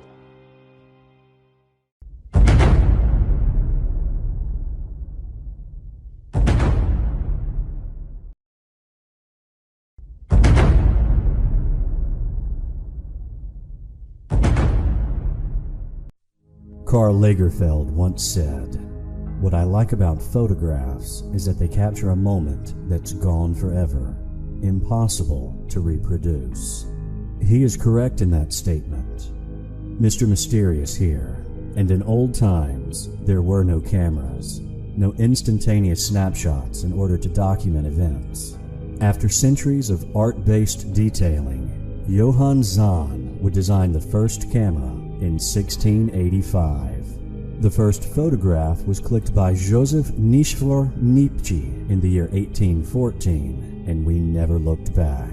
However, Some photos capture the darkness of our reality, shining a momentary light in order to seal an image of dread for years to come. So today, we'll be peering upon 5 photographs with dark and mysterious backstories.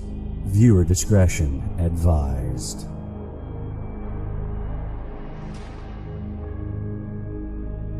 The last photo.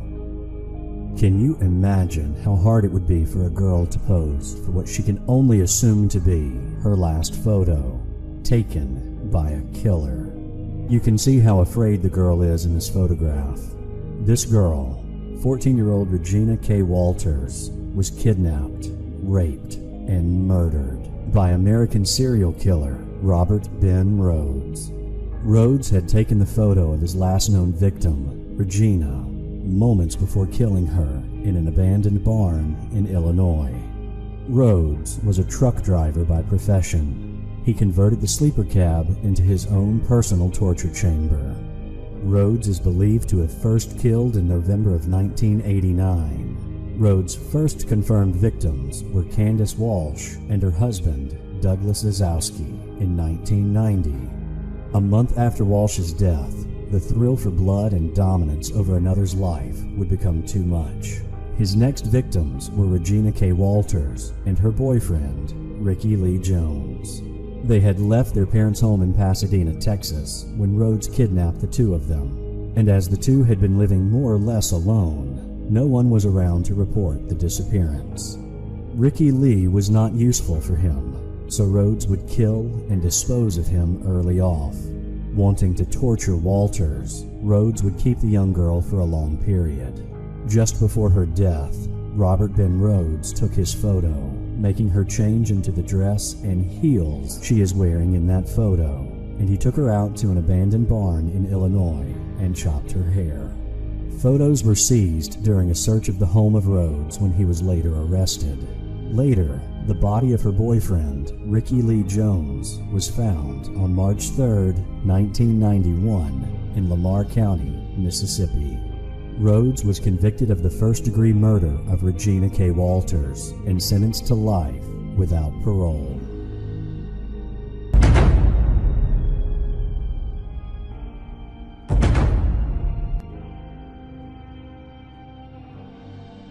Signing autographs for a killer. We all want to be a star, hoping one day to be asked for our autograph by adoring fans.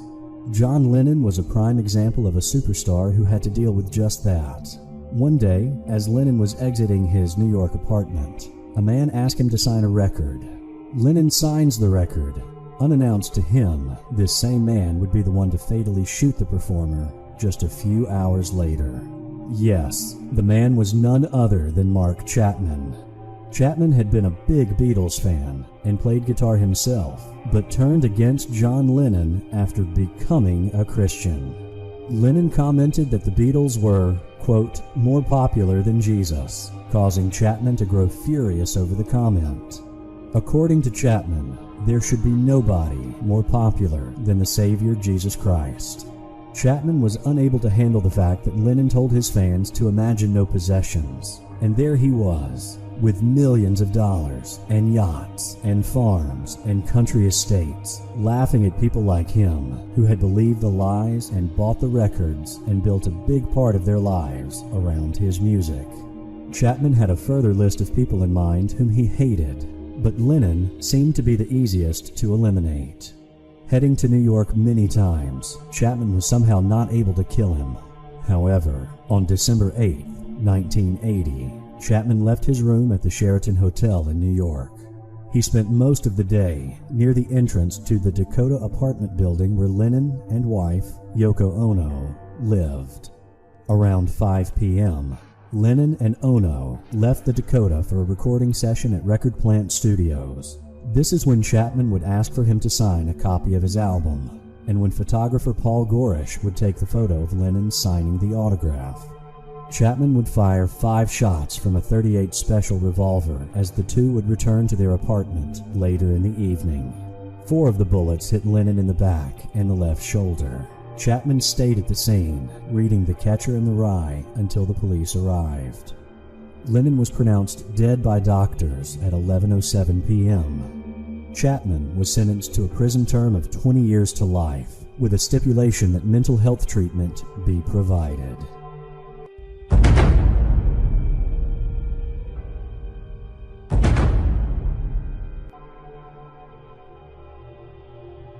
The People's Temple, Jonestown Massacre.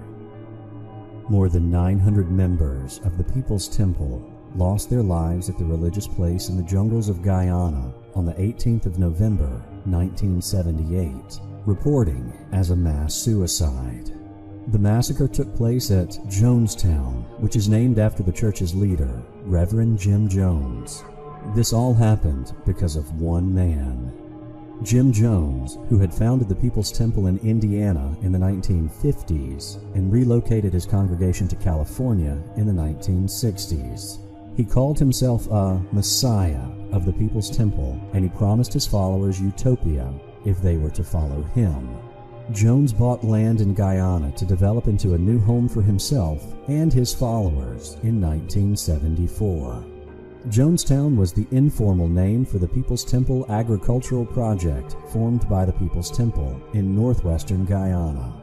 There were roughly 1,000 followers who were also living with him there. He ran the site like a prison camp, as his followers received little food and were not given permission to leave the site. Armed guards stood at the compound's perimeter to make sure that no one could attempt to flee. Jones was not able to stop the heat rising against him, however, as former People's Temple members were publicly speaking out against Jim Jones and were forcing the government to take legal action against the so-called spiritual leader. In November of 1978, Leo J. Ryan, a congressman from California, toured Jonestown with a television crew to investigate Jonestown for himself. The congressman told the followers that anyone who wanted to leave the Jonestown compound could leave with him. Some members supported this decision. Those members and the rest of the visitors were driven to an airstrip in Port Kaituma. There, they were attacked by People's Temple gunmen sent by Jones. 5 people were killed in that shooting, including Congressman Ryan. Jones was completely aware of the fact that it had become impossible for him to live in free air, so he called an assembly and launched revolutionary suicide campaigns. A 44-minute cassette tape, known as the Death Tape, recorded part of the assembly which Jones called for. Before the meeting, he had prepared a large metal tub with grape flavor aid, poisoned with Valium, chloral hydrate, cyanide, and Phenergan. To encourage his followers to drink cups of this poisonous beverage, he told them, "Die with a degree of dignity. Lay down your life with dignity. Don't lay down with tears and agony." The followers who were driven away by his speech and thought drank the lethal beverage, and others who refused to drink were forced to drink it by armed guards. In all, more than 900 people died in Jonestown, 276 of them being children. Jones chose a different way to end his life, either shooting himself in the head or having someone else do it. The self-proclaimed Messiah was found dead, lying next to his chair between 2 other bodies, his head cushioned by a pillow. In this photo, you can see the dead bodies of the followers lying on the land, who died because of drinking that lethal beverage.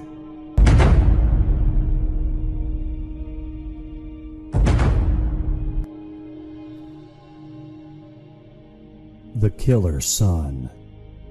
Can you imagine a son brutally killing his parents with a hammer during a late-night house party?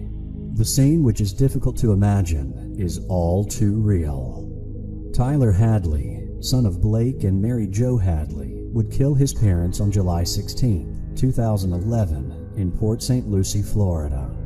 Tyler Hadley was an introverted boy living with his parents, having moved to Port St. Lucie from Fort Lauderdale in 1987. His father worked as a watch engineer in the St. Lucie nuclear power plant, while his mother was an elementary school teacher. Tyler also had an older brother studying in college in North Carolina. Tyler was close with his parents. He enjoyed playing football and taking part in swimming. But all of the problems started when he took admission in Port St. Lucie High School, in which his behavior would plummet immensely, being accused of burglary in 2010 and also setting a fire in a nearby park. He was not of sound mind at this point in his life, and it did not help that Tyler was not a popular student at his school. So to combat this, Tyler would throw a big party at his house and invite the entire school. But his parents did not give him permission to do that.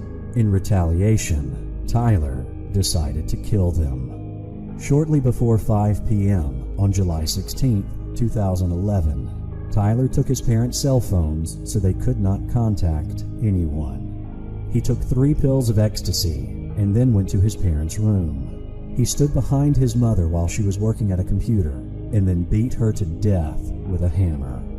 Hearing his wife's screams, Blake rushed to the scene and saw Tyler. After staring at each other for several minutes, Tyler would beat his father to death as well. He spent the next 3 hours cleaning up the blood before hosting the party. He hid their bodies in the master bedroom, and by midnight, 100 kids were in the Hadley house drinking, making out, and smoking pot. Tyler confided in Michael, his childhood friend at the party, and confessed to having killed his parents. But Michael didn't believe him. Only after seeing the dead bodies would Michael believe his friend's story. He did so about 3 hours later, resulting in Tyler's arrest. Tyler was 17 at the time of the murder and could not be sentenced to death by Florida law. In 2014, he was sentenced to life imprisonment without the possibility of parole.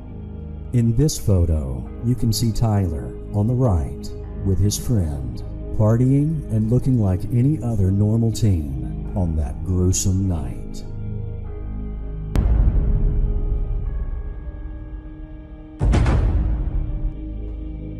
Tereska's home. This photo was taken by David Seymour in a home for emotionally disturbed children located in Warsaw, 1948. Tereska was a small girl at the home, and she was asked to draw her house and family. Unlike other normal children, she was not able to draw a normal home. She drew wavering chicken track lines crisscrossing one another. She had done this because of her memory of the terror and fear during World War II. Just like other children in the home, she grew up inside a concentration camp. Most children who survived the Holocaust came out from hiding places, attics and cellars, caves and forests, convents and monasteries, and homes ranging from huts to castles. When the war in Europe ended in May of 1945, more than 1 million, and perhaps as many as 1.5 million, Jewish children were dead.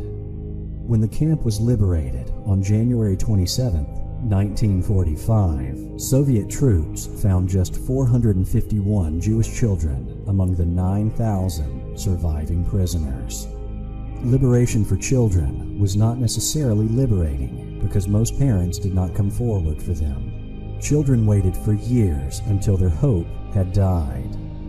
The youngest survivors did not know their names, country of origin, or even their first language. Children were dragged from Europe and resettled in different nations like England, Israel, the United States, Canada, Australia, and South Africa. No one truly knows where Tereska is while she creates her drawings, but this photo has become a symbol of the horrors of the atrocities committed in one of the darkest periods in human history. If you find it mysterious, then like this video and also be sure to subscribe, because you really don't want to miss what is coming next. As always, thank you for watching.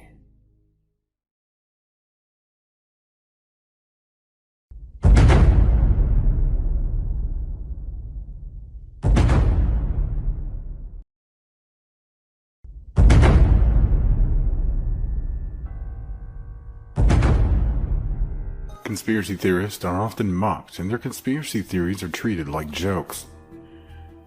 I do agree that some conspiracy theories are just flat out insane, but that doesn't mean every conspiracy theory is a joke. As it happened in these cases, sometimes conspiracy theorists are the only ones seeing the truth. So today I'm sharing with you 5 conspiracy theories that turned out to be true. Make sure you stay for number 1 because it is the most scandalous operation run by any government.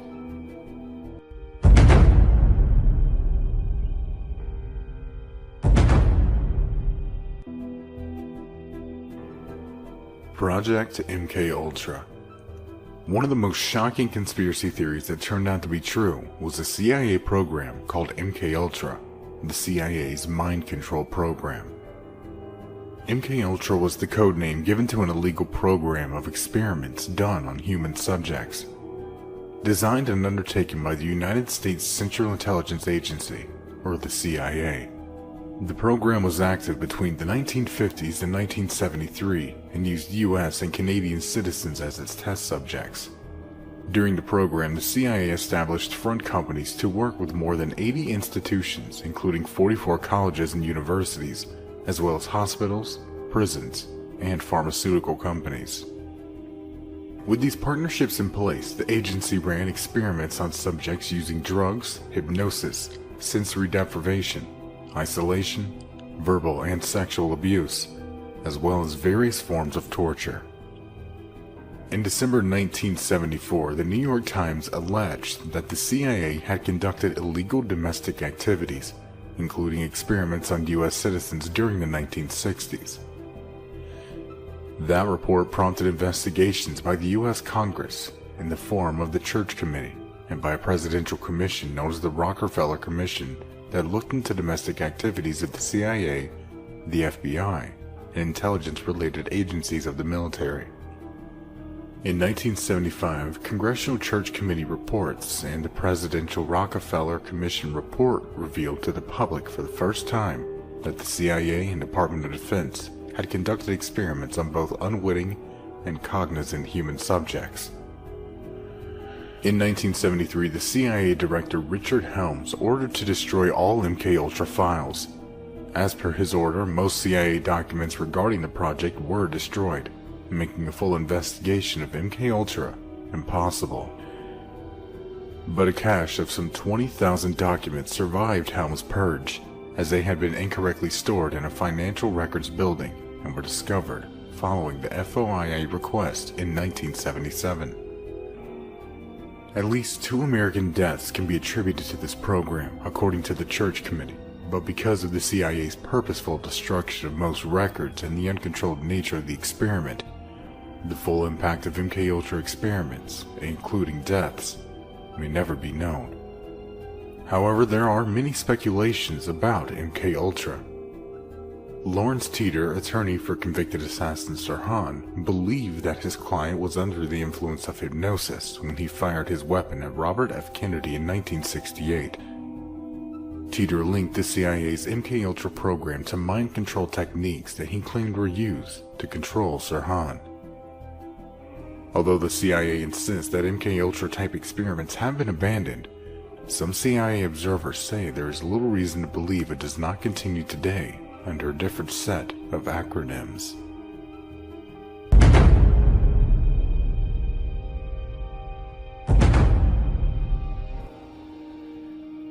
The Gulf of Tonkin Incident.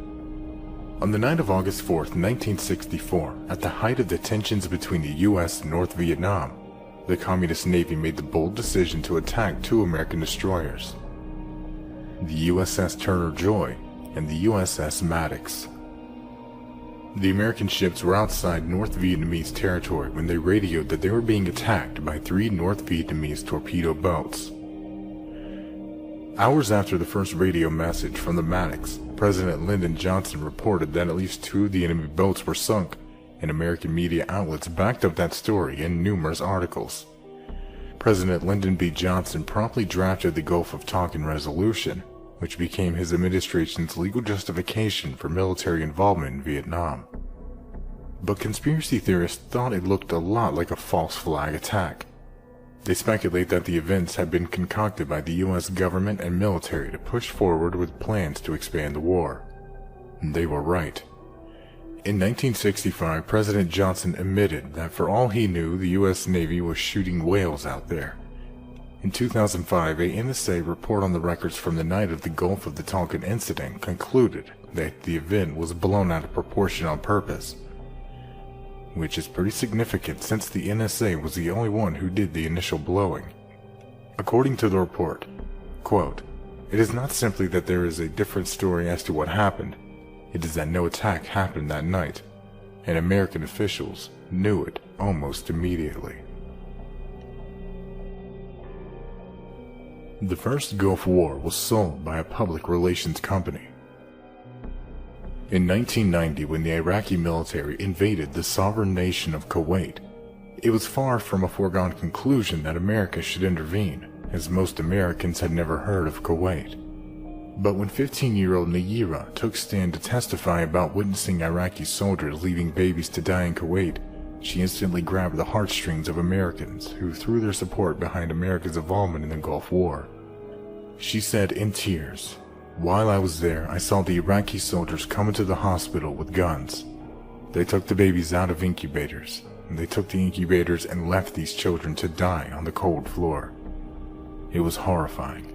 Her testimony was used by the president and U.S. senators as evidence for the need to increase America's presence in the war. But 2 years later, in 1992, John MacArthur of the New York Times discovered Nayira was the daughter of Kuwaiti ambassador in the U.S., and that her story had been utterly fabricated. And the CIA was responsible for organizing the funds and advertisements to disseminate Nayira's testimony. Her testimony had been organized as part of a Free Kuwait public relations campaign. She had been coached to give her false testimony by public relations company Hill & Knowlton's vice president. The scandal showed that the CIA helped few powers that wanted Americans in the war with Iraq for their own purpose, which we all know was oil.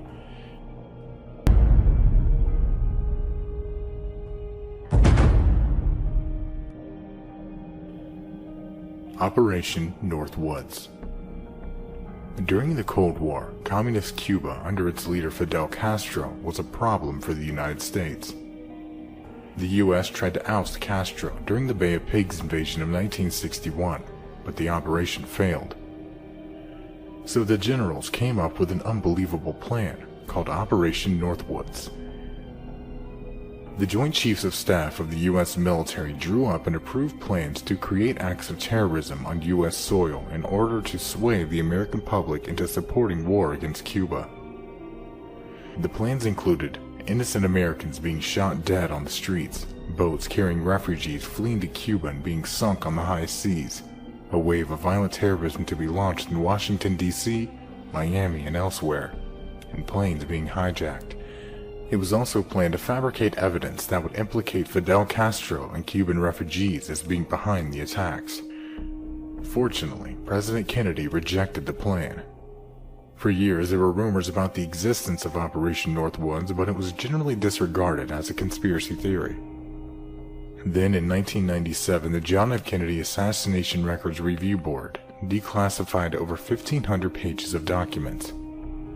In these documents were the record of Operation Northwoods and proof that it wasn't a conspiracy at all.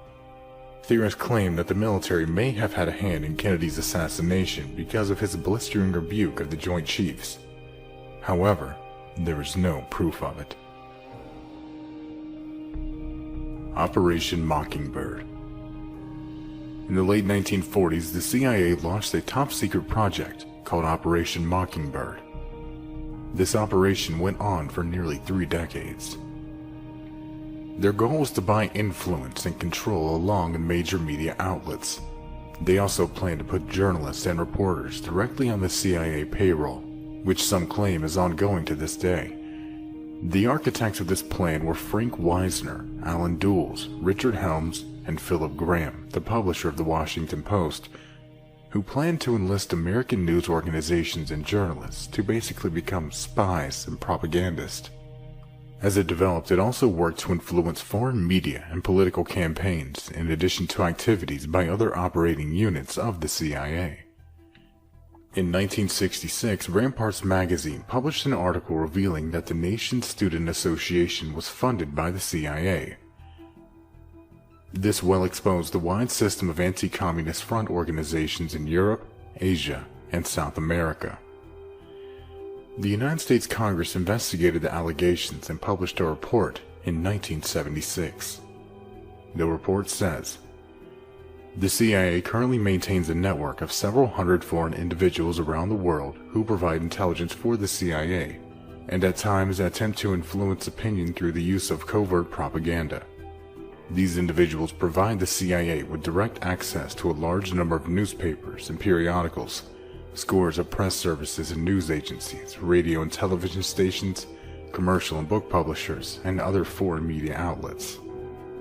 After this report, George H.W. Bush, the director of the CIA, announced a new policy which says, the CIA will not enter into any paid or contract relationship with any full-time or part-time news correspondent, accredited by a U.S. news service, newspaper, periodical, radio or television network or station. He added that the CIA would continue to welcome the voluntary unpaid cooperation of journalists. David Bruce, appointed by Dwight Eisenhower to investigate this covert propaganda, stated that Mockingbird is responsible for over 50 of internal politics over the last half of the 20th century. Another shocking thing was, Mockingbird was responsible for $300,000 of the funding in the 1954 Animal Farm cartoon. They asked Walt Disney if he wanted to make the film, and he balked at the prospect.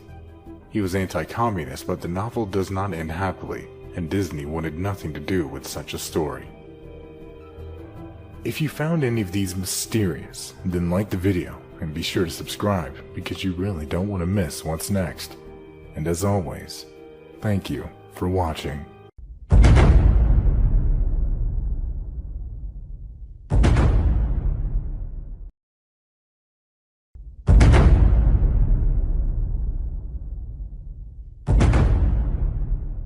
There's around 3,000 human-made satellites in working order around Earth. However, if the debris of old and damaged satellites are taken into account, the number increases dramatically. Ever since the Soviet Union launched the very first artificial satellite into orbit in 1957, various countries around the world have sought to compete, and satellites today are used for communication, navigation, and exploration.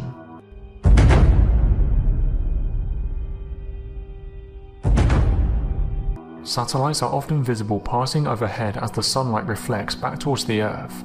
One of them is impossible to miss, the largest satellite currently in orbit, the International Space Station. However, these satellites are relatively unexciting in comparison to the mystery surrounding one very old dark satellite. The Black Knight satellite is claimed by some conspiracy theorists to be an object approximately 13,000 years old of extraterrestrial origin orbiting Earth in near polar orbit. It's been identified as an alien satellite, and even though there are images of this object, many remain skeptical about its purpose and origin. The discovery of the Black Knight satellite is perhaps one of the most famous objects to orbit our planet. This artificial satellite has caused major media interest since the late 50s, and it's become one of the most talked about objects in space.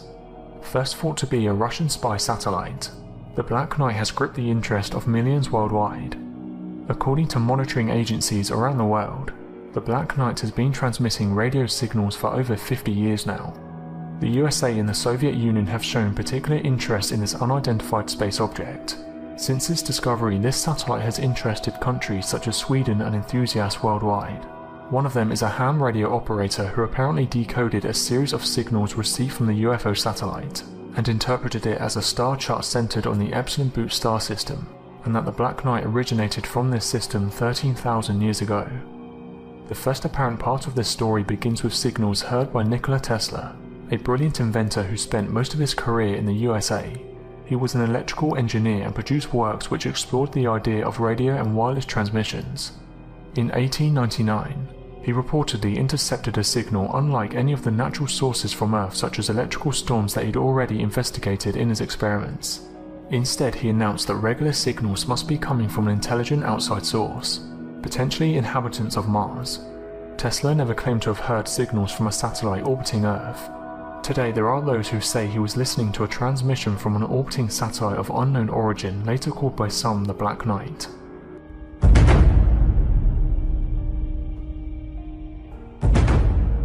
In 1957, Dr. Luis Corrales of the Communications Ministry in Venezuela photographed it while taking pictures of Sputnik 2 as it passed over Caracas.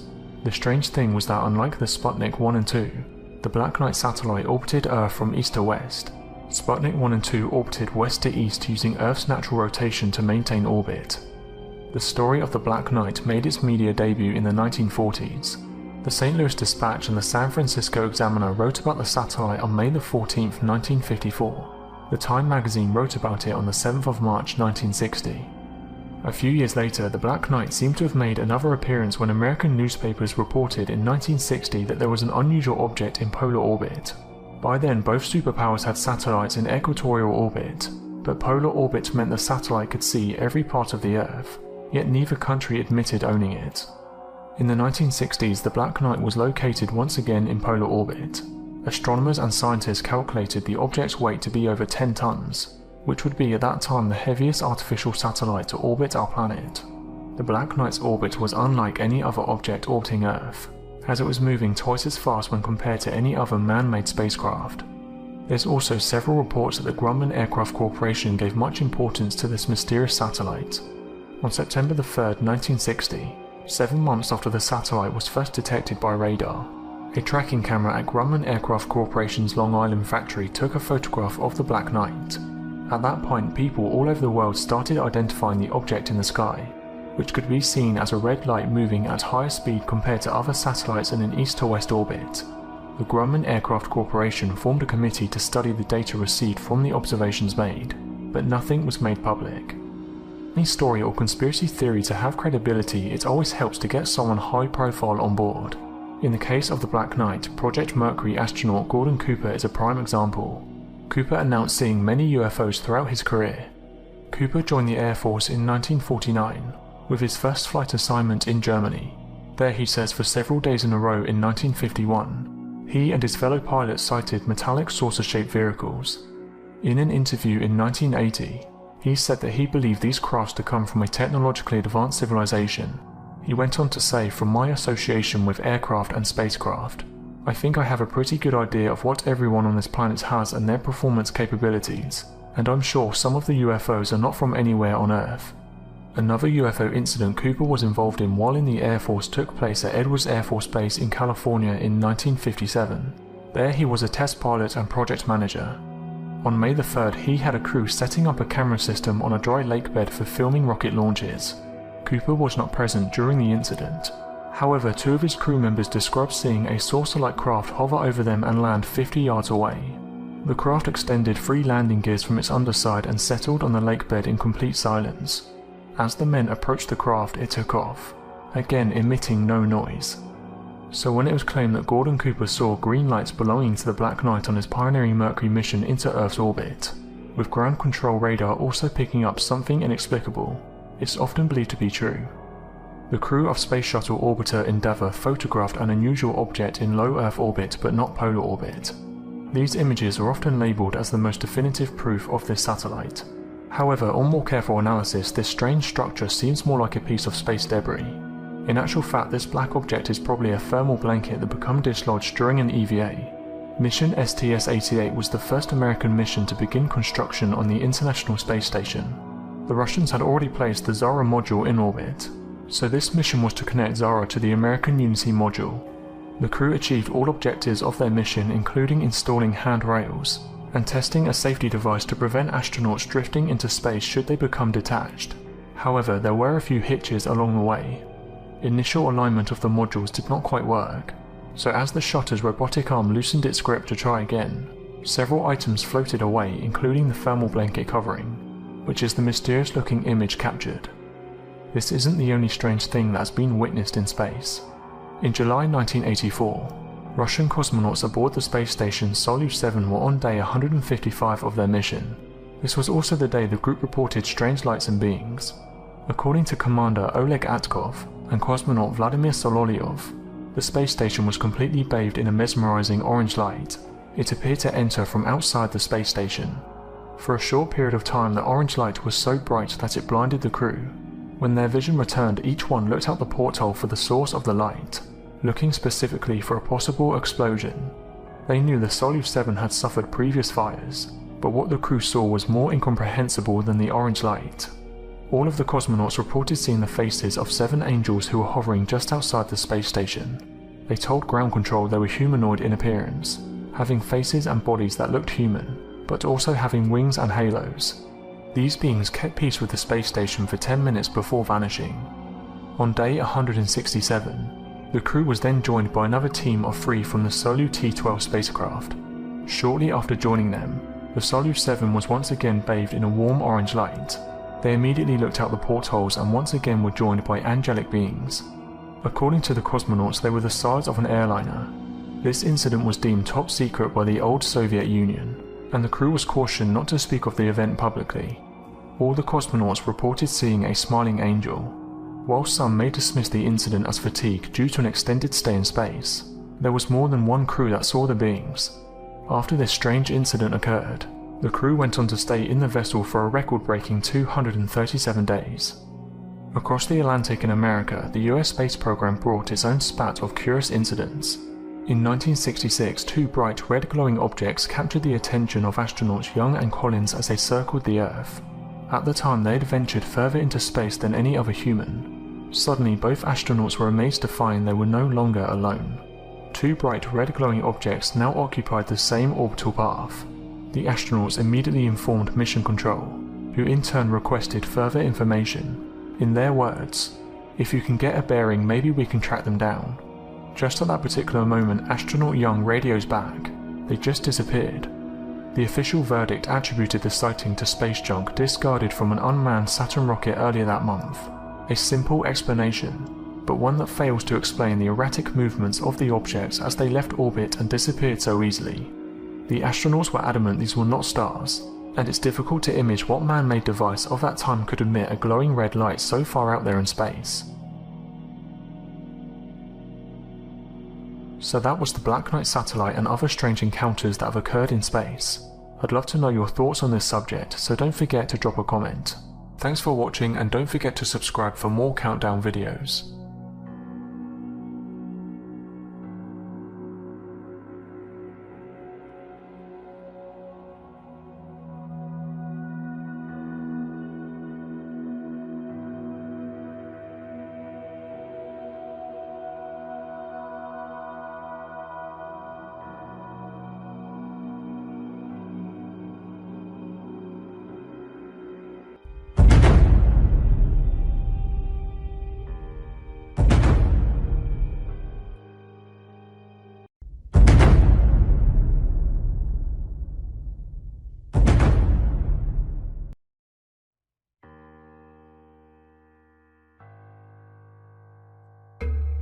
In recent years, the world has become a much smaller place, with everything being mapped out and no location hidden from satellites.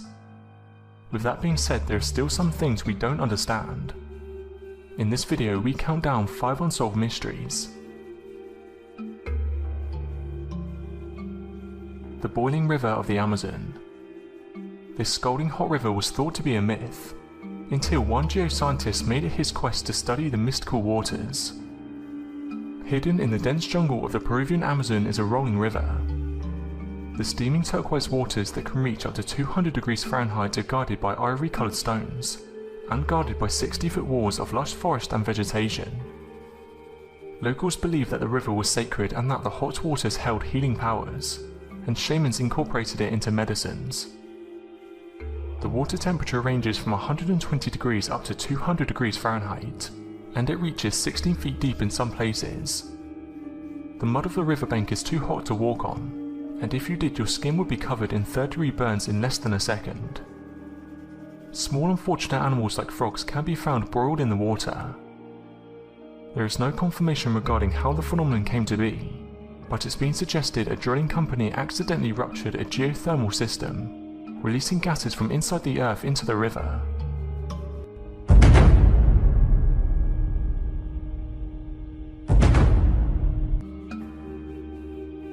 Chimpanzees represent our closest living relative, sharing 98% of our genetic DNA. They live in vast social communities consisting of up to 50 individuals and comprising of several family groups. They have strict hierarchies, with one dominant alpha male. Chimps are one of few animals that are known to make and use tools. They have been observed stripping the leaves off a twig and then dipping it into a termite nest to catch the insects, and chewing the end of a stick to make it more water absorbent so it can be used as a dipping stick.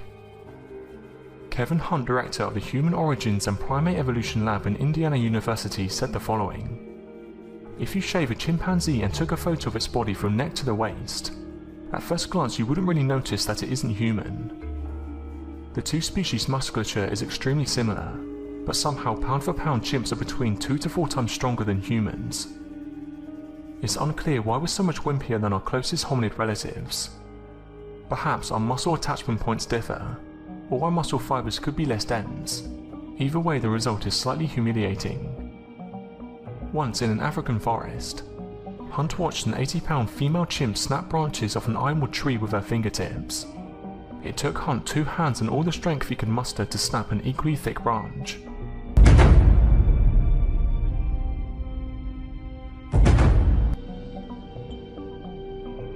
There's at least 2 Jersey Devils, the variety found in folklore dating between 1735 to 1909, and the Jersey Devil of modern sightings. The Jersey Devil of folklore has hoofs, a snake tail, bat wings and a head that looks something like a horse. Altogether, it roughly resembles a kangaroo-like dragon. In fact, it was described as a dragon by many of the early witnesses. The Jersey Devil of modern sightings is a bunch of different things.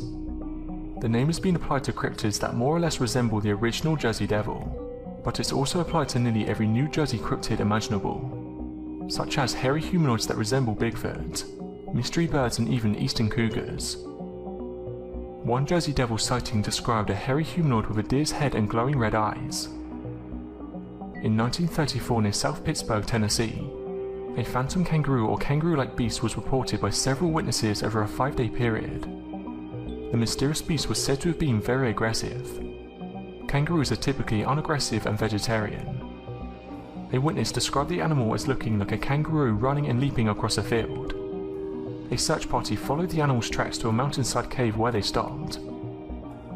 During the week of January the 16th, 1909, newspapers of the time published hundreds of claimed encounters with the Jersey Devil from all over the state. Among alleged encounters publicized that week were claims the creature attacked a trolley car in Haddon Heights and a social club in Camden. Police in Camden and Bristol, Pennsylvania supposedly fired on the creature to no effect. Other reports initially concerned unidentified footprints in the snow, but soon sightings of the creature resembling the Jersey Devil were being reported throughout South Jersey and as far away as Delaware and western Maryland. On January the 19th, 1909, Mr. and Mrs. Evans were awakened in the early morning by the sound of a large animal on the roof of their shed. They described it as about 3.5 feet high, with a face like a collie and a head like a horse. It had a long neck, wings about 2 feet long, and its back legs were like those of a crane, and it had horse's hooves. It walked on its back legs and held up 2 short front legs with paws on them. One afternoon of that same week, a Mrs. White was taking clothes off her line when she noticed a strange creature huddled in the corner of her garden. She screamed and fainted, and her husband rushed out the back door to find his wife on the ground and the creature close by. She chased the monster and it leapt over the fence and vanished. Then, as suddenly as it had come, the creature and sightings had vanished. The creature did not return until 1927. A cab driver was changing a tyre one night. He had just finished when his car began shaking violently. He looked up to see a gigantic winged creature pounding on the roof of his car. The driver, leaving his jack and flat tyre behind, jumped into the car and quickly drove away. He reported the encounter to the police. In August 1930, berry pickers at Leeds Point and Mays Landing reported seeing the creature, crashing through the fields and devouring blueberries and cranberries. It was reported again 2 weeks later to the north and then disappeared again. Today there's only a few isolated sightings of the creature. It seems as though the paved roads, electric lights and modern conventions that have come to the region over the course of 2.5 centuries have driven the monster so far into hiding that it's vanished altogether. The lack of proof of the monster in modern times leads many to believe the creature was nothing more than a creation of New Jersey folklore. But how does one explain the witness accounts from reliable people like businessmen, police officers, and even public officials?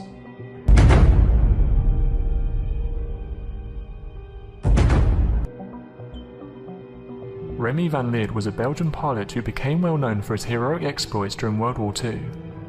Among other feats, he escaped from a German prisoner of war camp and made it safely to Britain, where he became an ace in the Royal Air Force, but his famous monster sighting came years later.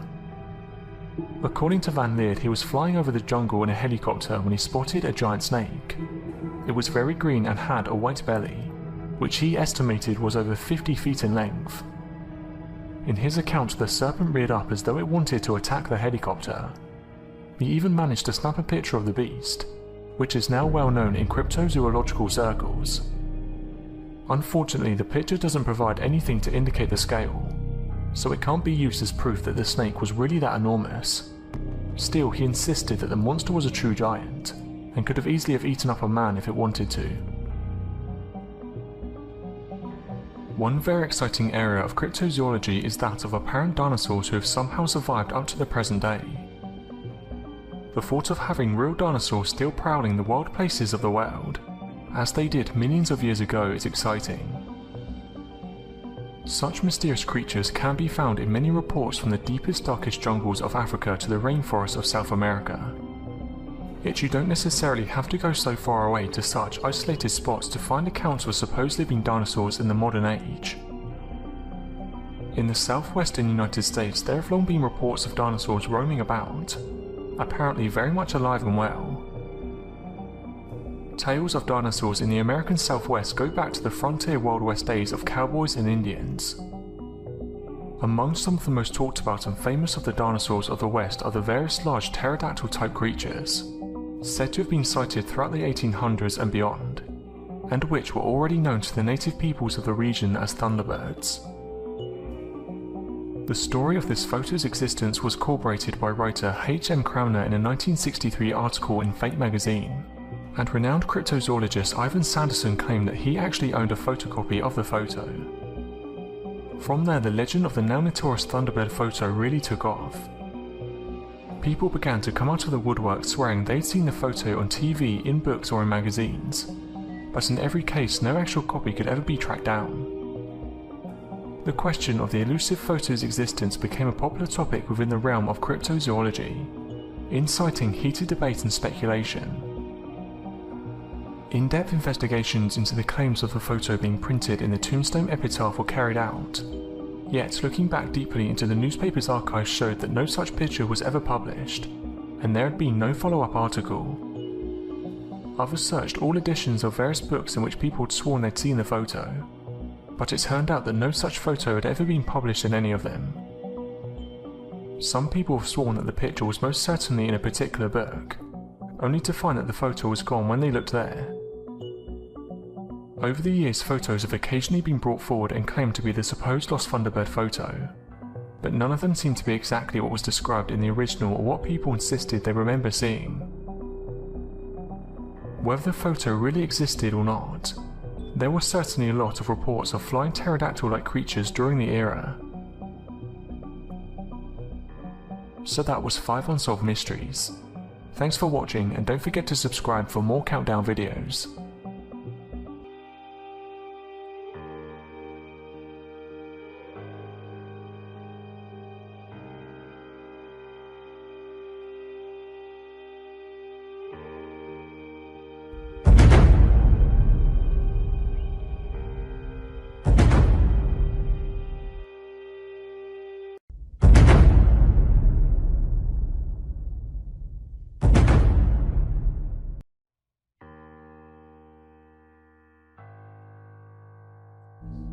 With its centuries of history and array of colourful characters, it's not surprising that the USA is home to many haunted places. In this video, we count down 5 mysterious and haunted places in the USA. When most people think of San Diego, they picture beaches, beautiful weather and cultural attractions. But for those who have an affinity for the paranormal, San Diego beacons investigation. with its rich and dark past, haunted spots, spiritual encounters, and inexplicable events. The most haunted of all the San Diego places is the Whaley House. While the story of the Whaley House's origins may seem as simple and innocent as a family's history, the truth is many believe this house was destined to be haunted before it is even built. The property was the site of one of the town's most famous public executions, that of the hanging of the infamous thief Yankee Jim Robinson. But Thomas Whaley was not daunted by this fact, and in 1855 purchased the land and began construction of what would be his family home. The house was a beautiful example of Greek Revival architecture. Thomas, his wife Anna, and their 3 children moved into the house in 1857, and within a few months opened a general store inside the residence. It wasn't long after the Whaley family moved into the home that sadness and despair were thrust upon them. First, their young son Thomas, who was only 18 months old, died of scarlet fever inside the house. Then a few months later, a fire raged within the home, destroying the general store. Soon after, Thomas decided to move the family to San Francisco. Several years later, in 1868, the Whaley family, which now included Thomas, his wife, and their 5 children, returned to the home. Once the family returned, the Whaley house was again bustling with activity. It became the headquarters for the city courthouse, a general store, and more. But in 1870, local merchants began to move to the newly established new town, abandoning Old Town and leaving it eerily quiet. Thomas Whaley was not ready to give up and continue to live in his home. In 1871, when Thomas was away on a business trip, a group of armed men held Anna Whaley at gunpoint as they seized the courthouse records from the house. This, many say, was the turning point for the family and the house. Over the years, many descendants of the Whaley family lived and died in the house, including Thomas, Anna, and their children Lillian, Thomas, Violet, and Francis. During its restoration period, which took place over several different times throughout the home's history, workers and visitors began to notice strange and mysterious sounds and encounters. The first and most well-known ghost that lingered within the house and on the grounds was that of Yankee Jim Robinson, as he had died right on the spot where the home was built. The infamous criminal made eerie noises, loud footsteps, and left disembodied footprints, continually scaring Whaley family members throughout their lifetimes.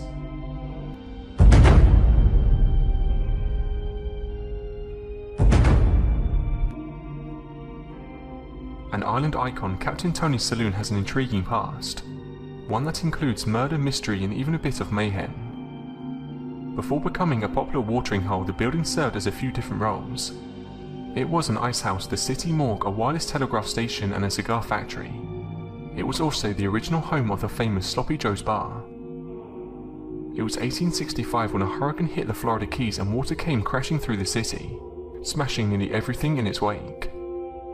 The city morgue that would later become Captain Tony's was no exception to the devastation. The many corpses that were awaiting burial or autopsy were washed away except for one. History tells us that the one body recovered was lying in front of the building, and was later buried beneath the building, surrounded by holy water and enclosed by a wall where the pool room now resides.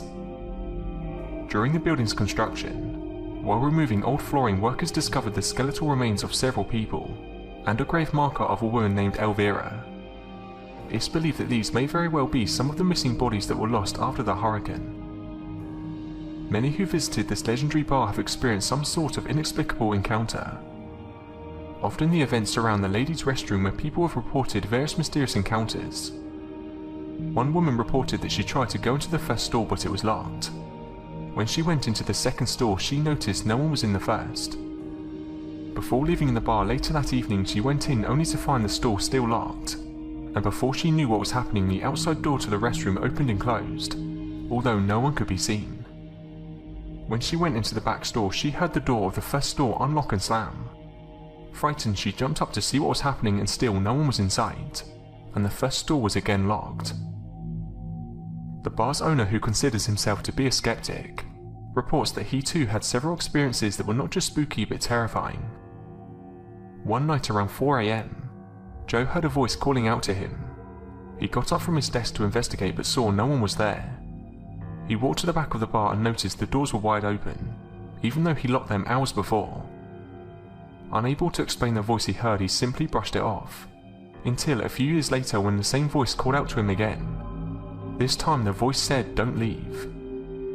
Joe ran to check the back doors and this time they were locked. He found nothing out of the ordinary throughout the bar, so he went home. Hours later, around 6 AM, Joe got a call from the police saying they found the body of a young teenage girl in front of the bar. It seems she tried to call her mother just before she passed away. Her mother called the police and they later found her body in front of Captain Tony's. Joe believes the voice was telling him to stay, and that he might have been able to save the girl's life. Only that spirit knows for sure.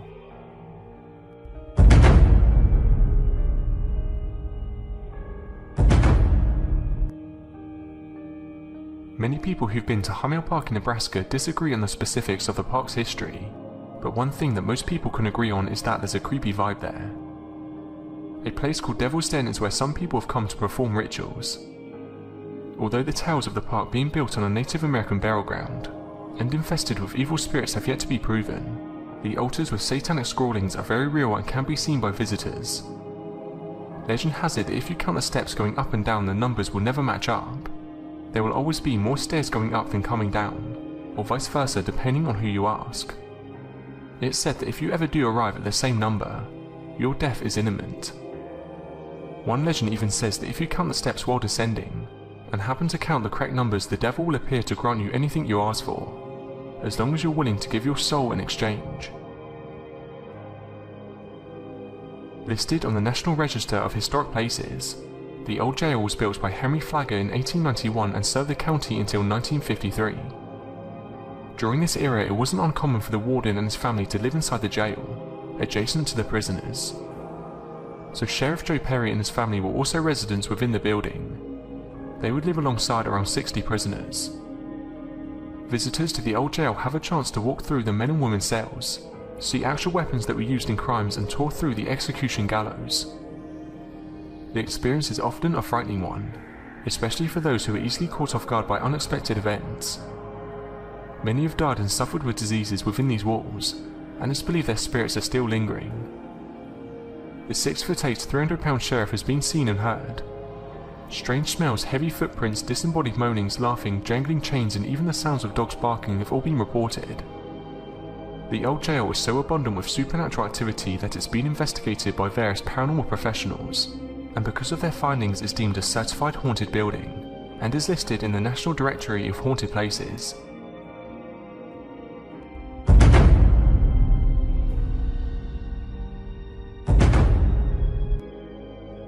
The most famous ghost of the harbour is the Lady in Black at Fort Warren, 7 miles out to sea on George's Island. Legend has it that in 1862, Mrs. Laney came to Fort from South Carolina to rescue her husband, a Confederate soldier who was being held prisoner there. She snuck and lied her way into the prison and managed to rescue her husband and others in prison there.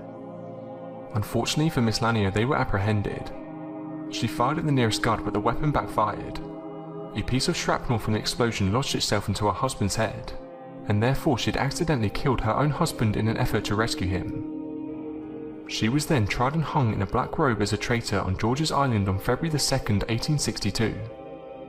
It's in this black robe that she is still seen to this day in various ways around Fort Warren and George's Island as a whole. Boston Harbor's Long Island is home to one of the most tragic Boston ghost stories. At the close of the American Revolution, the British still had several ships lagging in Boston Harbor. On board of one of these ships were William and Mary Burton. The newlyweds, like so many others, were fleeing the chaos of this besieged city and looking forward to spending their lives together across the Atlantic. As their ship attempted to sail out of Boston Harbor, a cannonball from the Long Island battery hit Mary in the back of the head. Unbelievably, she was not killed instantly, but lingered on for several days in excruciating pain before succumbing to a massive head trauma. As she laid there, Mary pleaded with her husband not to bury her at sea. She was never fond of the sea and could not bear to have her earthly remains consigned to a watery grave. Eventually, Mary died of her injuries and William was permitted to venture to Long Island to bury his love. Once ashore, he sewed her body into a soft red blanket that Mary had brought for the long journey home. He then laid her to rest in the sandy dunes. He fashioned a headstone out of a piece of driftwood, and he carved her name into it and swore that he would return to Boston and give her a proper marker. He never returned.